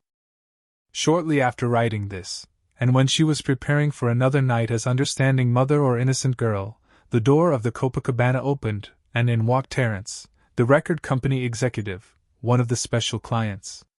Behind the bar, Milan seemed pleased. Maria had not disappointed him. Maria remembered the words that simultaneously said so much and so little. Pain, suffering, and a great deal of pleasure. I flew in from London especially to see you. I've been thinking about you a lot. She smiled, trying not to look too encouraging. Again he had failed to follow the ritual and hadn't asked if she wanted a drink, but just sat down at her table. When a teacher helps someone to discover something, the teacher always learns something new too. I know what you mean, said Maria, thinking of Ralph Hart and feeling irritated with herself for doing so. She was with another client, and she must respect him and do what she could to please him. Do you want to go ahead? 1,000 francs. A hidden universe. Her boss watching her. The certainty that she could stop whenever she chose. The date set for her return to Brazil. The other man, who never came to see her. Are you in a hurry? Maria asked. He said no. What was it she wanted? I'd like my usual drink and my usual dance, and some respect for my profession. He hesitated for a moment, but it was all part of the theater, dominating and being dominated. He bought her a drink and danced with her, then ordered a taxi and gave her the money while they drove across the city to the same hotel. They went in, he greeted the Italian porter just as he had on the night they first met, and they went up to the same suite with a view over the river. Terence got up and took out his lighter, and only then did Maria notice that there were dozens of candles arranged around the room. He started lighting them. What would you like to know? Why I'm like this? Because, unless I'm very much mistaken, you really enjoyed the other evening we spent together. Do you want to know why you're like this too? I was just thinking that in Brazil we have a superstition that you should never light more than 3 things with the same match. You're not respecting that superstition. He ignored her remark. You're like me. You're not here for the 1,000 francs, but out of a sense of guilt and dependency, because of your various complexes and insecurities. That is neither good nor bad, it's simply human nature. He picked up the remote control and changed channels several times until he found the TV news and a report on refugees trying to escape a war. Do you see that? Have you ever seen those programs in which people discuss their personal problems in front of everyone? Have you been to a newspaper kiosk and seen the headlines? The world enjoys suffering and pain. There's sadism in the way we look at these things, and masochism in our conclusion that we don't need to know all this in order to be happy, and yet we watch other people's tragedies and sometimes suffer along with them. He poured out 2 glasses of champagne, turned off the television, and continued lighting candles, in contravention of the superstition Maria had mentioned. As I say, it's the human condition. Ever since we were expelled from paradise, we have either been suffering, making other people suffer, or watching the suffering of others. It's beyond our control. From outside came the sound of thunder and lightning. A huge storm was approaching. But I can't do it, Maria said. It seems ridiculous to me pretending that you're my master and I'm your slave. We don't need theater to find suffering. Life offers us more than enough opportunities. Terence had just finished lighting the candles. He picked one up and placed it in the middle of the table, then served more champagne and caviar. Maria was drinking quickly, thinking about the 1,000 francs in her bag, about this stranger who both fascinated and frightened her, and about how she could control her fear. She knew that, with this man, no night would ever be the same as another. She could not intimidate him in any way. Sit down. His voice alternated between being gentle and authoritarian. Maria obeyed, and a wave of heat swept up her body. That order was familiar, she felt more secure. It's theater. I've got to get involved in the play. It was nice being ordered around. She didn't have to think, just obey. She asked for more champagne, and he brought vodka.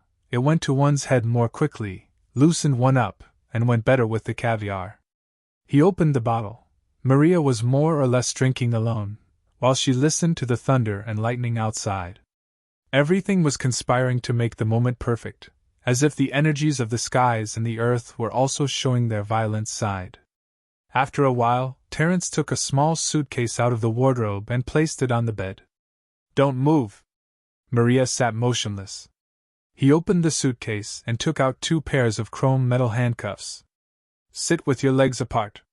She obeyed, impotent out of choice, submissive because she wanted to be. She saw him looking between her legs. He could see her black panties, her long stockings, her thighs. He could imagine her pubic hair, her sex. Stand up! She leaped up from her chair. She found it hard to stand straight, and realized that she was drunker than she thought. Don't look at me. Lower your head, respect your master. Before she could lower her head, she saw a slender whip being removed from the suitcase, then cracking through the air, as if it had a life of its own. Drink. Keep your head down, but drink. She drank another 1, 2, 3 glasses of vodka. This wasn't just theater now, it was reality. Control was out of her hands. She felt like an object, a mere instrument, and incredible though it may seem, that feeling of submission gave her a sense of complete freedom. She was no longer the teacher, the one who instructs, consoles, listens to confessions, the one who excites. Before the awesome power of this man, she was just a girl from the interior of Brazil. Take off your clothes. The order was delivered abruptly, without a flicker of desire, and yet nothing could have been more erotic. Keeping her head down as a sign of reverence, Maria unbuttoned her dress and let it slip to the floor. You're not behaving yourself, you know. Again the whip cracked through the air. You need to be punished. How dare a girl your age contradict me? You should be on your knees before me. Maria made as if to kneel down, but the whip brought her up short. For the first time it touched her flesh, her buttocks. It stung, but seemed to leave no mark. Did I tell you to kneel down? No. The whip again flicked across her buttocks. Say no, sir. Another stinging whiplash. For a fraction of a second, it occurred to her that she could either stop this right now or else choose to go through with it, not for the money, but because of what he had said the first time, that you only know yourself when you go beyond your limits. And this was new, it was an adventure, and she could decide later on if she wanted to continue, but at that moment she had ceased to be the girl with just 3 aims in life, who earned her living with her body, who had met a man who had an open fire and interesting stories to tell. Here, she was no one, and being no one meant that she could be everything she had ever dreamed of. Take the rest of your clothes off. And walk up and down so that I can see you. Once more she obeyed, keeping her head down, saying not a word. The man who was watching her, still fully dressed and utterly impassive, was not the same person who had chatted to her on their way here from the club. He was a Ulysses who had traveled from London, a Theseus come down from the heavens, a kidnapper invading the safest city in the world, and who had the coldest heart on earth. She removed her panties and her bra, feeling at once defenseless and protected. The whip cracked again, this time without touching her body. Keep your head down. You're here to be humiliated, to submit to my every desire, do you understand? Yes, sir. He grabbed her arms and put the first pair of handcuffs on her wrists. You're going to get a good beating. Until you learn to behave yourself. He slapped her bottom with the flat of his hand. Maria cried out. This time it had hurt. Oh, so you're complaining, are you? Well, I haven't even started yet. Before she could do anything, he had placed a leather gag on her mouth. It didn't stop her speaking, she could still say yellow, or red, but she felt now that it was her destiny to allow this man to do whatever he wished with her, and there was no way she could escape now. She was naked, gagged and handcuffed, with vodka flowing in her veins rather than blood. Another slap on her buttocks. Walk up and down! Maria started to walk, obeying his commands. Stop, turn to the right, sit down, open your legs.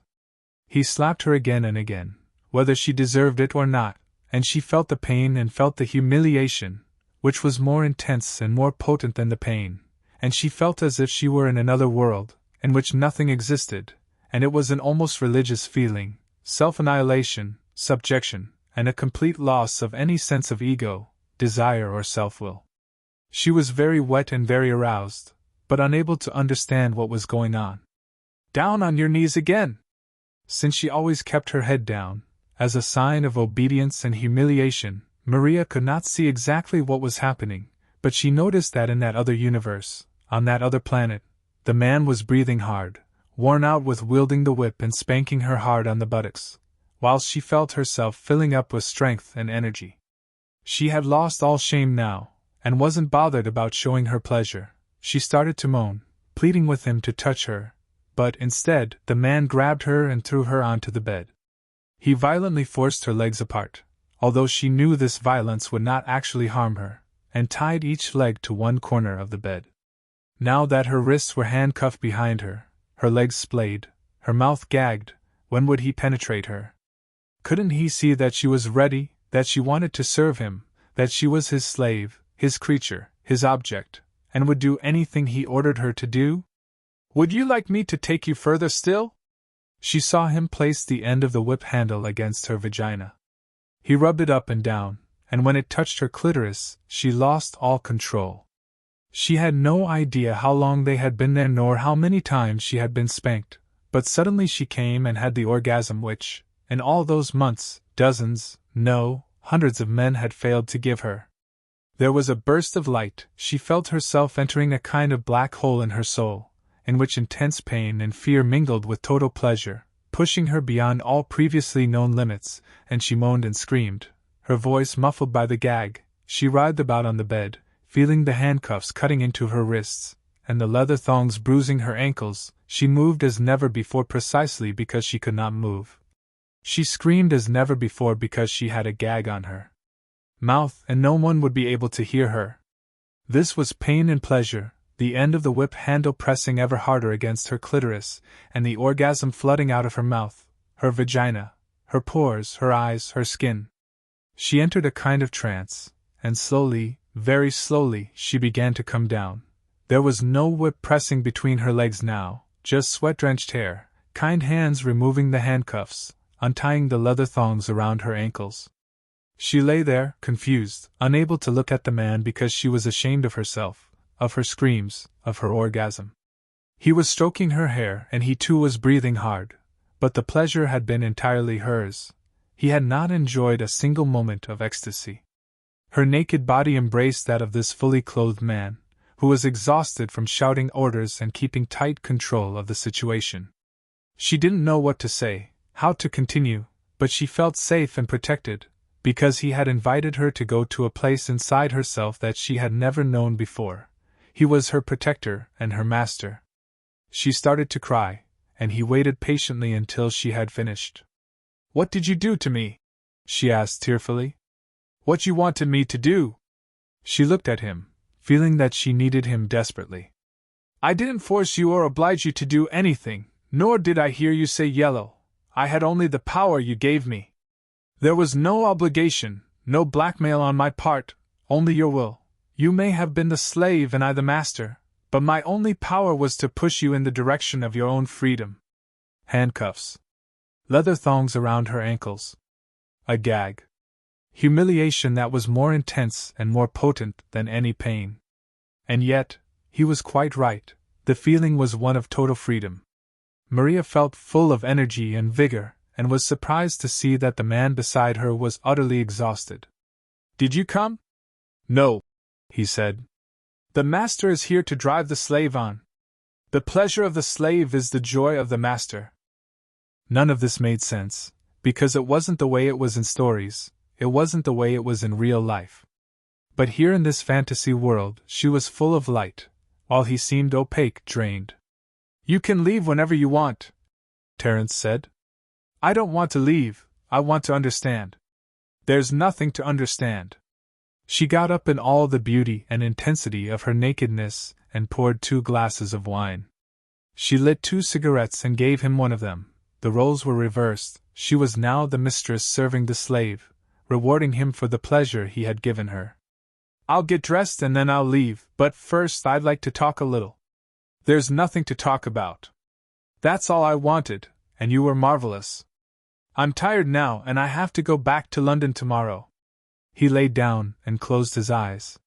Maria didn't know if he was just pretending to sleep and she didn't care. She smoked a leisurely cigarette and slowly sipped her wine, with her face pressed against the window pane, looking out at the lake opposite and wishing that someone, on the other shore, could see her like this, naked, replete, satisfied, confident. She got dressed and left without saying goodbye, and was not bothered whether she opened the door or he did, because she wasn't sure that she wanted to come back. Terence heard the door close, waited to see if she would come back, saying that she had forgotten something, and only after a few minutes did he get up and light another cigarette. The girl had style, he thought.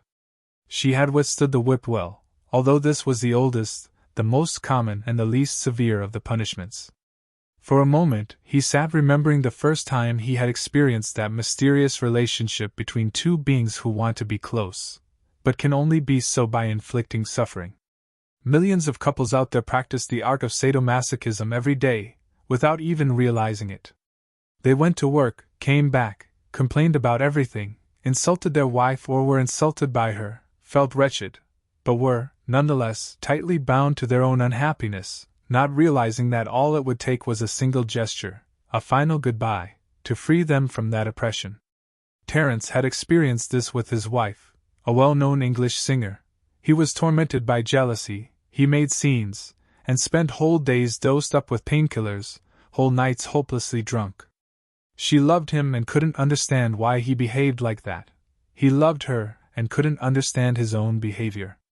It was as if the agony that the one inflicted on the other was necessary, fundamental to life. One day, a musician, whom he had always thought of as very strange, because he seemed so normal in the midst of all those exotic people, left a book behind in the studio, Venus in Furs by Leopold von Sacher-Masoch. Terence started leafing through it, and, as he read, he began to understand himself better. The lovely woman took off her clothes and picked up a long, short-handled whip. "You asked for it," she said, "so I'm going to whip you." "Oh, yes," murmured her lover, "please, I beg you." His wife was on the other side of the glass screen, rehearsing. She had asked them to turn off the microphones that allowed the technicians to listen into everything, and they had done so. Terence was thinking that perhaps she was making a date with the pianist, and he realized that she was driving him mad, but it was as if he was so accustomed to suffering now that he could not live without it. "I'm going to whip you," said the naked woman in the book he was reading. "Oh, yes, please, I beg you." He was a good-looking man, and a force to be reckoned with in the record company, Why did he need to lead such a life? Because he wanted to.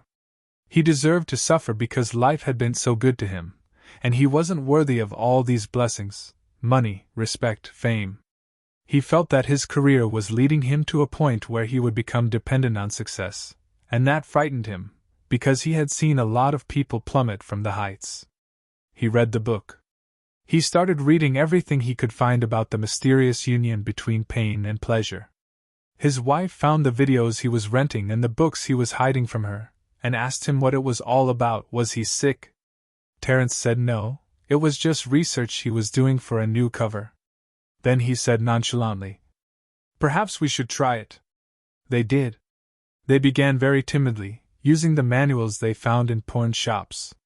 Gradually, they developed new techniques, took their activities to dangerous limits, and yet they felt that their marriage was even stronger. They were accomplices in something hidden, forbidden, proscribed. Their joint experience was transformed into art. They created new outfits, leather with metal studs. His wife went on stage wearing boots and a suspender belt and wielding a whip, and the audience went wild. Her new record shot to the top of the charts in England and went on to triumph in the rest of Europe. Terence was surprised how young people accepted his personal fantasies as perfectly natural, and the only explanation he could find was that it provided a means of expressing repressed violence in an intense but inoffensive manner. The whip came to be the group's logo and was reproduced on t-shirts, fake tattoos, stickers, and postcards. Terence's intellectual bent drove him to track down the origins of all this, so that he could understand himself better. These origins did not lie, as he had told Maria, with those penitents trying to drive away the Black Death. Ever since the Dark Ages, man has understood that suffering, if confronted without fear, is his passport to freedom. Egypt, Rome, and Persia all shared the notion that a man can save his country and his world by sacrificing himself. Whenever there was a great natural disaster in China, the emperor was punished, because he was the divinity's earthly representative. In ancient Greece, the finest Spartan warriors were whipped once a year, from morning till night, in homage to the goddess Artemis, while the crowd urged them on, calling on them to withstand the pain with dignity, for it was preparing them for the world of war. At the end of the day, the priests would examine the wounds on the warriors' backs and use them to predict the city's future. The priests of the desert, in an ancient, 4th-century Christian community that grew up around a monastery in Alexandria, used flagellation as a way of driving out demons or of proving the futility of the body in the spiritual search. The history of saints was full of similar examples: Saint Rosa running through the garden, letting the thorns tear her skin; Saint Domingos Floricatus whipping himself every night before sleeping; the martyrs who voluntarily offered themselves up to a slow death on the cross or being torn apart by wild animals. They all said that pain, once mastered, could lead to religious ecstasy.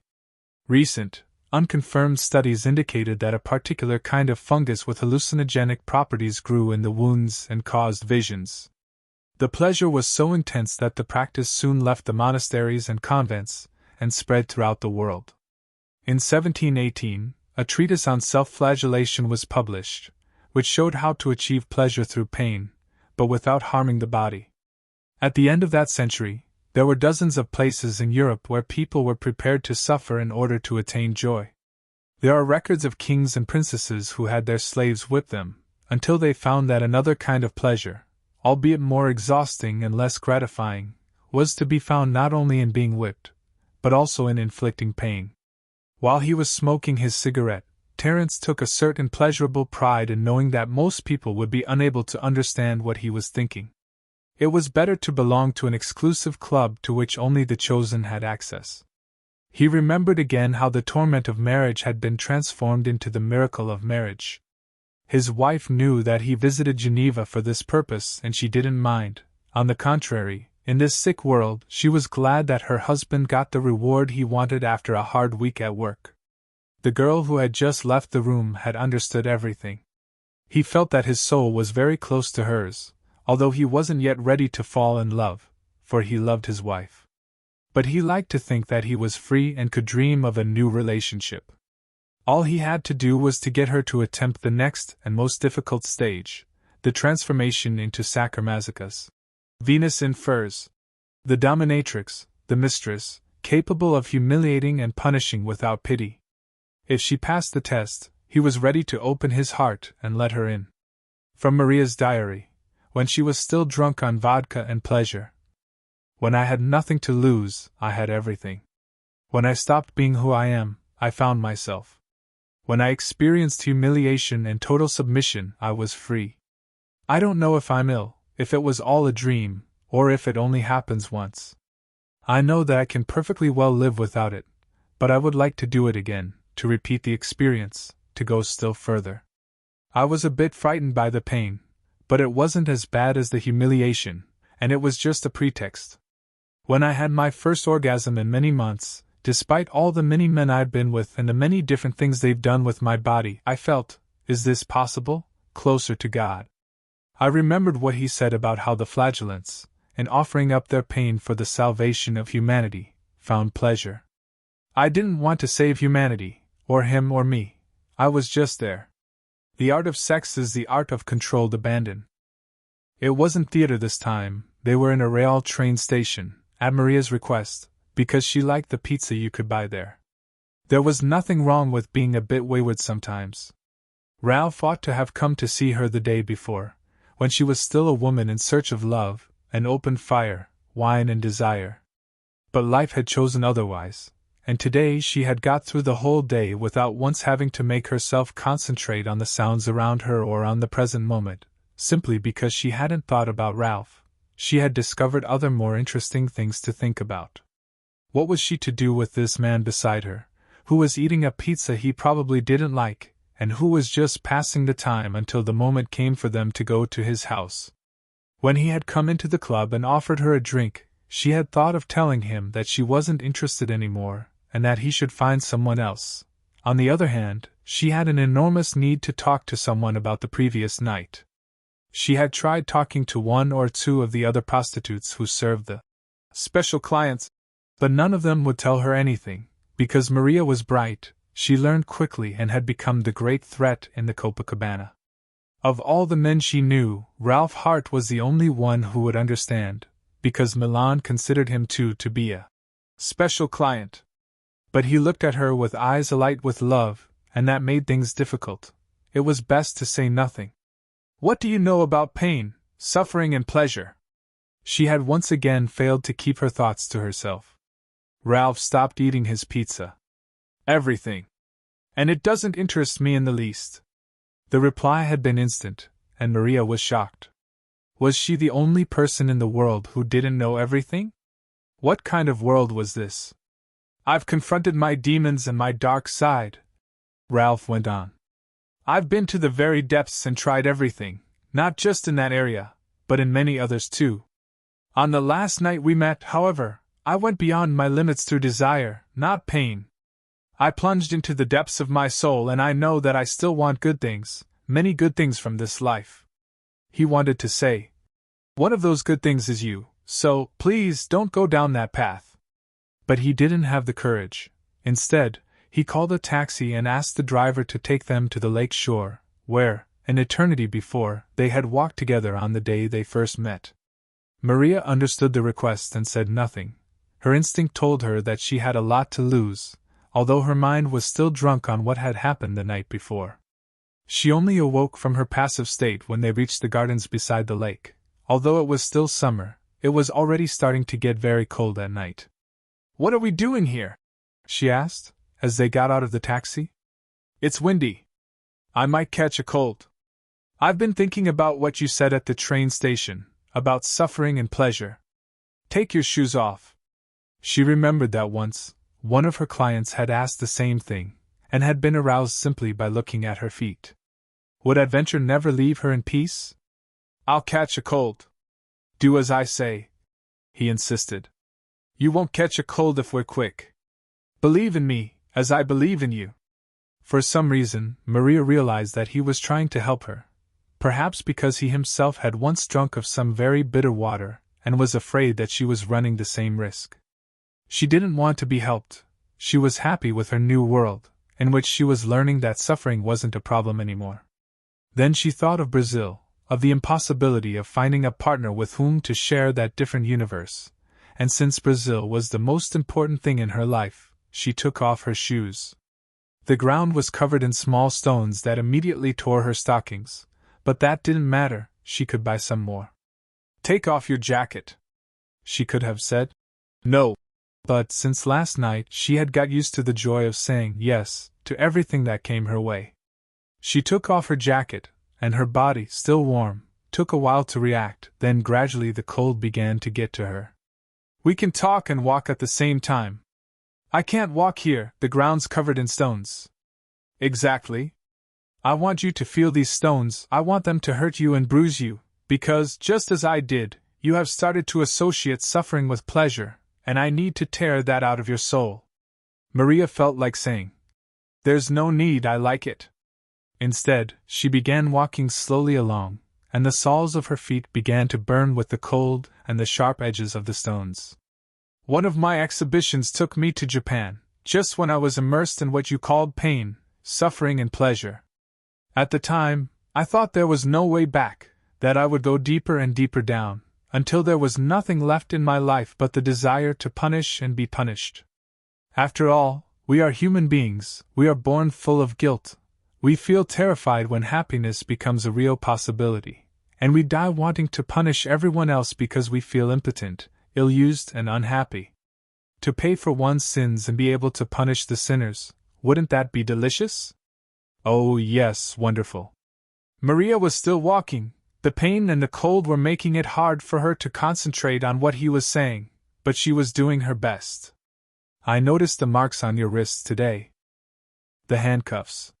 She had put on several bracelets to disguise the marks, but the expert eye knows what to look for. "Now, if your recent experiences are leading you to take that step, I won't stop you, but you should know that none of it has anything to do with real life." "Take what step?" "Into pain and pleasure, sadism and masochism. Call it what you like, but if you're sure that's the right path for you, I will be sad, I'll remember that feeling of desire, our meetings, our walk along the road to Santiago, your light. I will treasure the pen you gave me, and every time I light the fire, I will remember you. But I will never again come looking for you." Maria felt afraid. She felt it was time to recant, to tell him the truth, to stop pretending that she knew more than he did. "What I experienced recently, last night, in fact, was something I've never experienced before. And it frightens me to think that I could only find myself at the very limits of degradation." It was becoming difficult to speak. Her teeth were chattering and her feet were really hurting. "My exhibition was held in a region called Kumano, and one of the people who came to see it was a woodcutter," Ralph went on, as if he hadn't heard what she had said. "He didn't like my pictures, but he was able to see, through the paintings, what I was experiencing and feeling. The following day, he came to my hotel and asked me if I was happy. If I was, I should continue doing what I liked. If I wasn't, I should go and spend a few days with him. He made me walk on stones, just as I am making you do today. He made me feel the cold. He forced me to understand the beauty of pain, except that the pain was imposed by nature, not by man. He called this shugendu, a very ancient practice apparently. He told me that I was someone who wasn't afraid of pain, and that was good, because in order to master the soul, one must also learn to master the body. He told me, too, that I was using pain in the wrong way, and that was very bad. This uneducated woodcutter thought he knew me better than I did myself, and that annoyed me, but at the same time, I felt proud to think that my paintings were capable of expressing exactly what I was feeling." Maria was aware of a sharp stone cutting into her foot, but she could barely feel it for the cold. Her body was growing numb, and she could only just follow what Ralph Hart was saying. Why was it that in God's holy world men were only interested in showing her pain? Sacred pain, pain with pleasure, pain with explanations or without, but always pain, pain, pain. Her cut foot stumbled on another stone. She smothered a cry and continued on. At first, she had managed to maintain her integrity, her self-control, what he called her light. Now, though, she was walking very slowly, with both her stomach and her mind churning, she felt as if she were about to throw up. She considered stopping, because none of this made any sense, but she didn't. And she didn't stop out of respect for herself. She could stand that barefoot walk as long as she had to, because it wouldn't last all her life. And suddenly another thought crossed her mind. What if she couldn't go to the Copacabana tomorrow night because she had injured her feet, or because of a fever brought on by the flu that would doubtless install itself in her overexposed body? She thought of the customers who would be expecting her, of Milan who so trusted her, of the money she wouldn't earn, of the farm, of her proud parents. But the suffering soon drove out all such thoughts, and she kept placing one foot in front of the other, longing for Ralph Hart to recognize the effort she was making and to tell her she could stop and put her shoes back on again.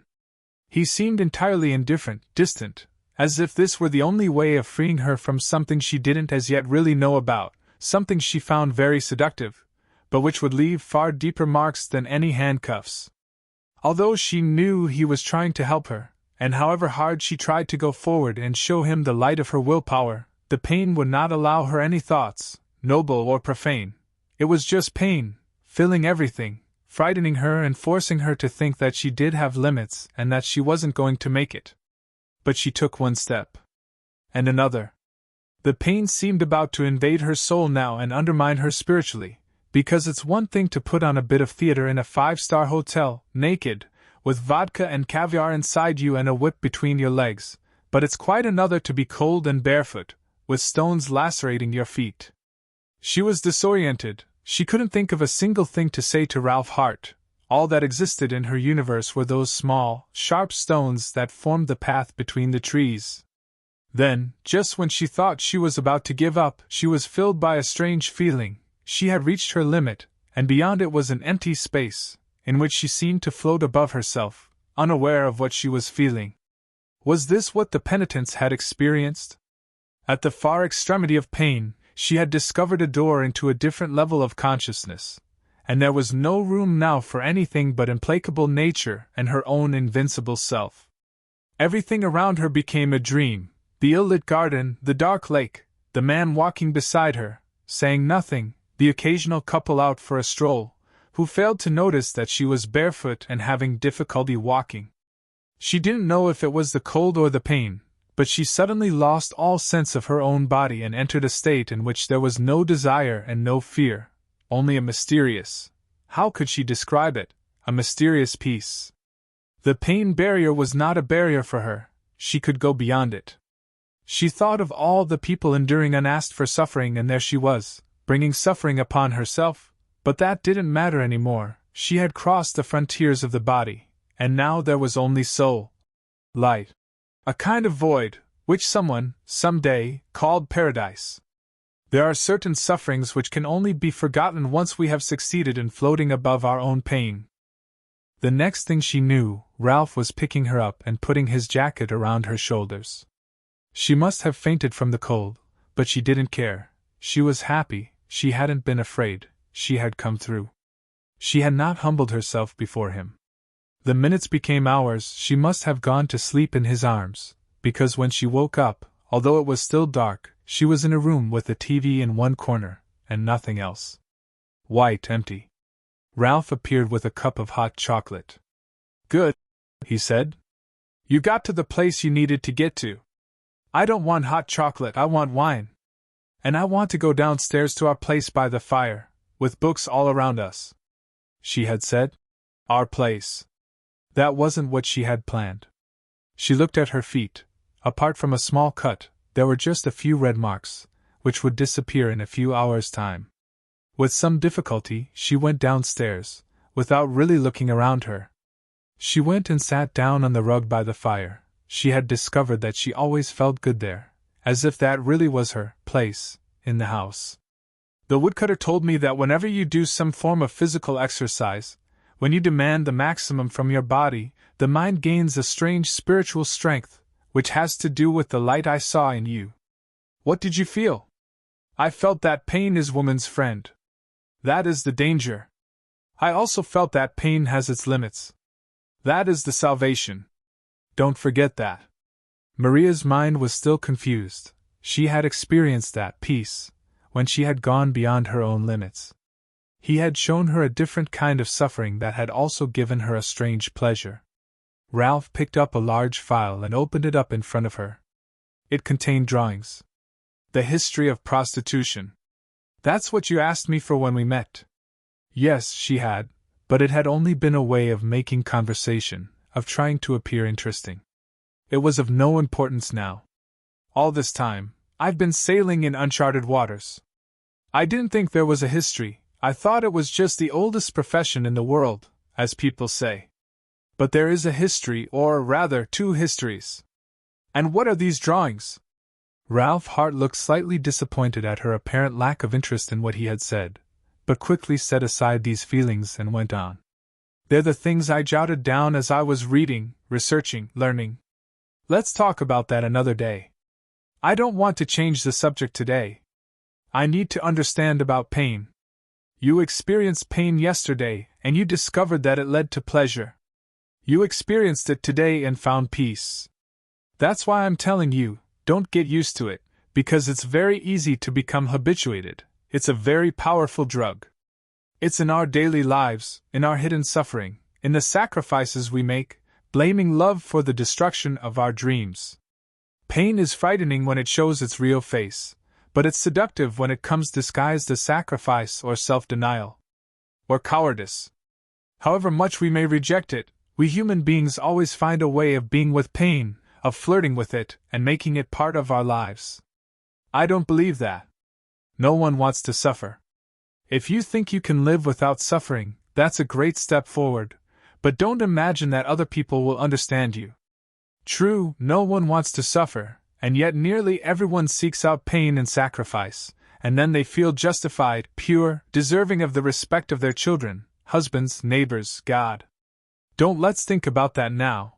All you need to know is that what makes the world go round is not the search for pleasure, but the renunciation of all that is important. Does a soldier go to war in order to kill the enemy? No, he goes in order to die for his country. Does a wife want to show her husband how happy she is? No, she wants him to see how devoted she is, how she suffers in order to make him happy. Does the husband go to work thinking he will find personal fulfillment there? No, he is giving his sweat and tears for the good of the family. And so it goes on. Sons give up their dreams to please their parents. Parents give up their lives in order to please their children. Pain and suffering are used to justify the one thing that should bring only joy, love. Stop. Ralph stopped. It was the right moment to change the subject, and he started showing her drawing after drawing. At first, it all seemed rather confusing. There were a few outlines of people, but also scrawls and scribbles, geometric shapes and colors. Gradually, though, she began to understand what he was saying, because each word he spoke was accompanied by a gesture of the hand, and each phrase placed her in the world which, up until then, she had always denied she was part of, telling herself that it was just one stage in her life, a way of earning money, nothing more. Yes, I discovered that there is not just one history of prostitution, but two. The first one you know all too well, because it is your history too. A pretty young girl, for reasons which she has chosen or which have chosen her, decides that the only way she can survive is by selling her body. Some end up ruling nations, as Messalina did in Rome, others become legendary figures, like Madame du Barry, still others chase after adventure and misfortune, like the spy, Mata Hari. But the majority never have their moment of glory, are never faced by a great challenge.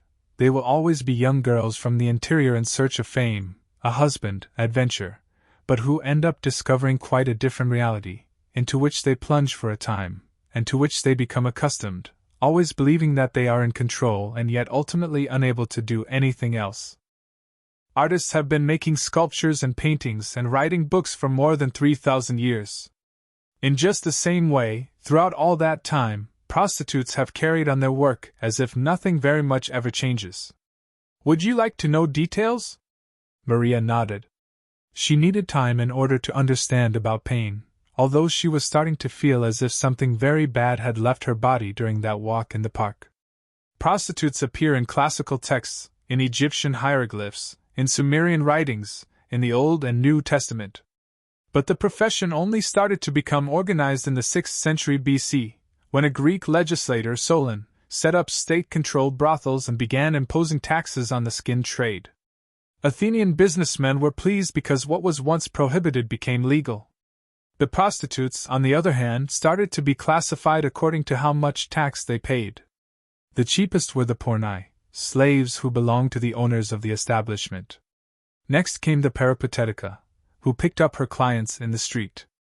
Lastly, the most expensive and highest quality, was the hetera, the female companion, who accompanied businessmen on their trips, dined in chic restaurants, controlled her own money, gave advice, and meddled in the political life of the city.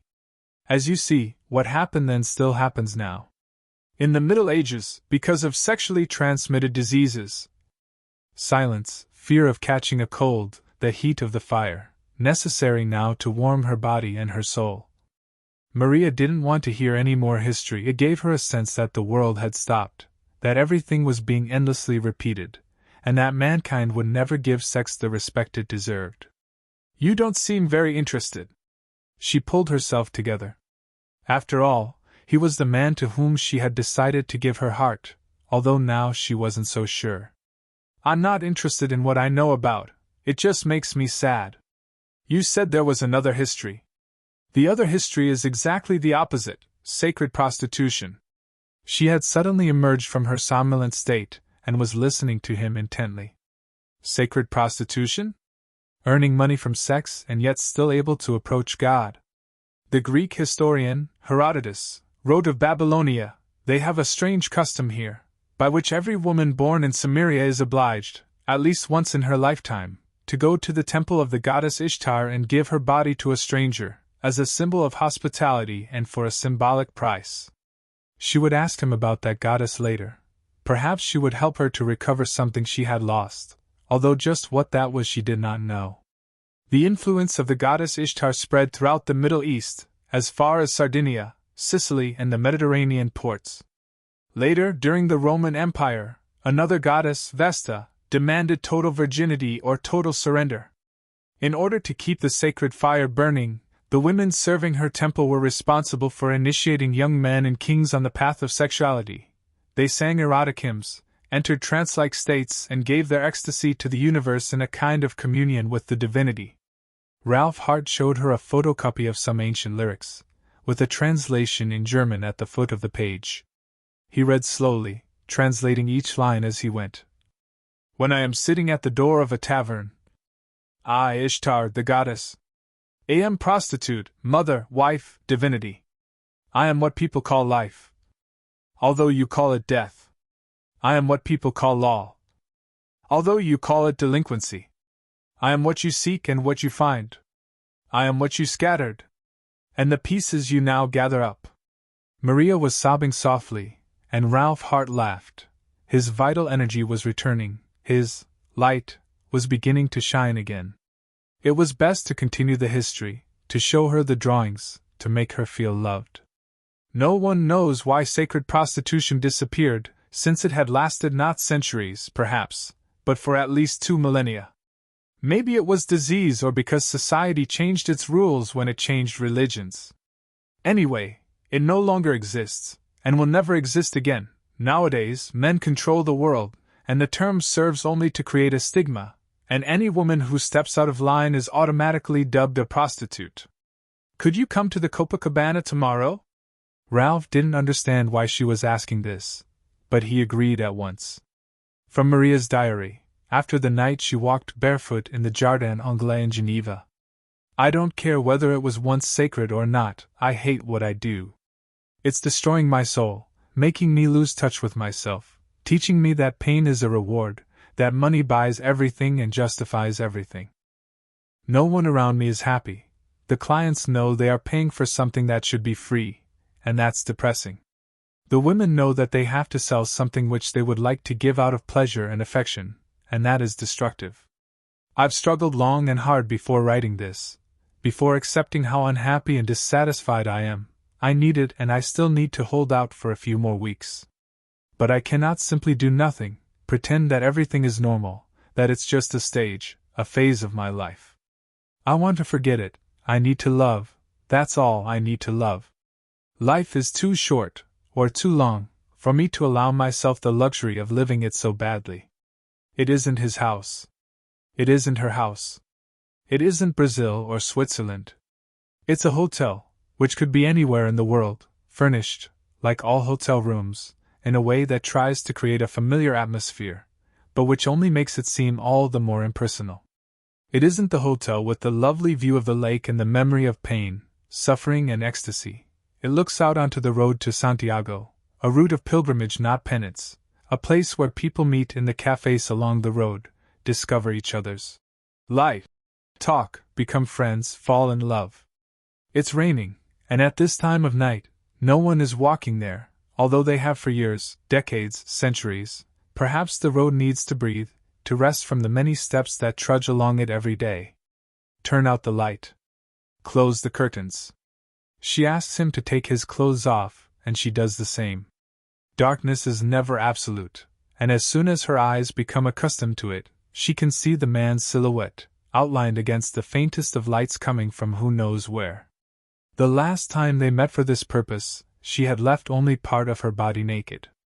She takes 2 carefully folded handkerchiefs, which have been washed and rinsed several times to get rid of the slightest trace of perfume or soap. She goes over to him and asks him to blindfold himself. He hesitates for a moment, and makes some remark about various hells he has been through before. She says it's nothing to do with that, she just needs total darkness. Now it is her turn to teach him something, just as yesterday he taught her about pain. He gives in and puts on the blindfold. She does the same. Now there is not a glimmer of light, they are in absolute darkness, and they have to hold hands in order to reach the bed. No, we mustn't lie down. Let's sit as we always do, face to face, only a little closer, so that my knees touch your knees. She has always wanted to do this, but she never had what she most needed, time. Not with her first boyfriend, or with the man who penetrated her for the first time. Not with the Arab who paid her 1,000 francs, perhaps hoping for more than she was able to give him, although 1,000 francs wouldn't be enough for her to buy what she wanted.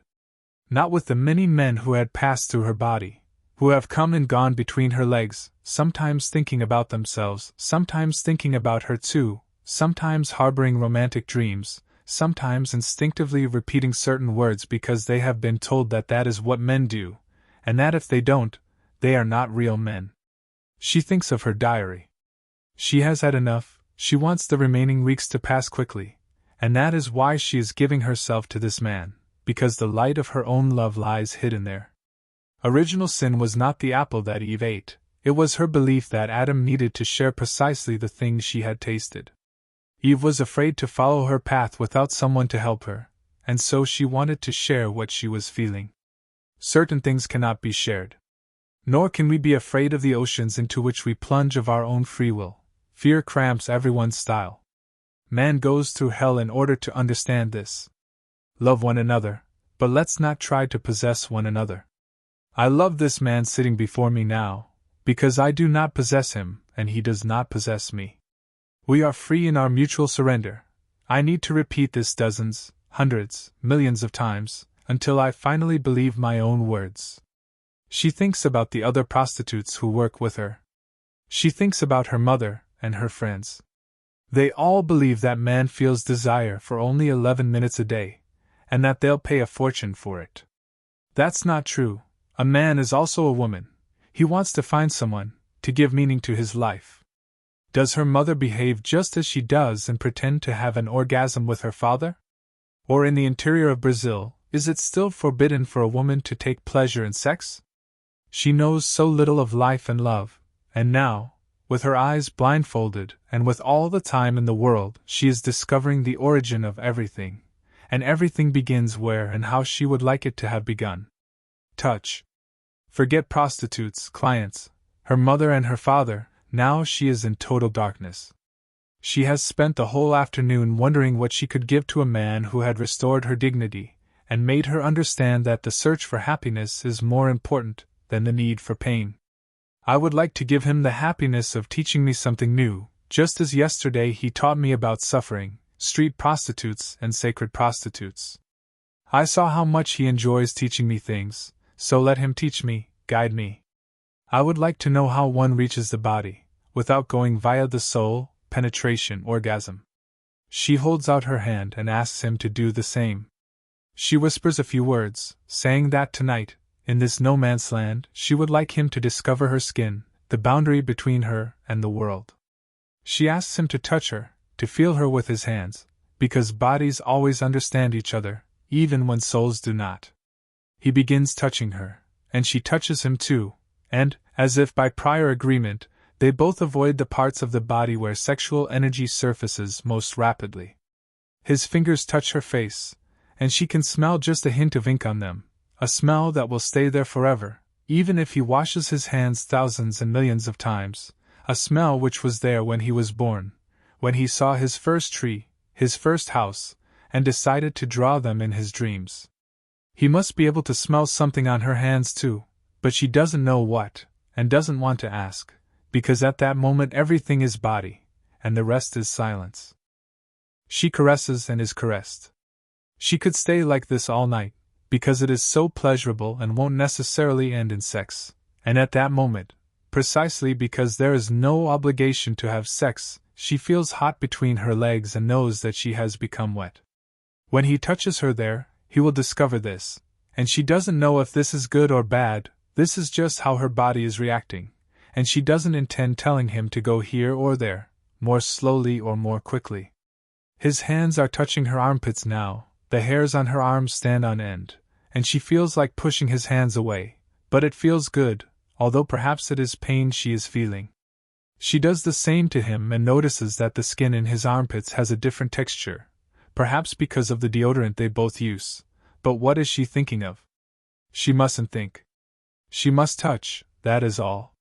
His fingers trace circles around her breast, like an animal watching. She wants them to move more quickly, to touch her nipples, because her thoughts are moving faster than his hands, but perhaps knowing this, he provokes, lingers, takes an age to get there. Her nipples are hard now, he plays with them a little, and that causes more goose pimples, causes her to become hotter and wetter. Now he is moving across her belly, then down to her legs, her feet, he strokes his hands up and down her inner thigh, he feels the heat, but does not approach, his touch is soft, light, and the lighter it is the more intoxicating. She does the same, her hands almost floating over his skin, touching only the hairs on his legs, and she too feels the heat when she approaches his genitals. Suddenly it is as if she had mysteriously recovered her virginity, as if she were discovering a man's body for the first time. She touches his penis. It is not as hard as she imagined, and yet she is so wet, how unfair, but maybe a man needs more time, who knows? And she begins to stroke it as only virgins know how, because prostitutes have long since forgotten. The man reacts, his penis begins to grow in her hands, and she slowly increases the pressure, knowing now where she should touch, more at the bottom than at the top, she must wrap her fingers around it, push the skin back, towards his body. Now he is excited, very excited, he touches the lips of her vagina, still very softly, and she feels like asking him to be more forceful, to put his fingers right inside. But he doesn't do that, he moistens the clitoris with a little of the liquid pouring from her womb, and again makes the same circular movements he made on her nipples. This man touches her exactly as she would touch herself. One of his hands goes back to her breast, it feels so good, she wishes he would put his arms around her now. But no, they are discovering the body, they have time, they need a lot of time. They could make love now. It would be the most natural thing in the world, and it might be good, but all this is so new, she needs to control herself, she does not want to spoil everything.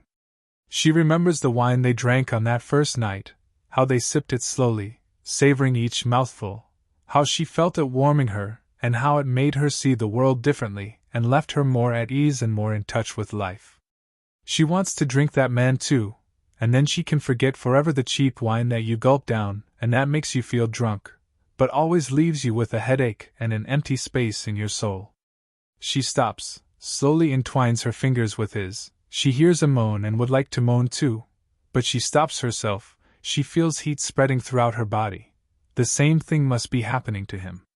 Without an orgasm, the energy disperses, travels to the brain, not letting her think of anything but going all the way, but this is what she wants, to stop halfway, to spread the pleasure through her whole body, to allow it to invade her mind, renewing her commitment and her desire, restoring her virginity. She gently removes the blindfold from her own eyes and removes his too. She turns on the bedside lamp. Both are naked. They do not smile, they simply look at each other. I am love, I am music, she thinks. Let's dance. But she doesn't say anything. They talk about something trivial, about when they will next meet. She suggests a date, perhaps in 2 days' time. He says he would like to invite her to an exhibition, but she hesitates. That would mean getting to know his world, his friends, and what would they say, what would they think? She says no, but he realizes that she really wants to say yes, and so he insists, using a few foolish arguments, but which are all part of the dance they are dancing now, and in the end she agrees, because that is what she would like. They arrange where to meet, in the same cafe where they met that first day.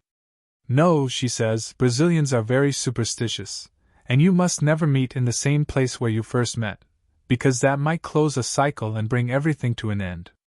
He says that he's glad she doesn't want to close that particular cycle. They decide to meet at a church from where you can see the whole city, and which is on the road to Santiago, part of the mysterious pilgrimage that the two of them have been on ever since they met. From Maria's diary, on the eve of buying her ticket back to Brazil. Once upon a time, there was a bird. He was adorned with 2 perfect wings and with glossy, colorful, marvelous feathers.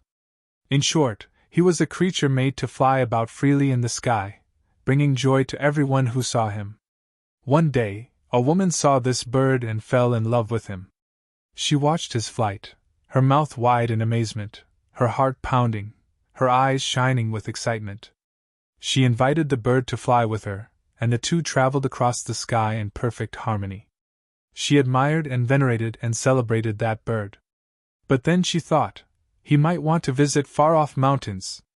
And she was afraid that she would never feel the same way about any other bird. And she felt envy for the bird's ability to fly. And she felt alone. And she thought, I'm going to set a trap. The next time the bird appears, he will never leave again. The bird, who was also in love, returned the following day, fell into the trap and was put in a cage. She looked at the bird every day. There he was, the object of her passion, and she showed him to her friends, who said, Now you have everything you could possibly want. However, a strange transformation began to take place. Now that she had the bird and no longer needed to woo him, she began to lose interest. The bird, unable to fly and express the true meaning of his life, began to waste away and his feathers to lose their gloss. He grew ugly, and the woman no longer paid him any attention, except by feeding him and cleaning out his cage. One day, the bird died. The woman felt terribly sad and spent all her time thinking about him. But she did not remember the cage, she thought only of the day when she had seen him for the first time, flying contentedly amongst the clouds. If she had looked more deeply into herself, she would have realized that what had thrilled her about the bird was his freedom, the energy of his wings in motion, not his physical body. Without the bird, her life too lost all meaning, and death came knocking at her door. Why have you come? She asked Death. So that you can fly once more with him across the sky. Death replied. If you had allowed him to come and go, you would have loved and admired him even more. Alas, you now need me in order to find him again. She started the day by doing something she had rehearsed over and over during all these past months. She went into a travel agent's and bought a ticket to Brazil for the date she had marked on her calendar, in 2 weeks' time. From then on, Geneva would be the face of a man she loved and who had loved her. Rue de Berne would just be a name, an homage to Switzerland's capital city. She would remember her room, the lake, the French language, the crazy things a 23-year-old woman, it had been her birthday the night before, is capable of, until she realizes there is a limit. She would not cage the bird, nor would she suggest he go with her to Brazil. He was the only truly pure thing that had happened to her. A bird like that must fly free and feed on nostalgia for the time when he flew alongside someone else. And she too was a bird. Having Ralph Hart by her side would mean remembering forever her days at the Copacabana. And that was her past, not her future. She decided to say goodbye just once, when the moment came for her to leave, rather than have to suffer every time she thought, "Soon I won't be here anymore." So she played a trick on her heart, and that morning, she walked around Geneva as if she had always known those streets, that hill, the road to Santiago, the Mont Blanc Bridge, the bars she used to go to. She watched the seagulls flying over the river, the market traders taking down their stalls, people leaving their offices to go to lunch, noticed the color and taste of the apple she was eating, the planes landing in the distance, the rainbow in the column of water rising up from the middle of the lake, the shy, concealed joy of passers-by, the looks she got, some full of desire, some expressionless. She had lived for nearly a year in a small town, like so many other small towns in the world, and if it hadn't been for the architecture peculiar to the place, and the excessive number of banks, it could have been the interior of Brazil. There was a fair. There was a market. There were housewives haggling over prices. There were students who had skipped a class at school, on the excuse perhaps that their mother or their father was ill, and who were now strolling by the river, exchanging kisses. There were people who felt at home and people who felt foreign. There were tabloid newspapers full of scandals and respectable magazines for businessmen, who, however, were only ever to be seen reading the scandal sheets. She went to the library to return the manual on farm management. She hadn't understood a word of it, but, at times when she felt she had lost control of herself and of her destiny, the book had served as a reminder of her objective in life. It had been a silent companion, with its plain yellow cover, its series of graphs, but, above all, it had been a lighthouse in the dark nights of recent weeks. Always making plans for the future, and always being surprised by the present, she thought to herself. She felt she had discovered herself through independence, despair, love, pain, and back again to love, and she would like things to end there.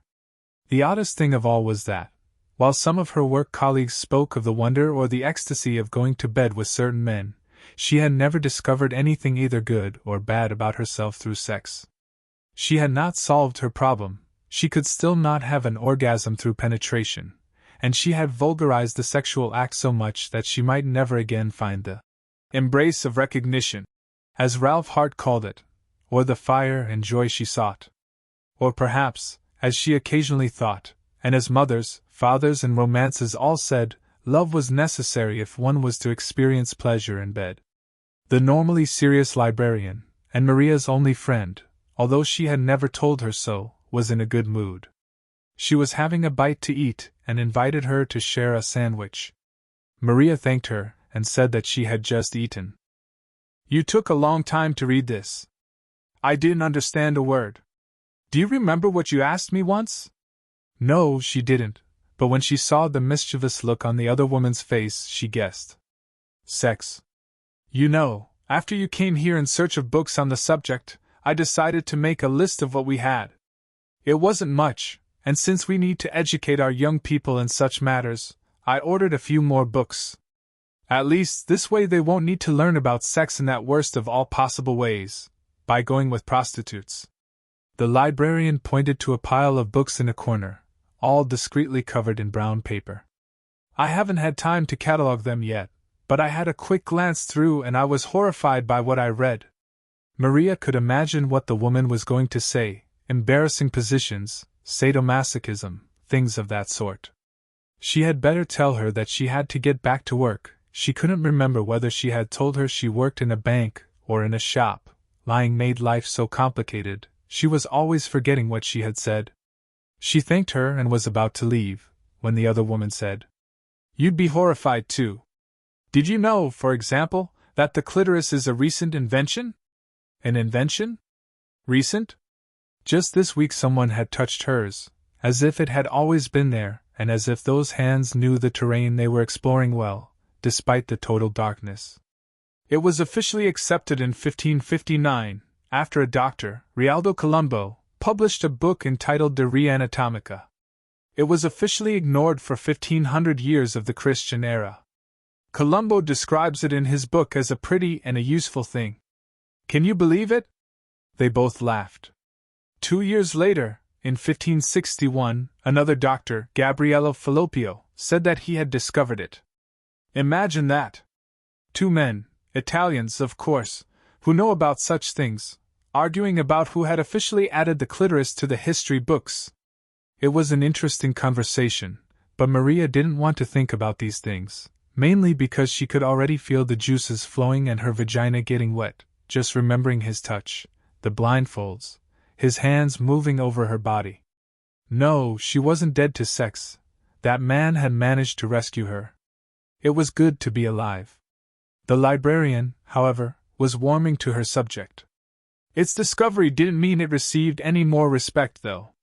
The librarian seemed to have become an expert on clitorology, or whatever that science is called. The mutilations we read about now in certain African tribes, who still insist on removing the woman's right to sexual pleasure, are nothing new. In the 19th century, here in Europe, they were still performing operations to remove it, in the belief that in that small, insignificant part of the female anatomy lay the root of hysteria, epilepsy, adulterous tendencies, and sterility. Maria held out her hand to say goodbye, but the librarian showed no signs of tiring. Worse still, dear Dr. Freud, the founder of psychoanalysis, said that in a normal woman, the female orgasm should move from the clitoris to the vagina. His most faithful followers went further and said that if a woman's sexual pleasure remained concentrated in the clitoris, this was a sign of infantilism or, worse, bisexuality. And yet, as we all know, it is very difficult to have an orgasm just through penetration. It's good to have sex with a man, but pleasure lies in that little nub discovered by an Italian. Distracted, Maria realized that she had that problem diagnosed by Freud. She was still in the infantile stage. Her orgasm had not moved to the vagina. Or was Freud wrong? And what do you think about the G-spot? Do you know where it is? The other woman blushed and coughed, but managed to say, "As you go in, on the first floor, the back window." Brilliant! She had described the vagina as if it were a building. Perhaps she had read that explanation in a book for young girls, to say that if someone knocks on the door and comes in, you'll discover a whole universe inside your own body. Whenever she masturbated, she preferred to concentrate on her G-spot rather than on the clitoris, since the latter made her feel rather uncomfortable, a pleasure mingled with real pain, rather troubling. She always went straight to the first floor, to the back window.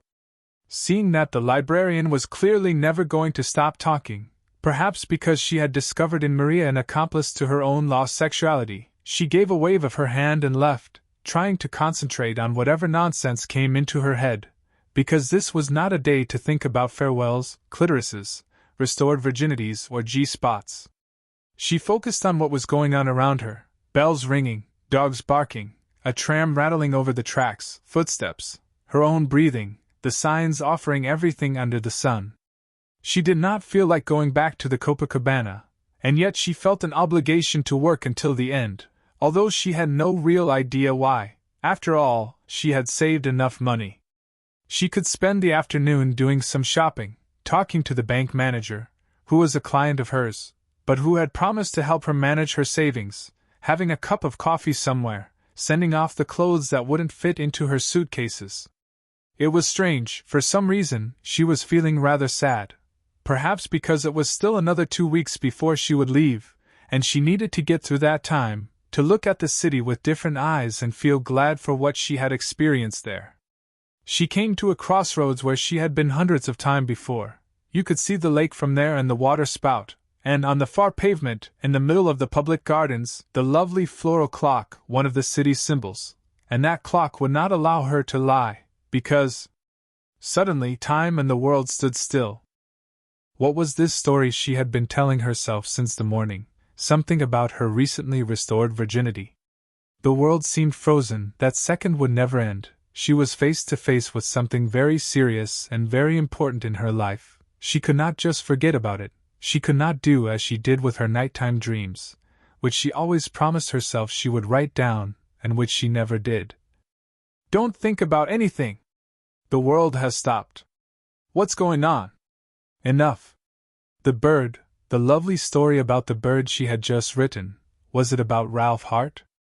No, it was about her. Full stop. It was 11:11 in the morning, and she was frozen in that moment.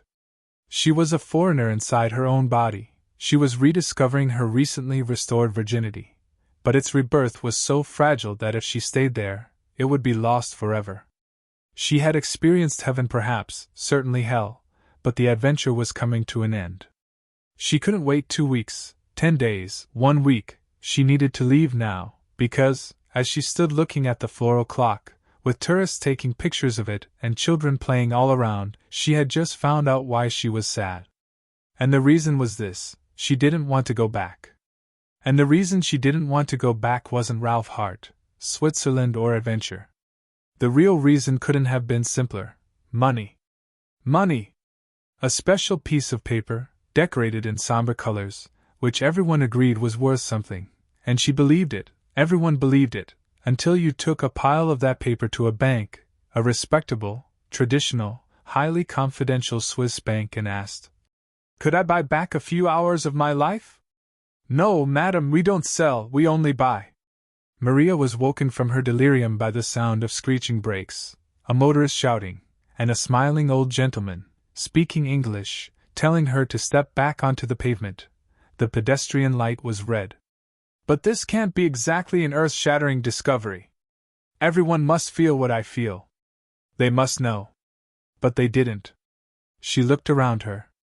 People were walking along, heads down, hurrying off to work, to school, to the employment agency, to Rue de Berne, telling themselves, "I can wait a little longer. I have a dream, but there's no need to realize it today. Besides, I need to earn some money." Of course, everyone spoke ill of her profession, but basically it was all a question of selling her time, like everyone else. Doing things she didn't want to do, like everyone else. Putting up with horrible people, like everyone else.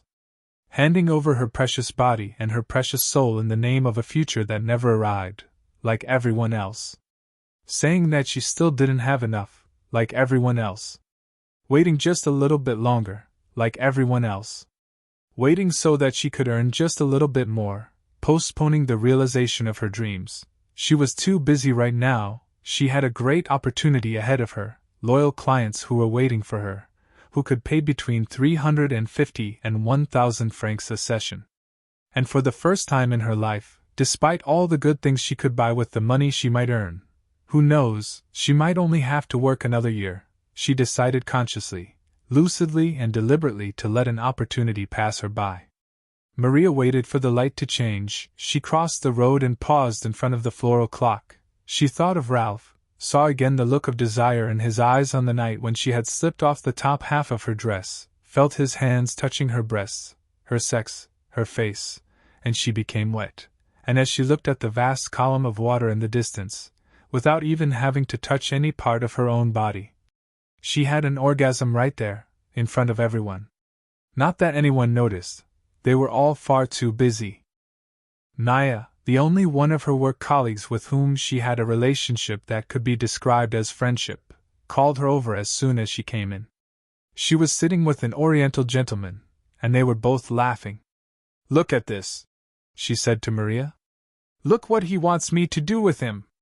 The Oriental gentleman gave a knowing look, and still smiling, opened the lid of what looked like a cigar box. Milan was watching from a distance in case it contained syringes or drugs. It did not. It was something that even he didn't know quite what to do with, but it wasn't anything very special. "It looks like something from the last century," said Maria. "It is," said the Oriental gentleman indignantly. "It's over 100 years old, and it cost a fortune."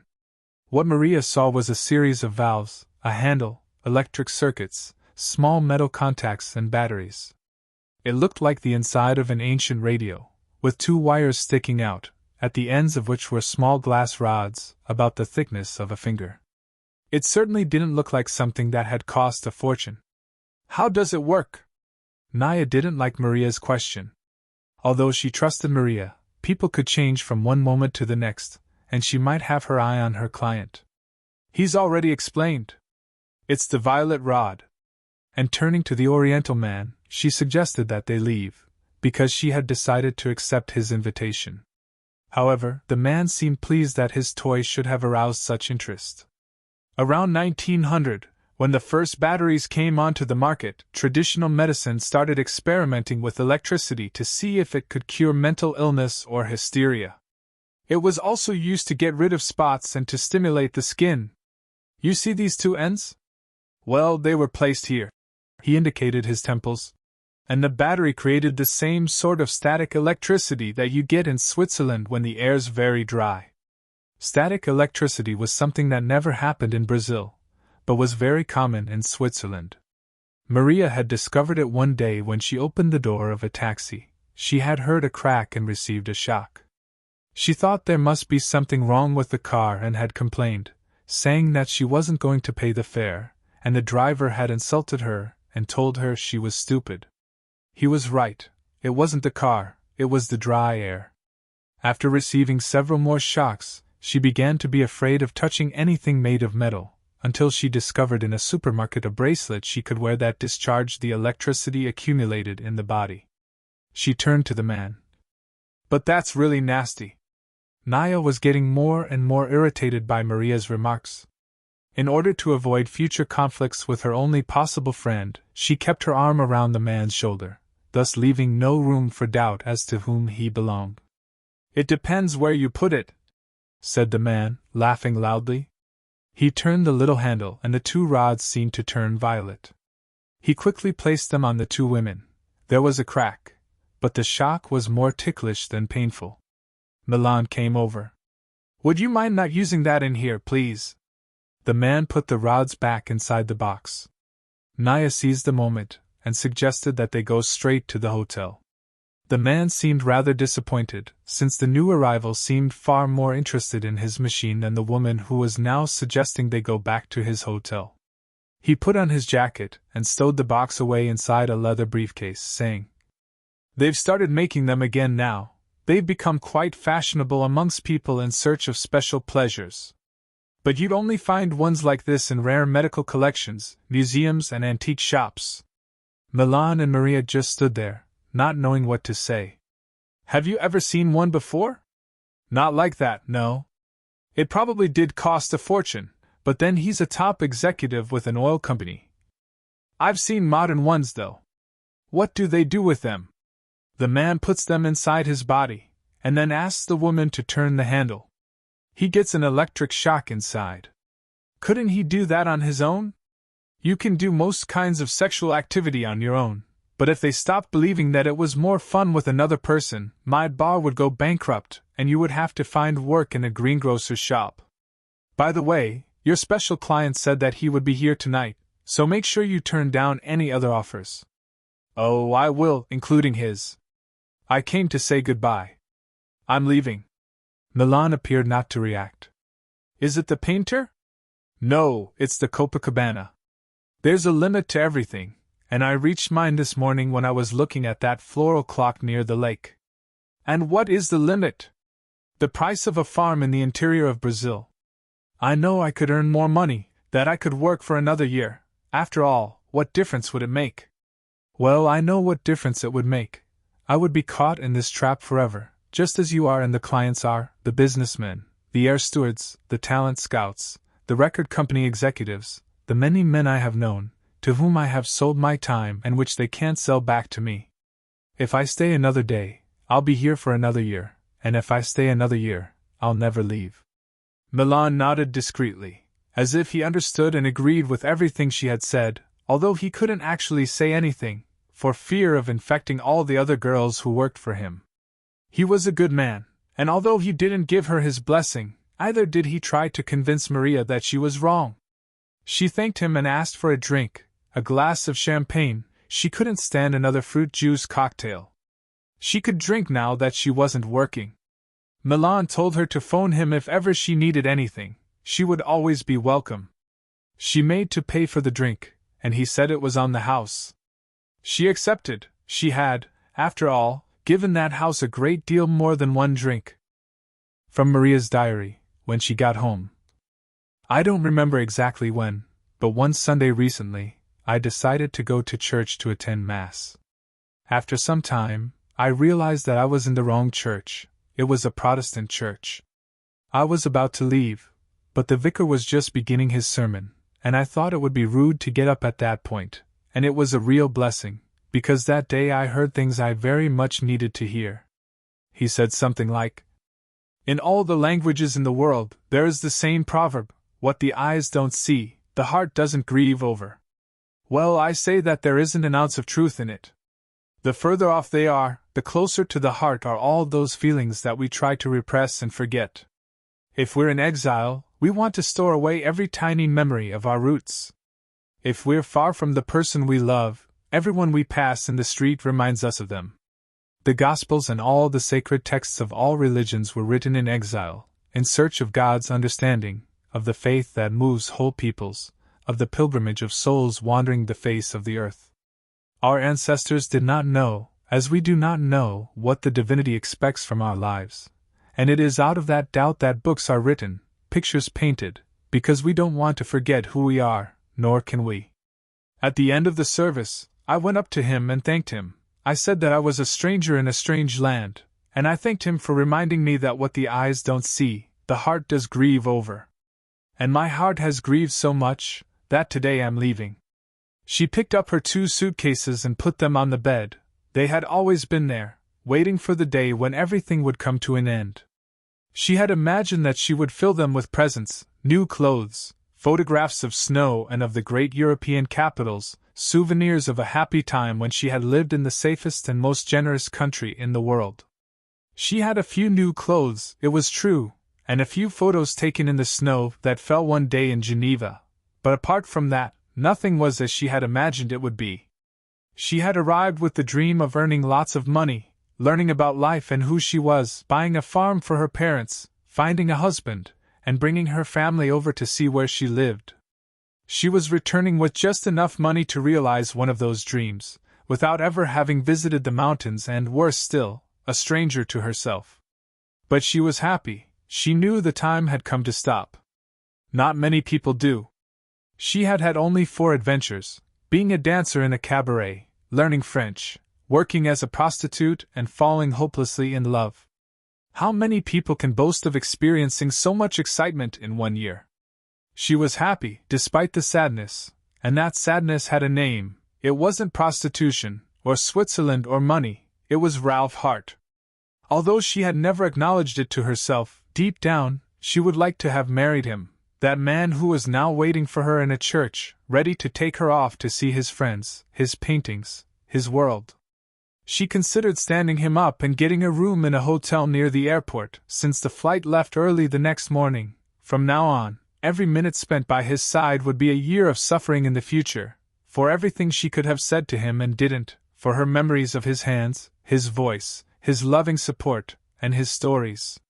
She opened one suitcase and took out the little carriage from the electric train set that he had given her on that first night in his house.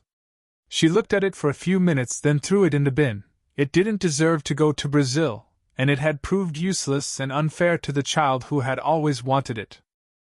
No, she wouldn't go to the church. He might ask her something about tomorrow, and if she was honest and told him that she was leaving, he would beg her to stay and promise her everything in order not to lose her at that moment. He would openly declare all the love he had already shown to her during the time they had spent together. But their relationship was based on freedom, and no other sort of relationship would work. Perhaps that was the only reason they loved each other, because they knew they did not need each other. Men always take fright when a woman says, "I need you." And Maria wanted to take away with her the image of a Ralph Hart who was utterly in love and utterly hers, and ready to do anything for her. She still had time to decide whether or not to go and meet him. At the moment, she needed to concentrate on more practical matters. She looked at all the things she couldn't pack and which she had no idea what to do with. She decided that the owner could decide on their fate when he came to check the apartment, and found all the household appliances in the kitchen, the pictures bought in a second-hand market, the towels and the bedclothes. She couldn't take any of that with her to Brazil, even though her parents had more need of them than any Swiss beggar. They would always remind her of everything she had risked. She left the apartment, and went to the bank and asked to withdraw all her money. The manager, who had been to bed with her in the past, said that this really wasn't a good idea, since her francs would continue earning money, and she could receive the interest in Brazil. Besides, what if she were mugged? That would mean months of work wasted. Maria hesitated for a moment, thinking, as she always did, that he really was trying to help. However, after reflecting for a moment, she concluded that the point of the money was not that it should be transformed into more paper, but into a farm, a home for her parents, a few cattle, and a lot more work. She withdrew every last centime, put it in a small bag she had bought specially for the occasion, and attached it to a belt beneath her clothes. She went to the travel agency, praying that she would have the courage to go through with her decision. When she said she wanted to get a different flight, she was told that if she went on tomorrow's flight, she would have to change planes in Paris. That didn't matter. All she needed was to get far enough away from there before she had second thoughts. She walked to one of the bridges and bought an ice cream, even though the weather had started to get cold again, and she took one last look at Geneva.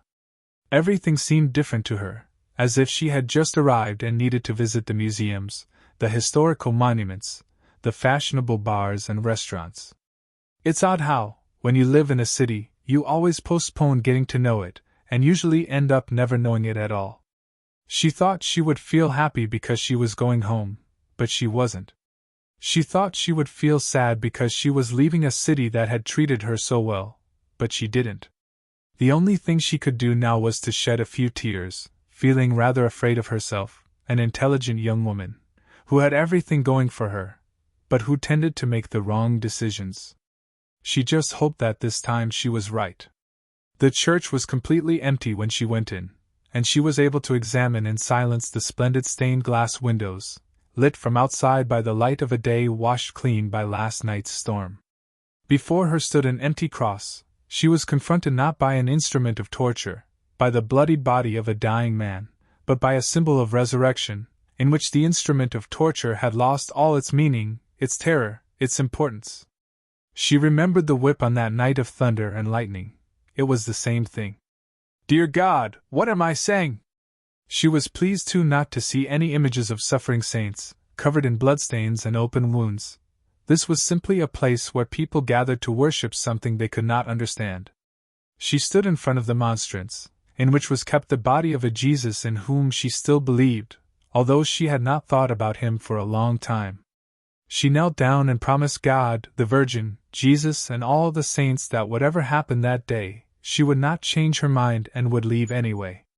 She made this promise because she knew love's traps all too well, and knew how easily they can change a woman's mind. Shortly afterwards, she felt a hand touch her shoulder, and she inclined her head so that her face rested on the hand. "How are you?" "I'm fine," she said in a voice without a trace of anxiety in it. "I'm fine. Let's go and have a coffee." They left the church hand in hand, as if they were two lovers meeting again after a long time. They kissed in public, and a few people shot them scandalized looks. But they both smiled at the unease they were causing and at the desires they were provoking by their scandalous behavior, because they knew that, in fact, those people wished they could be doing the same thing. That was the real scandal. They went into a cafe which was the same as all the others, but that afternoon, it was different, because they were there together, and because they loved each other. They talked about Geneva, the difficulties of the French language, the stained glass windows in the church, the evils of smoking. Both of them smoked and hadn't the slightest intention of giving up. She insisted on paying for the coffee, and he accepted. They went to the exhibition, and she got to know his world, the artists, the rich who looked richer than they actually were, the millionaires who looked poorer, the people discussing things she had never even heard about. They all liked her and praised her French. They asked about carnival, football, Brazilian music. They were nice, polite, kind, charming. When they left, he said that he would come to the club that night to see her. She asked him not to, she had the night off and would like to invite him out to supper. He accepted and they said goodbye, arranging to meet at his house before going to have supper at a delightful restaurant in the little square in Cologne, which they had often driven past in the taxi, and where she had always wanted to stop, but had never asked to. Then Maria remembered her one friend and decided to go to the library to tell her that she would not be coming back. She got caught up in the traffic for what seemed like an eternity, until the Kurds had, once more, finished their demonstration and the cars could move freely again. Now, however, she was the mistress of her own time, and it didn't matter. By the time she reached the library, it was just about to close. "Forgive me if I'm being too personal, but I haven't anyone else, any woman friend, I can talk to about certain things," said the librarian as soon as Maria came in. She didn't have any women friends? After spending her whole life in the same place and meeting all kinds of people at work, did she really have no one she could talk to? Maria had found someone like herself, or rather, like everyone else. "I was thinking about what I read about the clitoris." Didn't she ever think about anything else? "It's just that, although I used to enjoy sex with my husband, I always found it very difficult to reach orgasm during intercourse." Do you think that's normal? Do you find it normal that there are daily demonstrations by Kurds? That women in love run away from their Prince Charming? That people dream about farms rather than love? That men and women sell their time, but can never buy it back again? And yet, all these things happen, so it really doesn't matter what I believe or don't believe, all these things are normal. Everything that goes against nature, against our most intimate desires, is normal in our eyes, even though it's an aberration in God's eyes. We seek out our own inferno, we spend millennia building it, and after all that effort, we are now able to live in the worst possible way. She looked at the woman standing in front of her and, for the first time, she asked what her name was. She only knew her surname. Her name was Heidi. She was married for 30 years and never, during that time had she asked herself if it was normal not to have an orgasm during intercourse with her husband. "I don't know if I should have read all those things. Perhaps it would have been better to live in ignorance, believing that a faithful husband, an apartment with a view of the lake, 3 children and a job in the public sector were all that a woman could hope for. Now, ever since you arrived, and since I read the first book, I'm obsessed with what my life has become. Is everyone the same? I can guarantee you that they are." And standing before that woman who was asking her advice, Maria felt herself to be very wise. "Would you like me to give you details?" Maria nodded. "You're obviously too young to understand these things, but that's precisely why I would like to share a little of my life with you, so that you don't make the same mistakes I did. But why is it that my husband never noticed my clitoris? He assumed that the orgasm happened in the vagina, and I found it really difficult to pretend something that he imagined I must be feeling. Of course, I did experience pleasure, but a different kind of pleasure. It was only when the friction was on the upper part. Do you know what I mean? I know. And now I know why. It's in there." She pointed to a book on her desk, whose title Maria couldn't see. "There are lots of nerve endings that connect the clitoris and the G-spot, and which are crucial to orgasm. But men think that penetration is all. Do you know what the G-spot is?" "Yes, we talked about it the other day," said Maria, slipping into the role of innocent girl. "As you go in, on the first floor, the back window." "That's right." And the librarian's eyes lit up. "Just you ask how many of your male friends have heard of it. None of them. It's absurd. But just as an Italian discovered the clitoris, the G-spot is a 20th century discovery. Soon it will be in all the headlines, and then no one will be able to ignore it any longer. Have you any idea what revolutionary times we're living in?"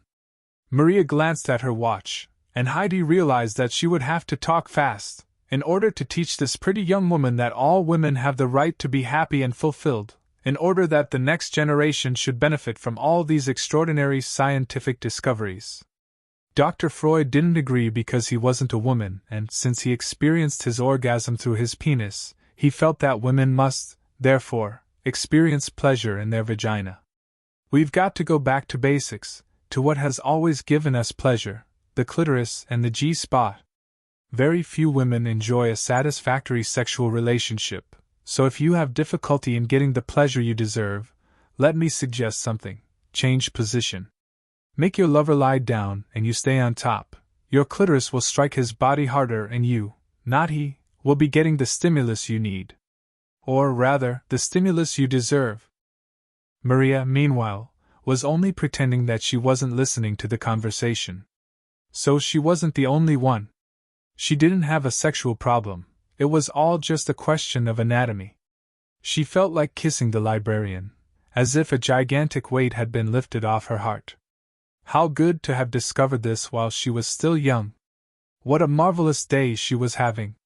Heidi gave a conspiratorial smile. They may not know it, but we have an erection too. The clitoris becomes erect.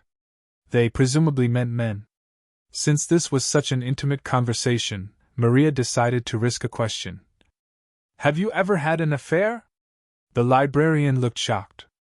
Her eyes gave off a kind of sacred fire. She blushed scarlet, though whether out of rage or shame it was impossible to tell. After a while, though, the battle between telling the truth or pretending ended. She simply changed the subject. Getting back to our erection, to our clitoris, did you know that it became rigid? Yes, I've known that ever since I was a child. Heidi seemed disappointed. Perhaps she had just never noticed. Nevertheless, she resolved to go on. Anyway, apparently if you rub your finger around it, without touching the actual tip, you can experience even more intense pleasure. So take note. Men who do respect a woman's body immediately touch the tip, not knowing that this can sometimes be quite painful, don't you agree? So, after your first or second encounter, take control of the situation, get on top, decide how and when pressure should be applied, and increase and decrease the rhythm as you see fit. According to the book I'm reading, a frank conversation about it might also be a good idea. Did you ever have a frank conversation with your husband? Again, Heidi avoided this direct question, saying that things were different then. Now she was more interested in sharing her intellectual experiences. Try to think of your clitoris as the hands of a clock and ask your partner to move it back and forth between 11 and 1, do you understand? Yes, she knew what the woman was talking about and didn't entirely agree, although the book wasn't far from the truth. As soon as she mentioned the word clock, though, Maria glanced at her watch and explained that she had really come to say goodbye. Her job placement had come to an end. The woman seemed not to hear her. Would you like to borrow this book about the clitoris? No, thanks. I've got other things to think about at the moment. And you don't want to borrow anything else? No. I'm going back to my own country, but I just wanted to thank you for always having treated me with such respect and understanding. Perhaps we'll meet again sometime. They shook hands and wished each other much happiness. Heidi waited until the girl had left, then thumped the desk.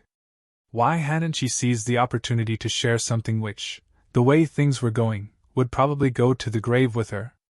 Since the girl had had the courage to ask if she had ever betrayed her husband, why had she not answered, now that she was discovering a new world in which women were finally acknowledging how difficult it was to achieve a vaginal orgasm? Oh well, it doesn't matter. The world isn't just about sex. No, it wasn't the most important thing in the world, but it was still important. She looked around her. Most of the thousands of books surrounding her were love stories. It was always the same. Someone meets someone, falls in love, loses them and finds them again. There are souls speaking unto souls, there are distant places, adventures, sufferings, anxieties, but very rarely anyone saying, "Excuse me, sir, but why don't you try acquiring a better understanding of the female body?" Why didn't books talk openly about that? Perhaps people weren't really interested. Men would always go looking for novelty. They were still the troglodyte hunter, obeying the reproductive instinct of the human race. And what about women? In her personal experience, the desire to have a good orgasm with one's partner lasted only for the first few years. Then the frequency of orgasms diminished, but no one talked about it, because every woman thought it was her problem alone. And so they lied, pretending that they found their husband's desire to make love every night oppressive. And by lying, they left other women feeling worried. They turned their thoughts to other things: children, cooking, timetables, housework, bills to pay, their husbands' affairs, which they tolerated, holidays abroad during which they were more concerned with their children than with themselves, their complicity, or even love, but no sex.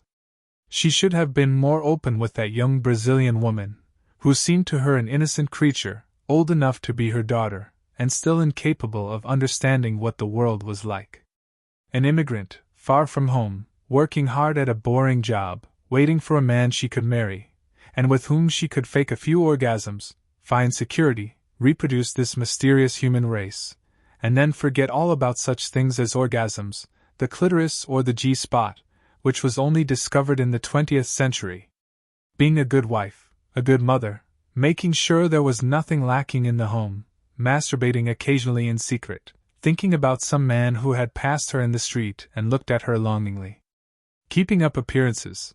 Why was the world so concerned with appearances? That is why she had not replied to the question. Have you ever had an affair? These things go with you to the grave, she thought. Her husband had been the only man in her life, although sex was now a thing of the remote past. He had been an excellent companion, honest, generous and good-humored, and had struggled to bring up the family and to keep all those who worked with him happy. He was the ideal man that all women dream of, and that is precisely why she felt so bad when she thought of how she had one day desired and been with another man. She remembered how they had met. She was coming back from the small mountain town of Davos, when all the train services were interrupted for some hours by an avalanche.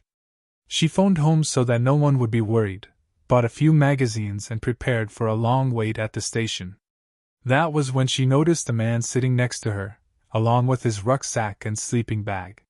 He had graying hair and sunburned skin, and was the only person in the station who didn't seem concerned about the absence of any trains. On the contrary, he was smiling and looking around him for someone to talk to. Heidi opened one of the magazines, but sweet mystery of life, her eyes happened to catch his and she didn't manage to look away quickly enough to avoid him coming over to her. Before she could, politely, say that she really needed to finish reading an important article, he began to talk. He told her that he was a writer and was returning from a meeting in Davos and that the delay would mean him missing his flight home. When they got to Geneva, would she mind helping him find a hotel? Heidi was watching him. How could anyone be so cheerful about missing a plane and having to wait in an uncomfortable train station until things were sorted out? The man began talking to her as if they were old friends.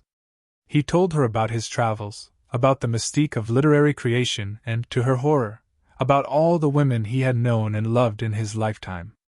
Heidi merely nodded and let him talk. Occasionally he would apologize for talking so much and ask her to tell him something about herself, but all she could say was, "Oh, I'm just an ordinary person, nothing very special." Suddenly she found herself hoping that the train would never arrive. The conversation was so enthralling. She was discovering things that she had only encountered before in fiction. And since she would never see him again, she got up her nerve and, quite why she could never say, began asking him about subjects of particular interest to her. Her marriage was going through a rough patch. Her husband was very demanding of her time, and Heidi wanted to know what she could do to make him happy. The man offered her some interesting explanations, told her a story, but didn't seem very comfortable talking about her husband. "You're a very interesting woman," he said, something that no one had said to her for years. Heidi didn't know how to react. He saw her embarrassment and immediately started talking about deserts, mountains, lost cities, women with veiled faces or bare midriffs, about warriors, pirates, and wise men. The train arrived. They sat down next to each other, and she was no longer a married woman who lived in a chalet looking out over the lake and had 3 children to bring up. She was an adventurer arriving in Geneva for the first time.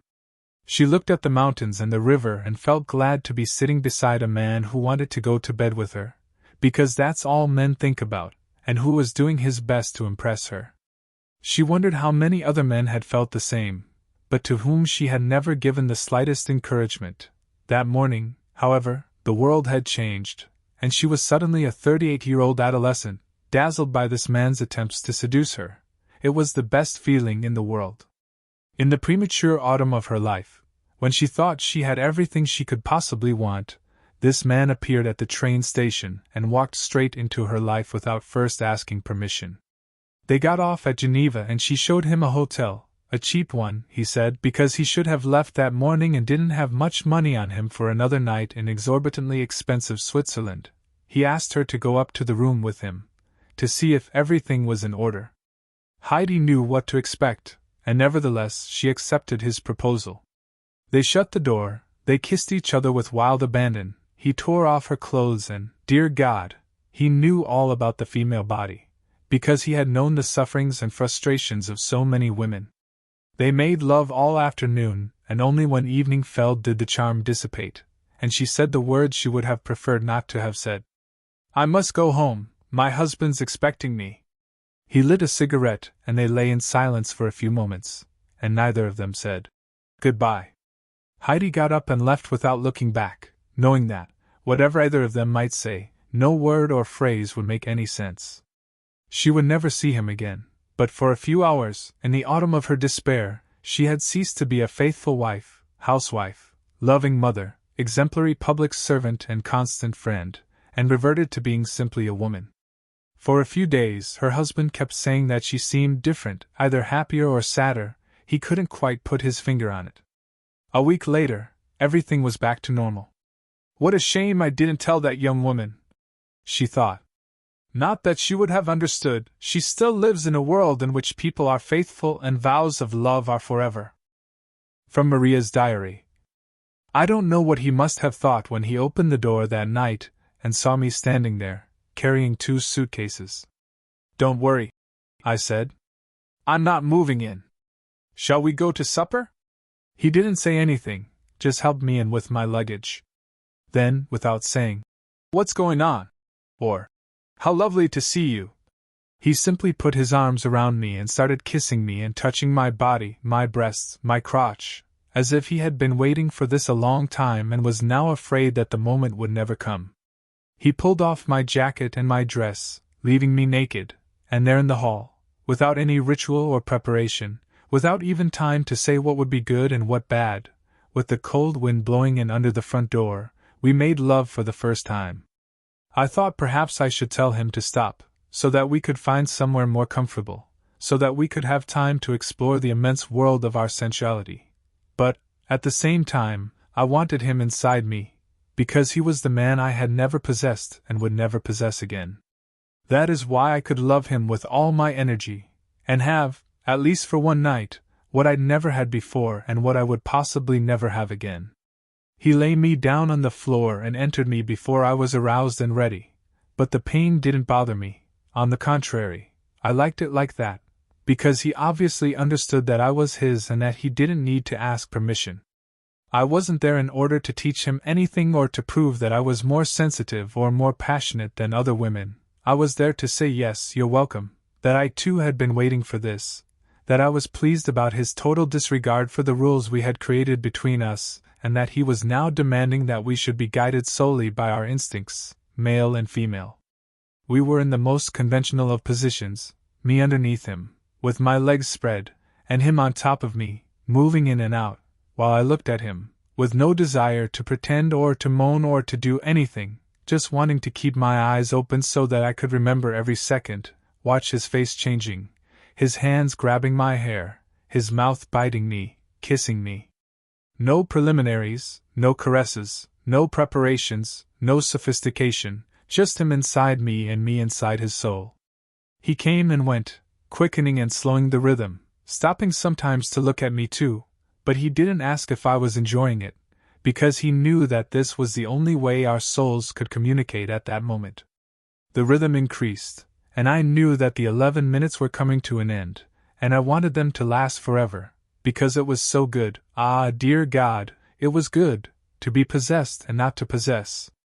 And we had our eyes wide open all the time, until I noticed that at one point we were no longer seeing clearly anymore, and we seemed to move into a dimension in which I was the Great Mother, the universe, the beloved, the sacred prostitute of the ancient rituals that he had told me about over wine and beside an open fire. I saw that he was about to come, and his arms gripped mine, his movements increased in intensity, and it was then that he shouted. He didn't moan, he didn't grind his teeth, he shouted. He yelled. He roared like an animal. A thought flashed through my mind that the neighbors might call the police. But it didn't matter, and I felt immense pleasure, because this was how it had been since the beginning of time. When the first man met the first woman and they made love for the first time, they shouted. Then his body collapsed onto mine, And I don't know how long we stayed there, our arms around each other.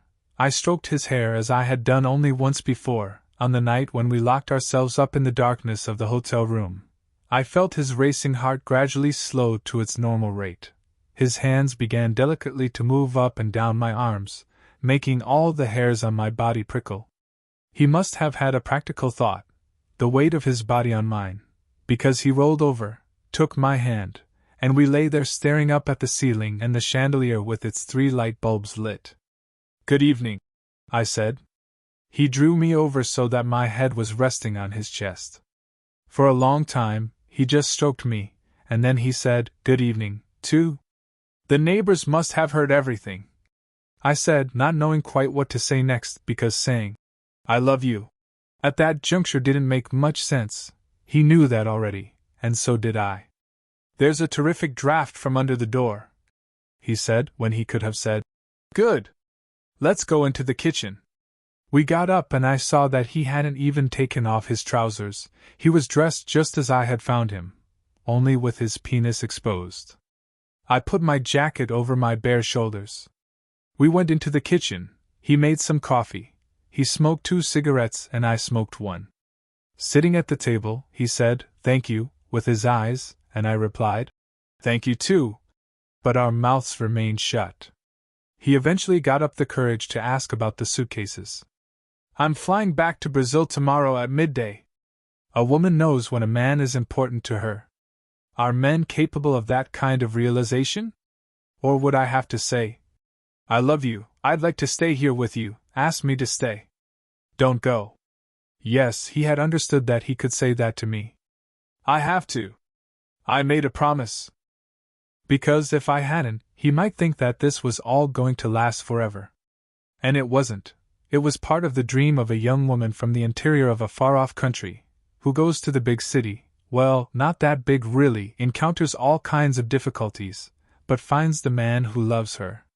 So this was the happy ending to all the difficult times I had been through, and whenever I remembered my life in Europe, I would end with the story of a man passionately in love with me, and who would always be mine, because I had visited his soul.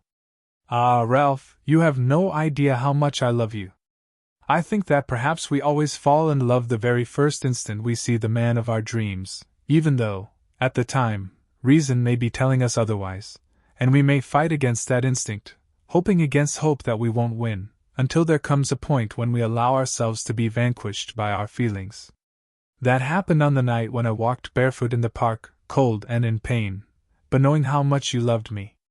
Yes, I love you very much, as I have never loved another man. And that is precisely why I am leaving, because if I stayed, the dream would become reality, the desire to possess, to want your life to be mine, in short, all the things that transform love into slavery.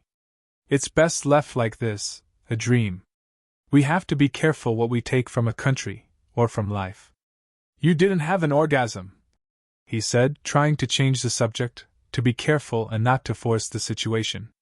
He was afraid of losing me, and was thinking that he still had all night to make me change my mind. "No, I didn't, but I had an enormous amount of pleasure. But it would have been better if you'd had an orgasm too. I could have pretended, just to please you, but you don't deserve that. Ralph Hart, you are a man in the most beautiful, intense sense of the word. You've supported me and helped me, you've let me support and help you, without there being any humiliation on either side.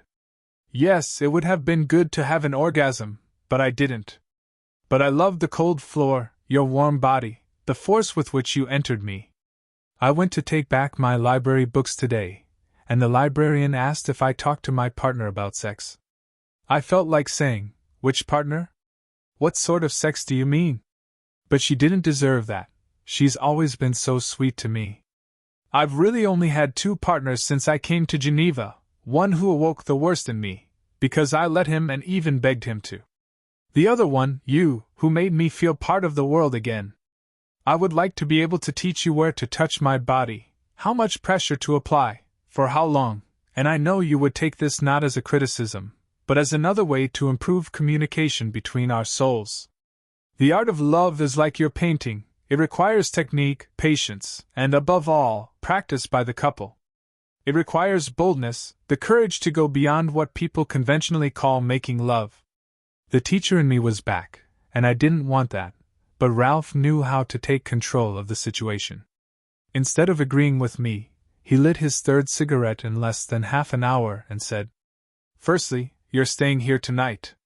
It wasn't a request, it was an order. Secondly, we're going to make love again, but with less anxiety this time and more desire. And finally, I'd like you to understand men better too." Understand men better?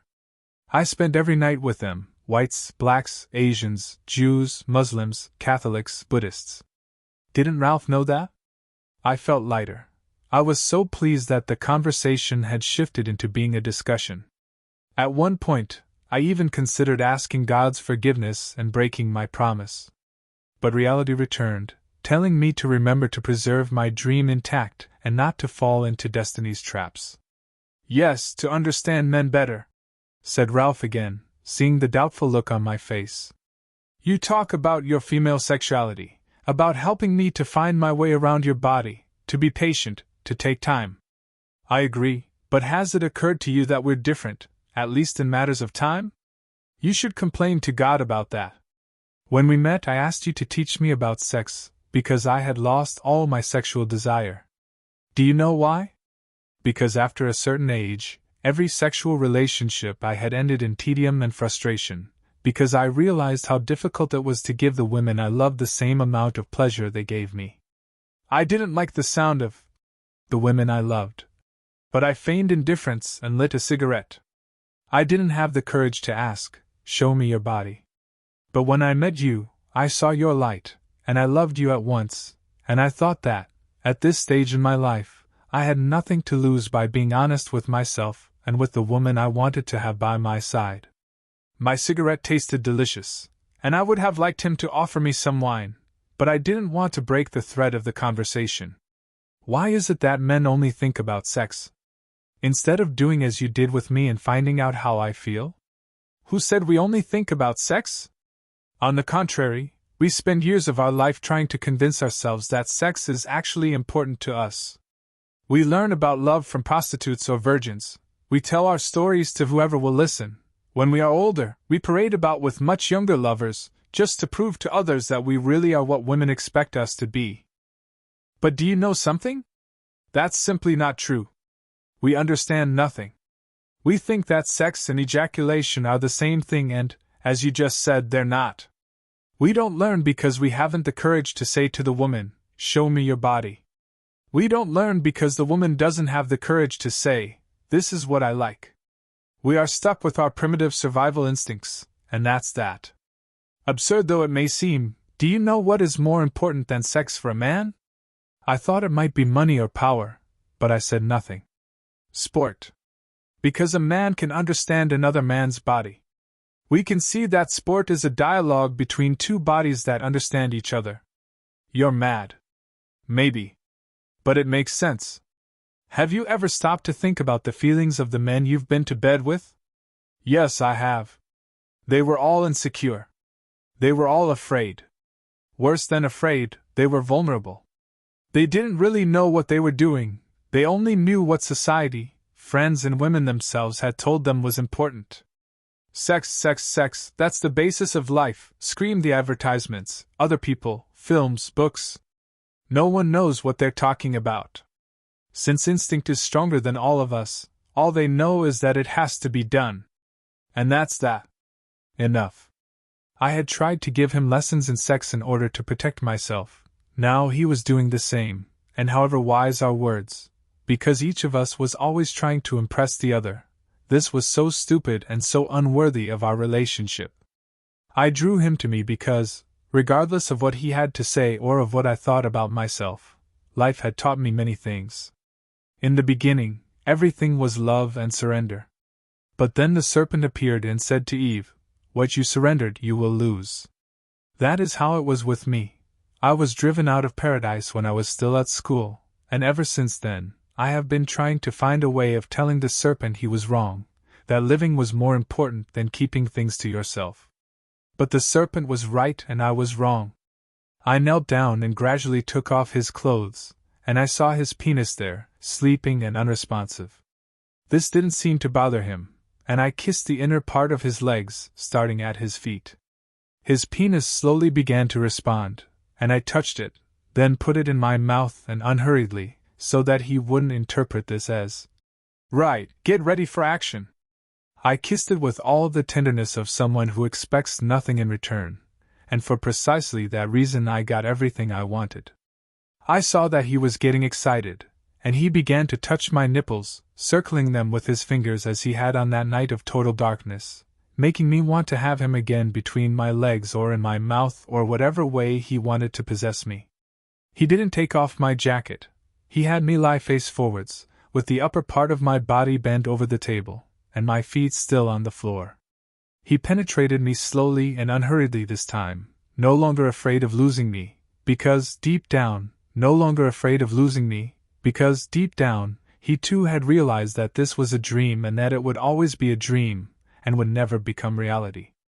At the same time as I felt him inside me, I was aware of his hand on my breasts, my buttocks, touching me as only a woman knows how.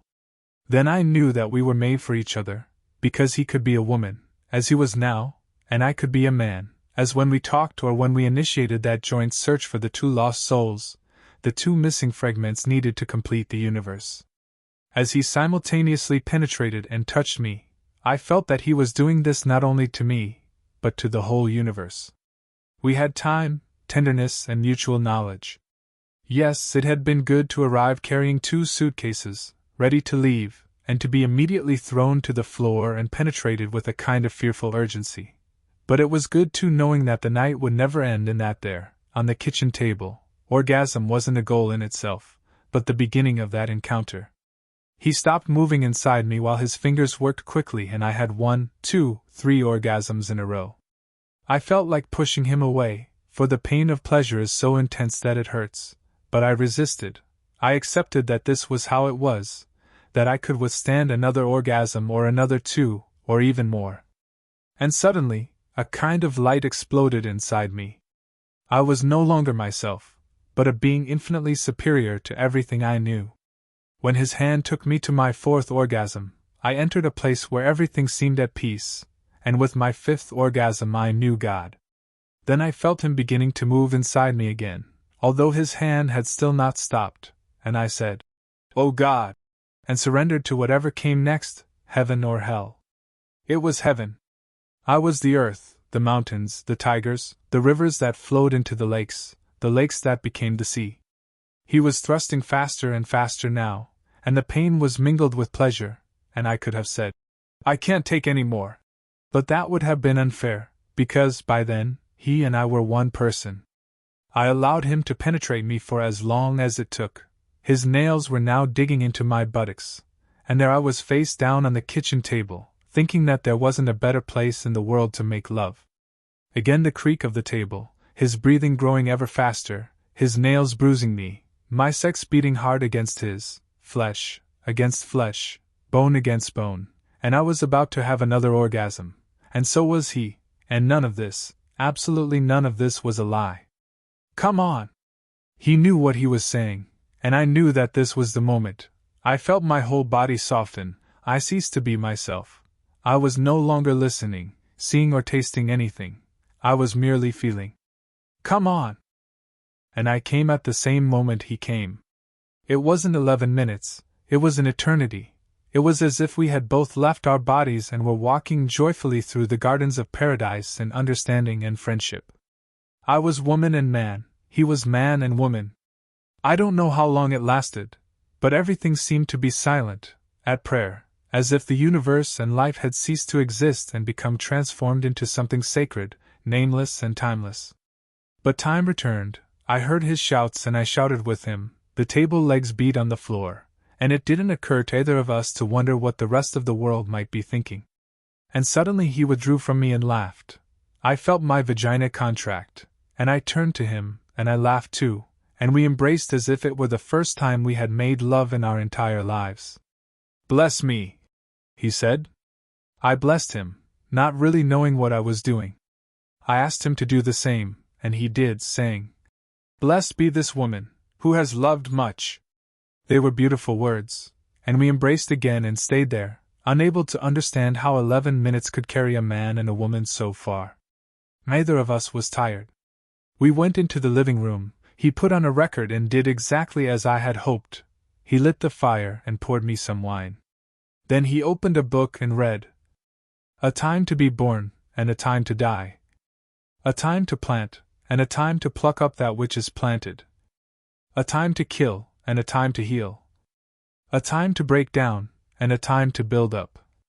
A time to weep, and a time to laugh. A time to mourn, and a time to dance.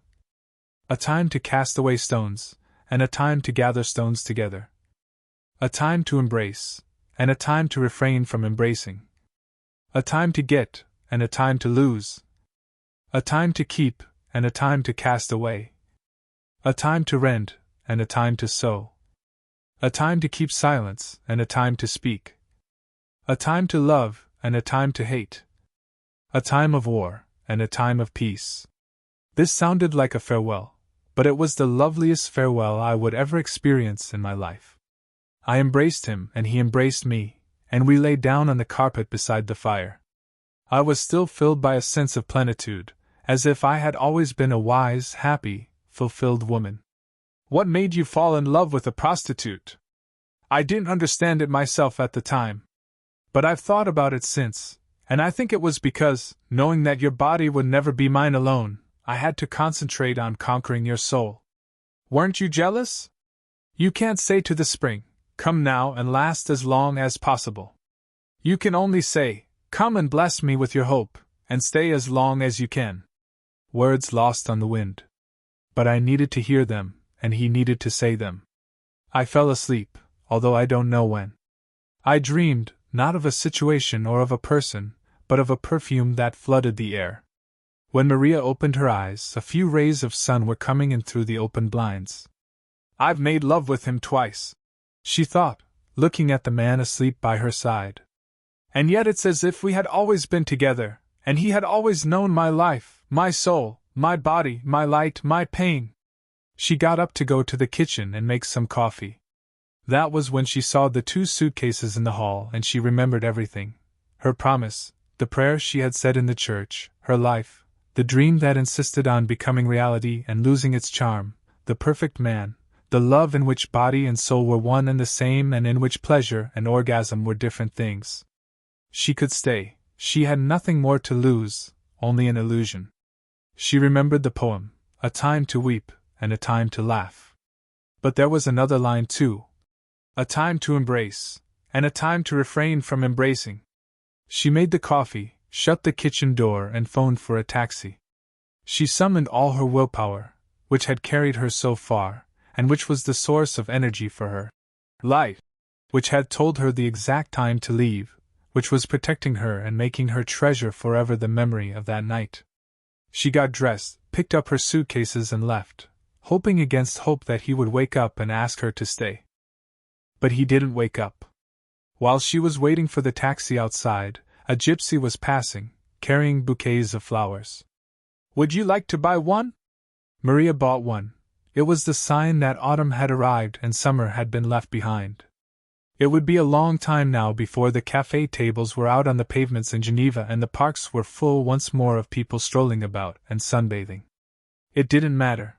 She was leaving because she had chosen to leave, and there was no reason for regrets. She got to the airport, drank another cup of coffee and waited 4 hours for her flight to Paris, thinking all the time that he would arrive at any moment, because at some point before they fell asleep, she had told him the time of her flight. That's how it always happened in films. At the last moment, when the woman is just about to board the plane, the man races up to her, puts his arms around her and kisses her, and brings her back to his world, beneath the smiling, indulgent gaze of the flight staff. The words, "the end," appear on the screen, and the audience knows that, from then on, they will live happily ever after. Films never tell you what happens next, she thought, trying to console herself.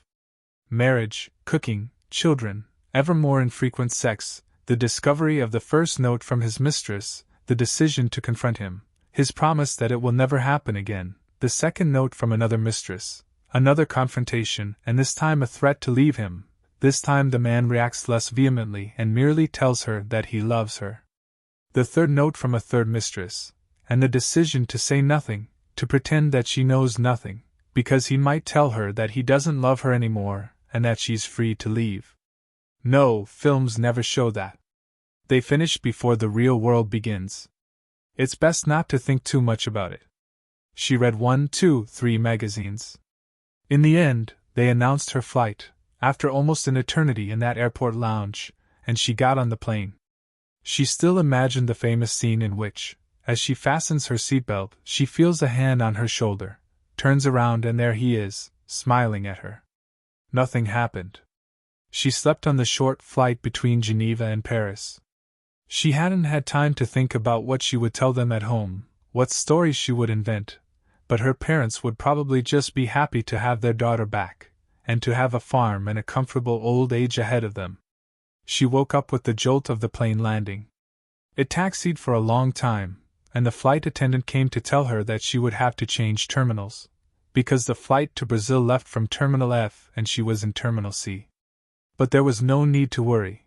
There were no delays, and she still had plenty of time, and if she wasn't sure where to go, the ground staff would help her. While the passenger loading bridge was being put in place, she wondered if it would be worth spending a day in Paris, just to take some photographs and be able to tell people that she had been there. She needed time to think, to be alone with herself, to bury her memories of last night deep down inside her, so that she could use them whenever she needed to feel alive. Yes, a day in Paris was an excellent idea. She asked the flight attendant when the next flight to Brazil was, if she decided not to leave that day. The flight attendant asked to see her ticket and said that, unfortunately, it didn't allow for that kind of stopover. Maria consoled herself with the thought that visiting such a beautiful city all on her own would only depress her. She was still managing to cling on to her sang-froid, to her willpower, and didn't want to ruin it all by seeing a beautiful view and missing someone intensely. She got off the plane and went through the security checks. Her luggage would go straight on to the next plane, so she didn't have to bother with that. The doors opened, the passengers emerged and embraced whoever was waiting for them, wife, mother, children. Maria pretended not to notice, at the same time pondering her own loneliness, except that this time she had a secret, a dream, which would make her solitude less bitter, and life would be easier. "We'll always have Paris." The voice didn't belong to a tourist guide or to a taxi driver. Her legs shook when she heard it. "We'll always have Paris." It's a quote from one of my favorite films. Would you like to see the Eiffel Tower? Oh yes, she would love to. Ralph was holding a bunch of roses, and his eyes were full of light, the light she had seen on that first day, when he was painting her while the cold wind outside had made her feel awkward to be sitting there. "How did you manage to get here before me?" she asked, merely to disguise her amazement. She wasn't in the least interested in the answer, but she needed a breathing space. "I saw you reading a magazine at Geneva Airport. I could have come over, but I'm such an incurable romantic that I thought it would be best to catch the next shuttle to Paris, wander about the airport here for 3 hours, consult the arrival screen over and over, buy some flowers, say the words that Rick says to his beloved in Casablanca and see the look of surprise on your face. And to be utterly sure that this was what you wanted, that you were expecting me, that all the determination and willpower in the world would not be enough to prevent love from changing the rules of the game from one moment to the next. It's really easy being as romantic as people in the movies, don't you think?" She had no idea whether it was easy or difficult, and she didn't honestly care, even though she had only just met this man, even though they had made love for the first time only a few hours before, even though she had only been introduced to his friends the previous evening, even though he had been a regular at the nightclub where she had worked, even though he had been married twice. These were not exactly impeccable credentials. On the other hand, she now had enough money to buy a farm, she had her youth ahead of her, a great deal of experience of life and a great independence of soul. Nevertheless, as always happened when fate chose for her, she thought, once again, that she would take the risk. She kissed him, utterly indifferent now to what happens after the words, "the end," appear on the cinema screen. But if, one day, someone should decide to tell her story, she would ask them to begin it just as all the fairy tales begin. Once upon a time. Afterward. Like everyone else, and in this case I have no qualms about generalizing, it took me a long time to discover the sacred nature of sex. My youth coincided with an age of enormous freedom, great discoveries and many excesses, which was followed by a period of conservatism and repression, the price to be paid for extremes that brought with them some very harsh consequences indeed. In that decade of excess, the 1970s, the writer Irving Wallace wrote a book about censorship in America, describing the legal shenanigans involved in preventing the publication of a book about sex, The 7 Minutes. In Wallace's novel, the contents of the book which provokes the discussion about censorship are merely hinted at, and the subject of sexuality itself is rarely mentioned. I wondered what that banned book would be like. Perhaps I could have a go at writing it myself. However, in his novel, Wallace makes many references to this non-existent book, and this necessarily limited the task I had imagined, indeed, made it impossible. I was left with just the title, although I felt Wallace had made a rather conservative estimate of the time involved, and so decided to increase it, and the idea of how important it was to treat sexuality seriously, like many writers before me. In 1997, after a lecture I gave in Mantua, Italy, I went back to my hotel and found that someone had left a manuscript for me in reception. Now, I never normally read unsolicited manuscripts, but I did read that one, the true story of a Brazilian prostitute, her marriages, her problems with the law, and her various adventures.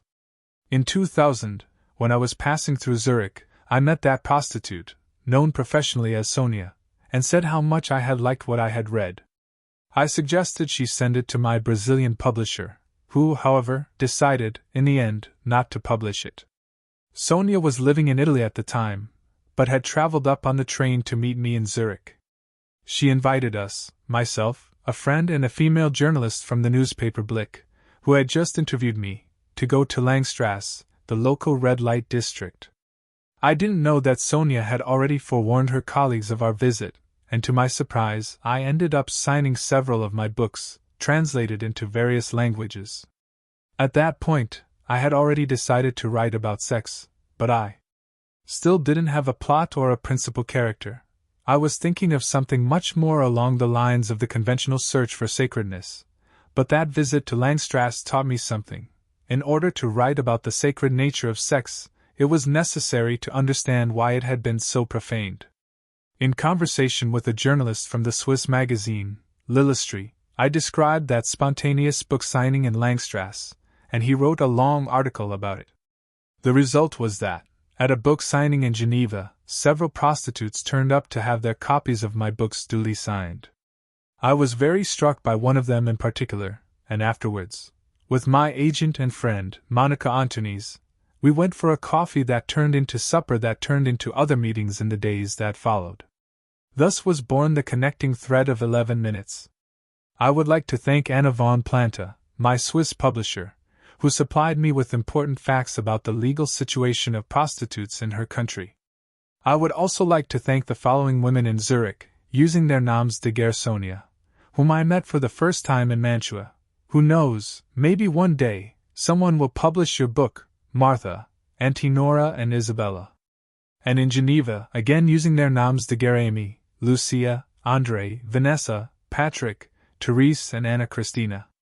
Many thanks also to Antonella Zara, who allowed me to use passages from her book, The Science of Passion, in certain sections of Maria's diary. Finally, I must thank Maria, nom de guerre, who now lives in Lausanne with her husband and her 2 lovely daughters, and who, during various meetings with myself and Monica, told us her story, on which this book is based. Paulo Coelho.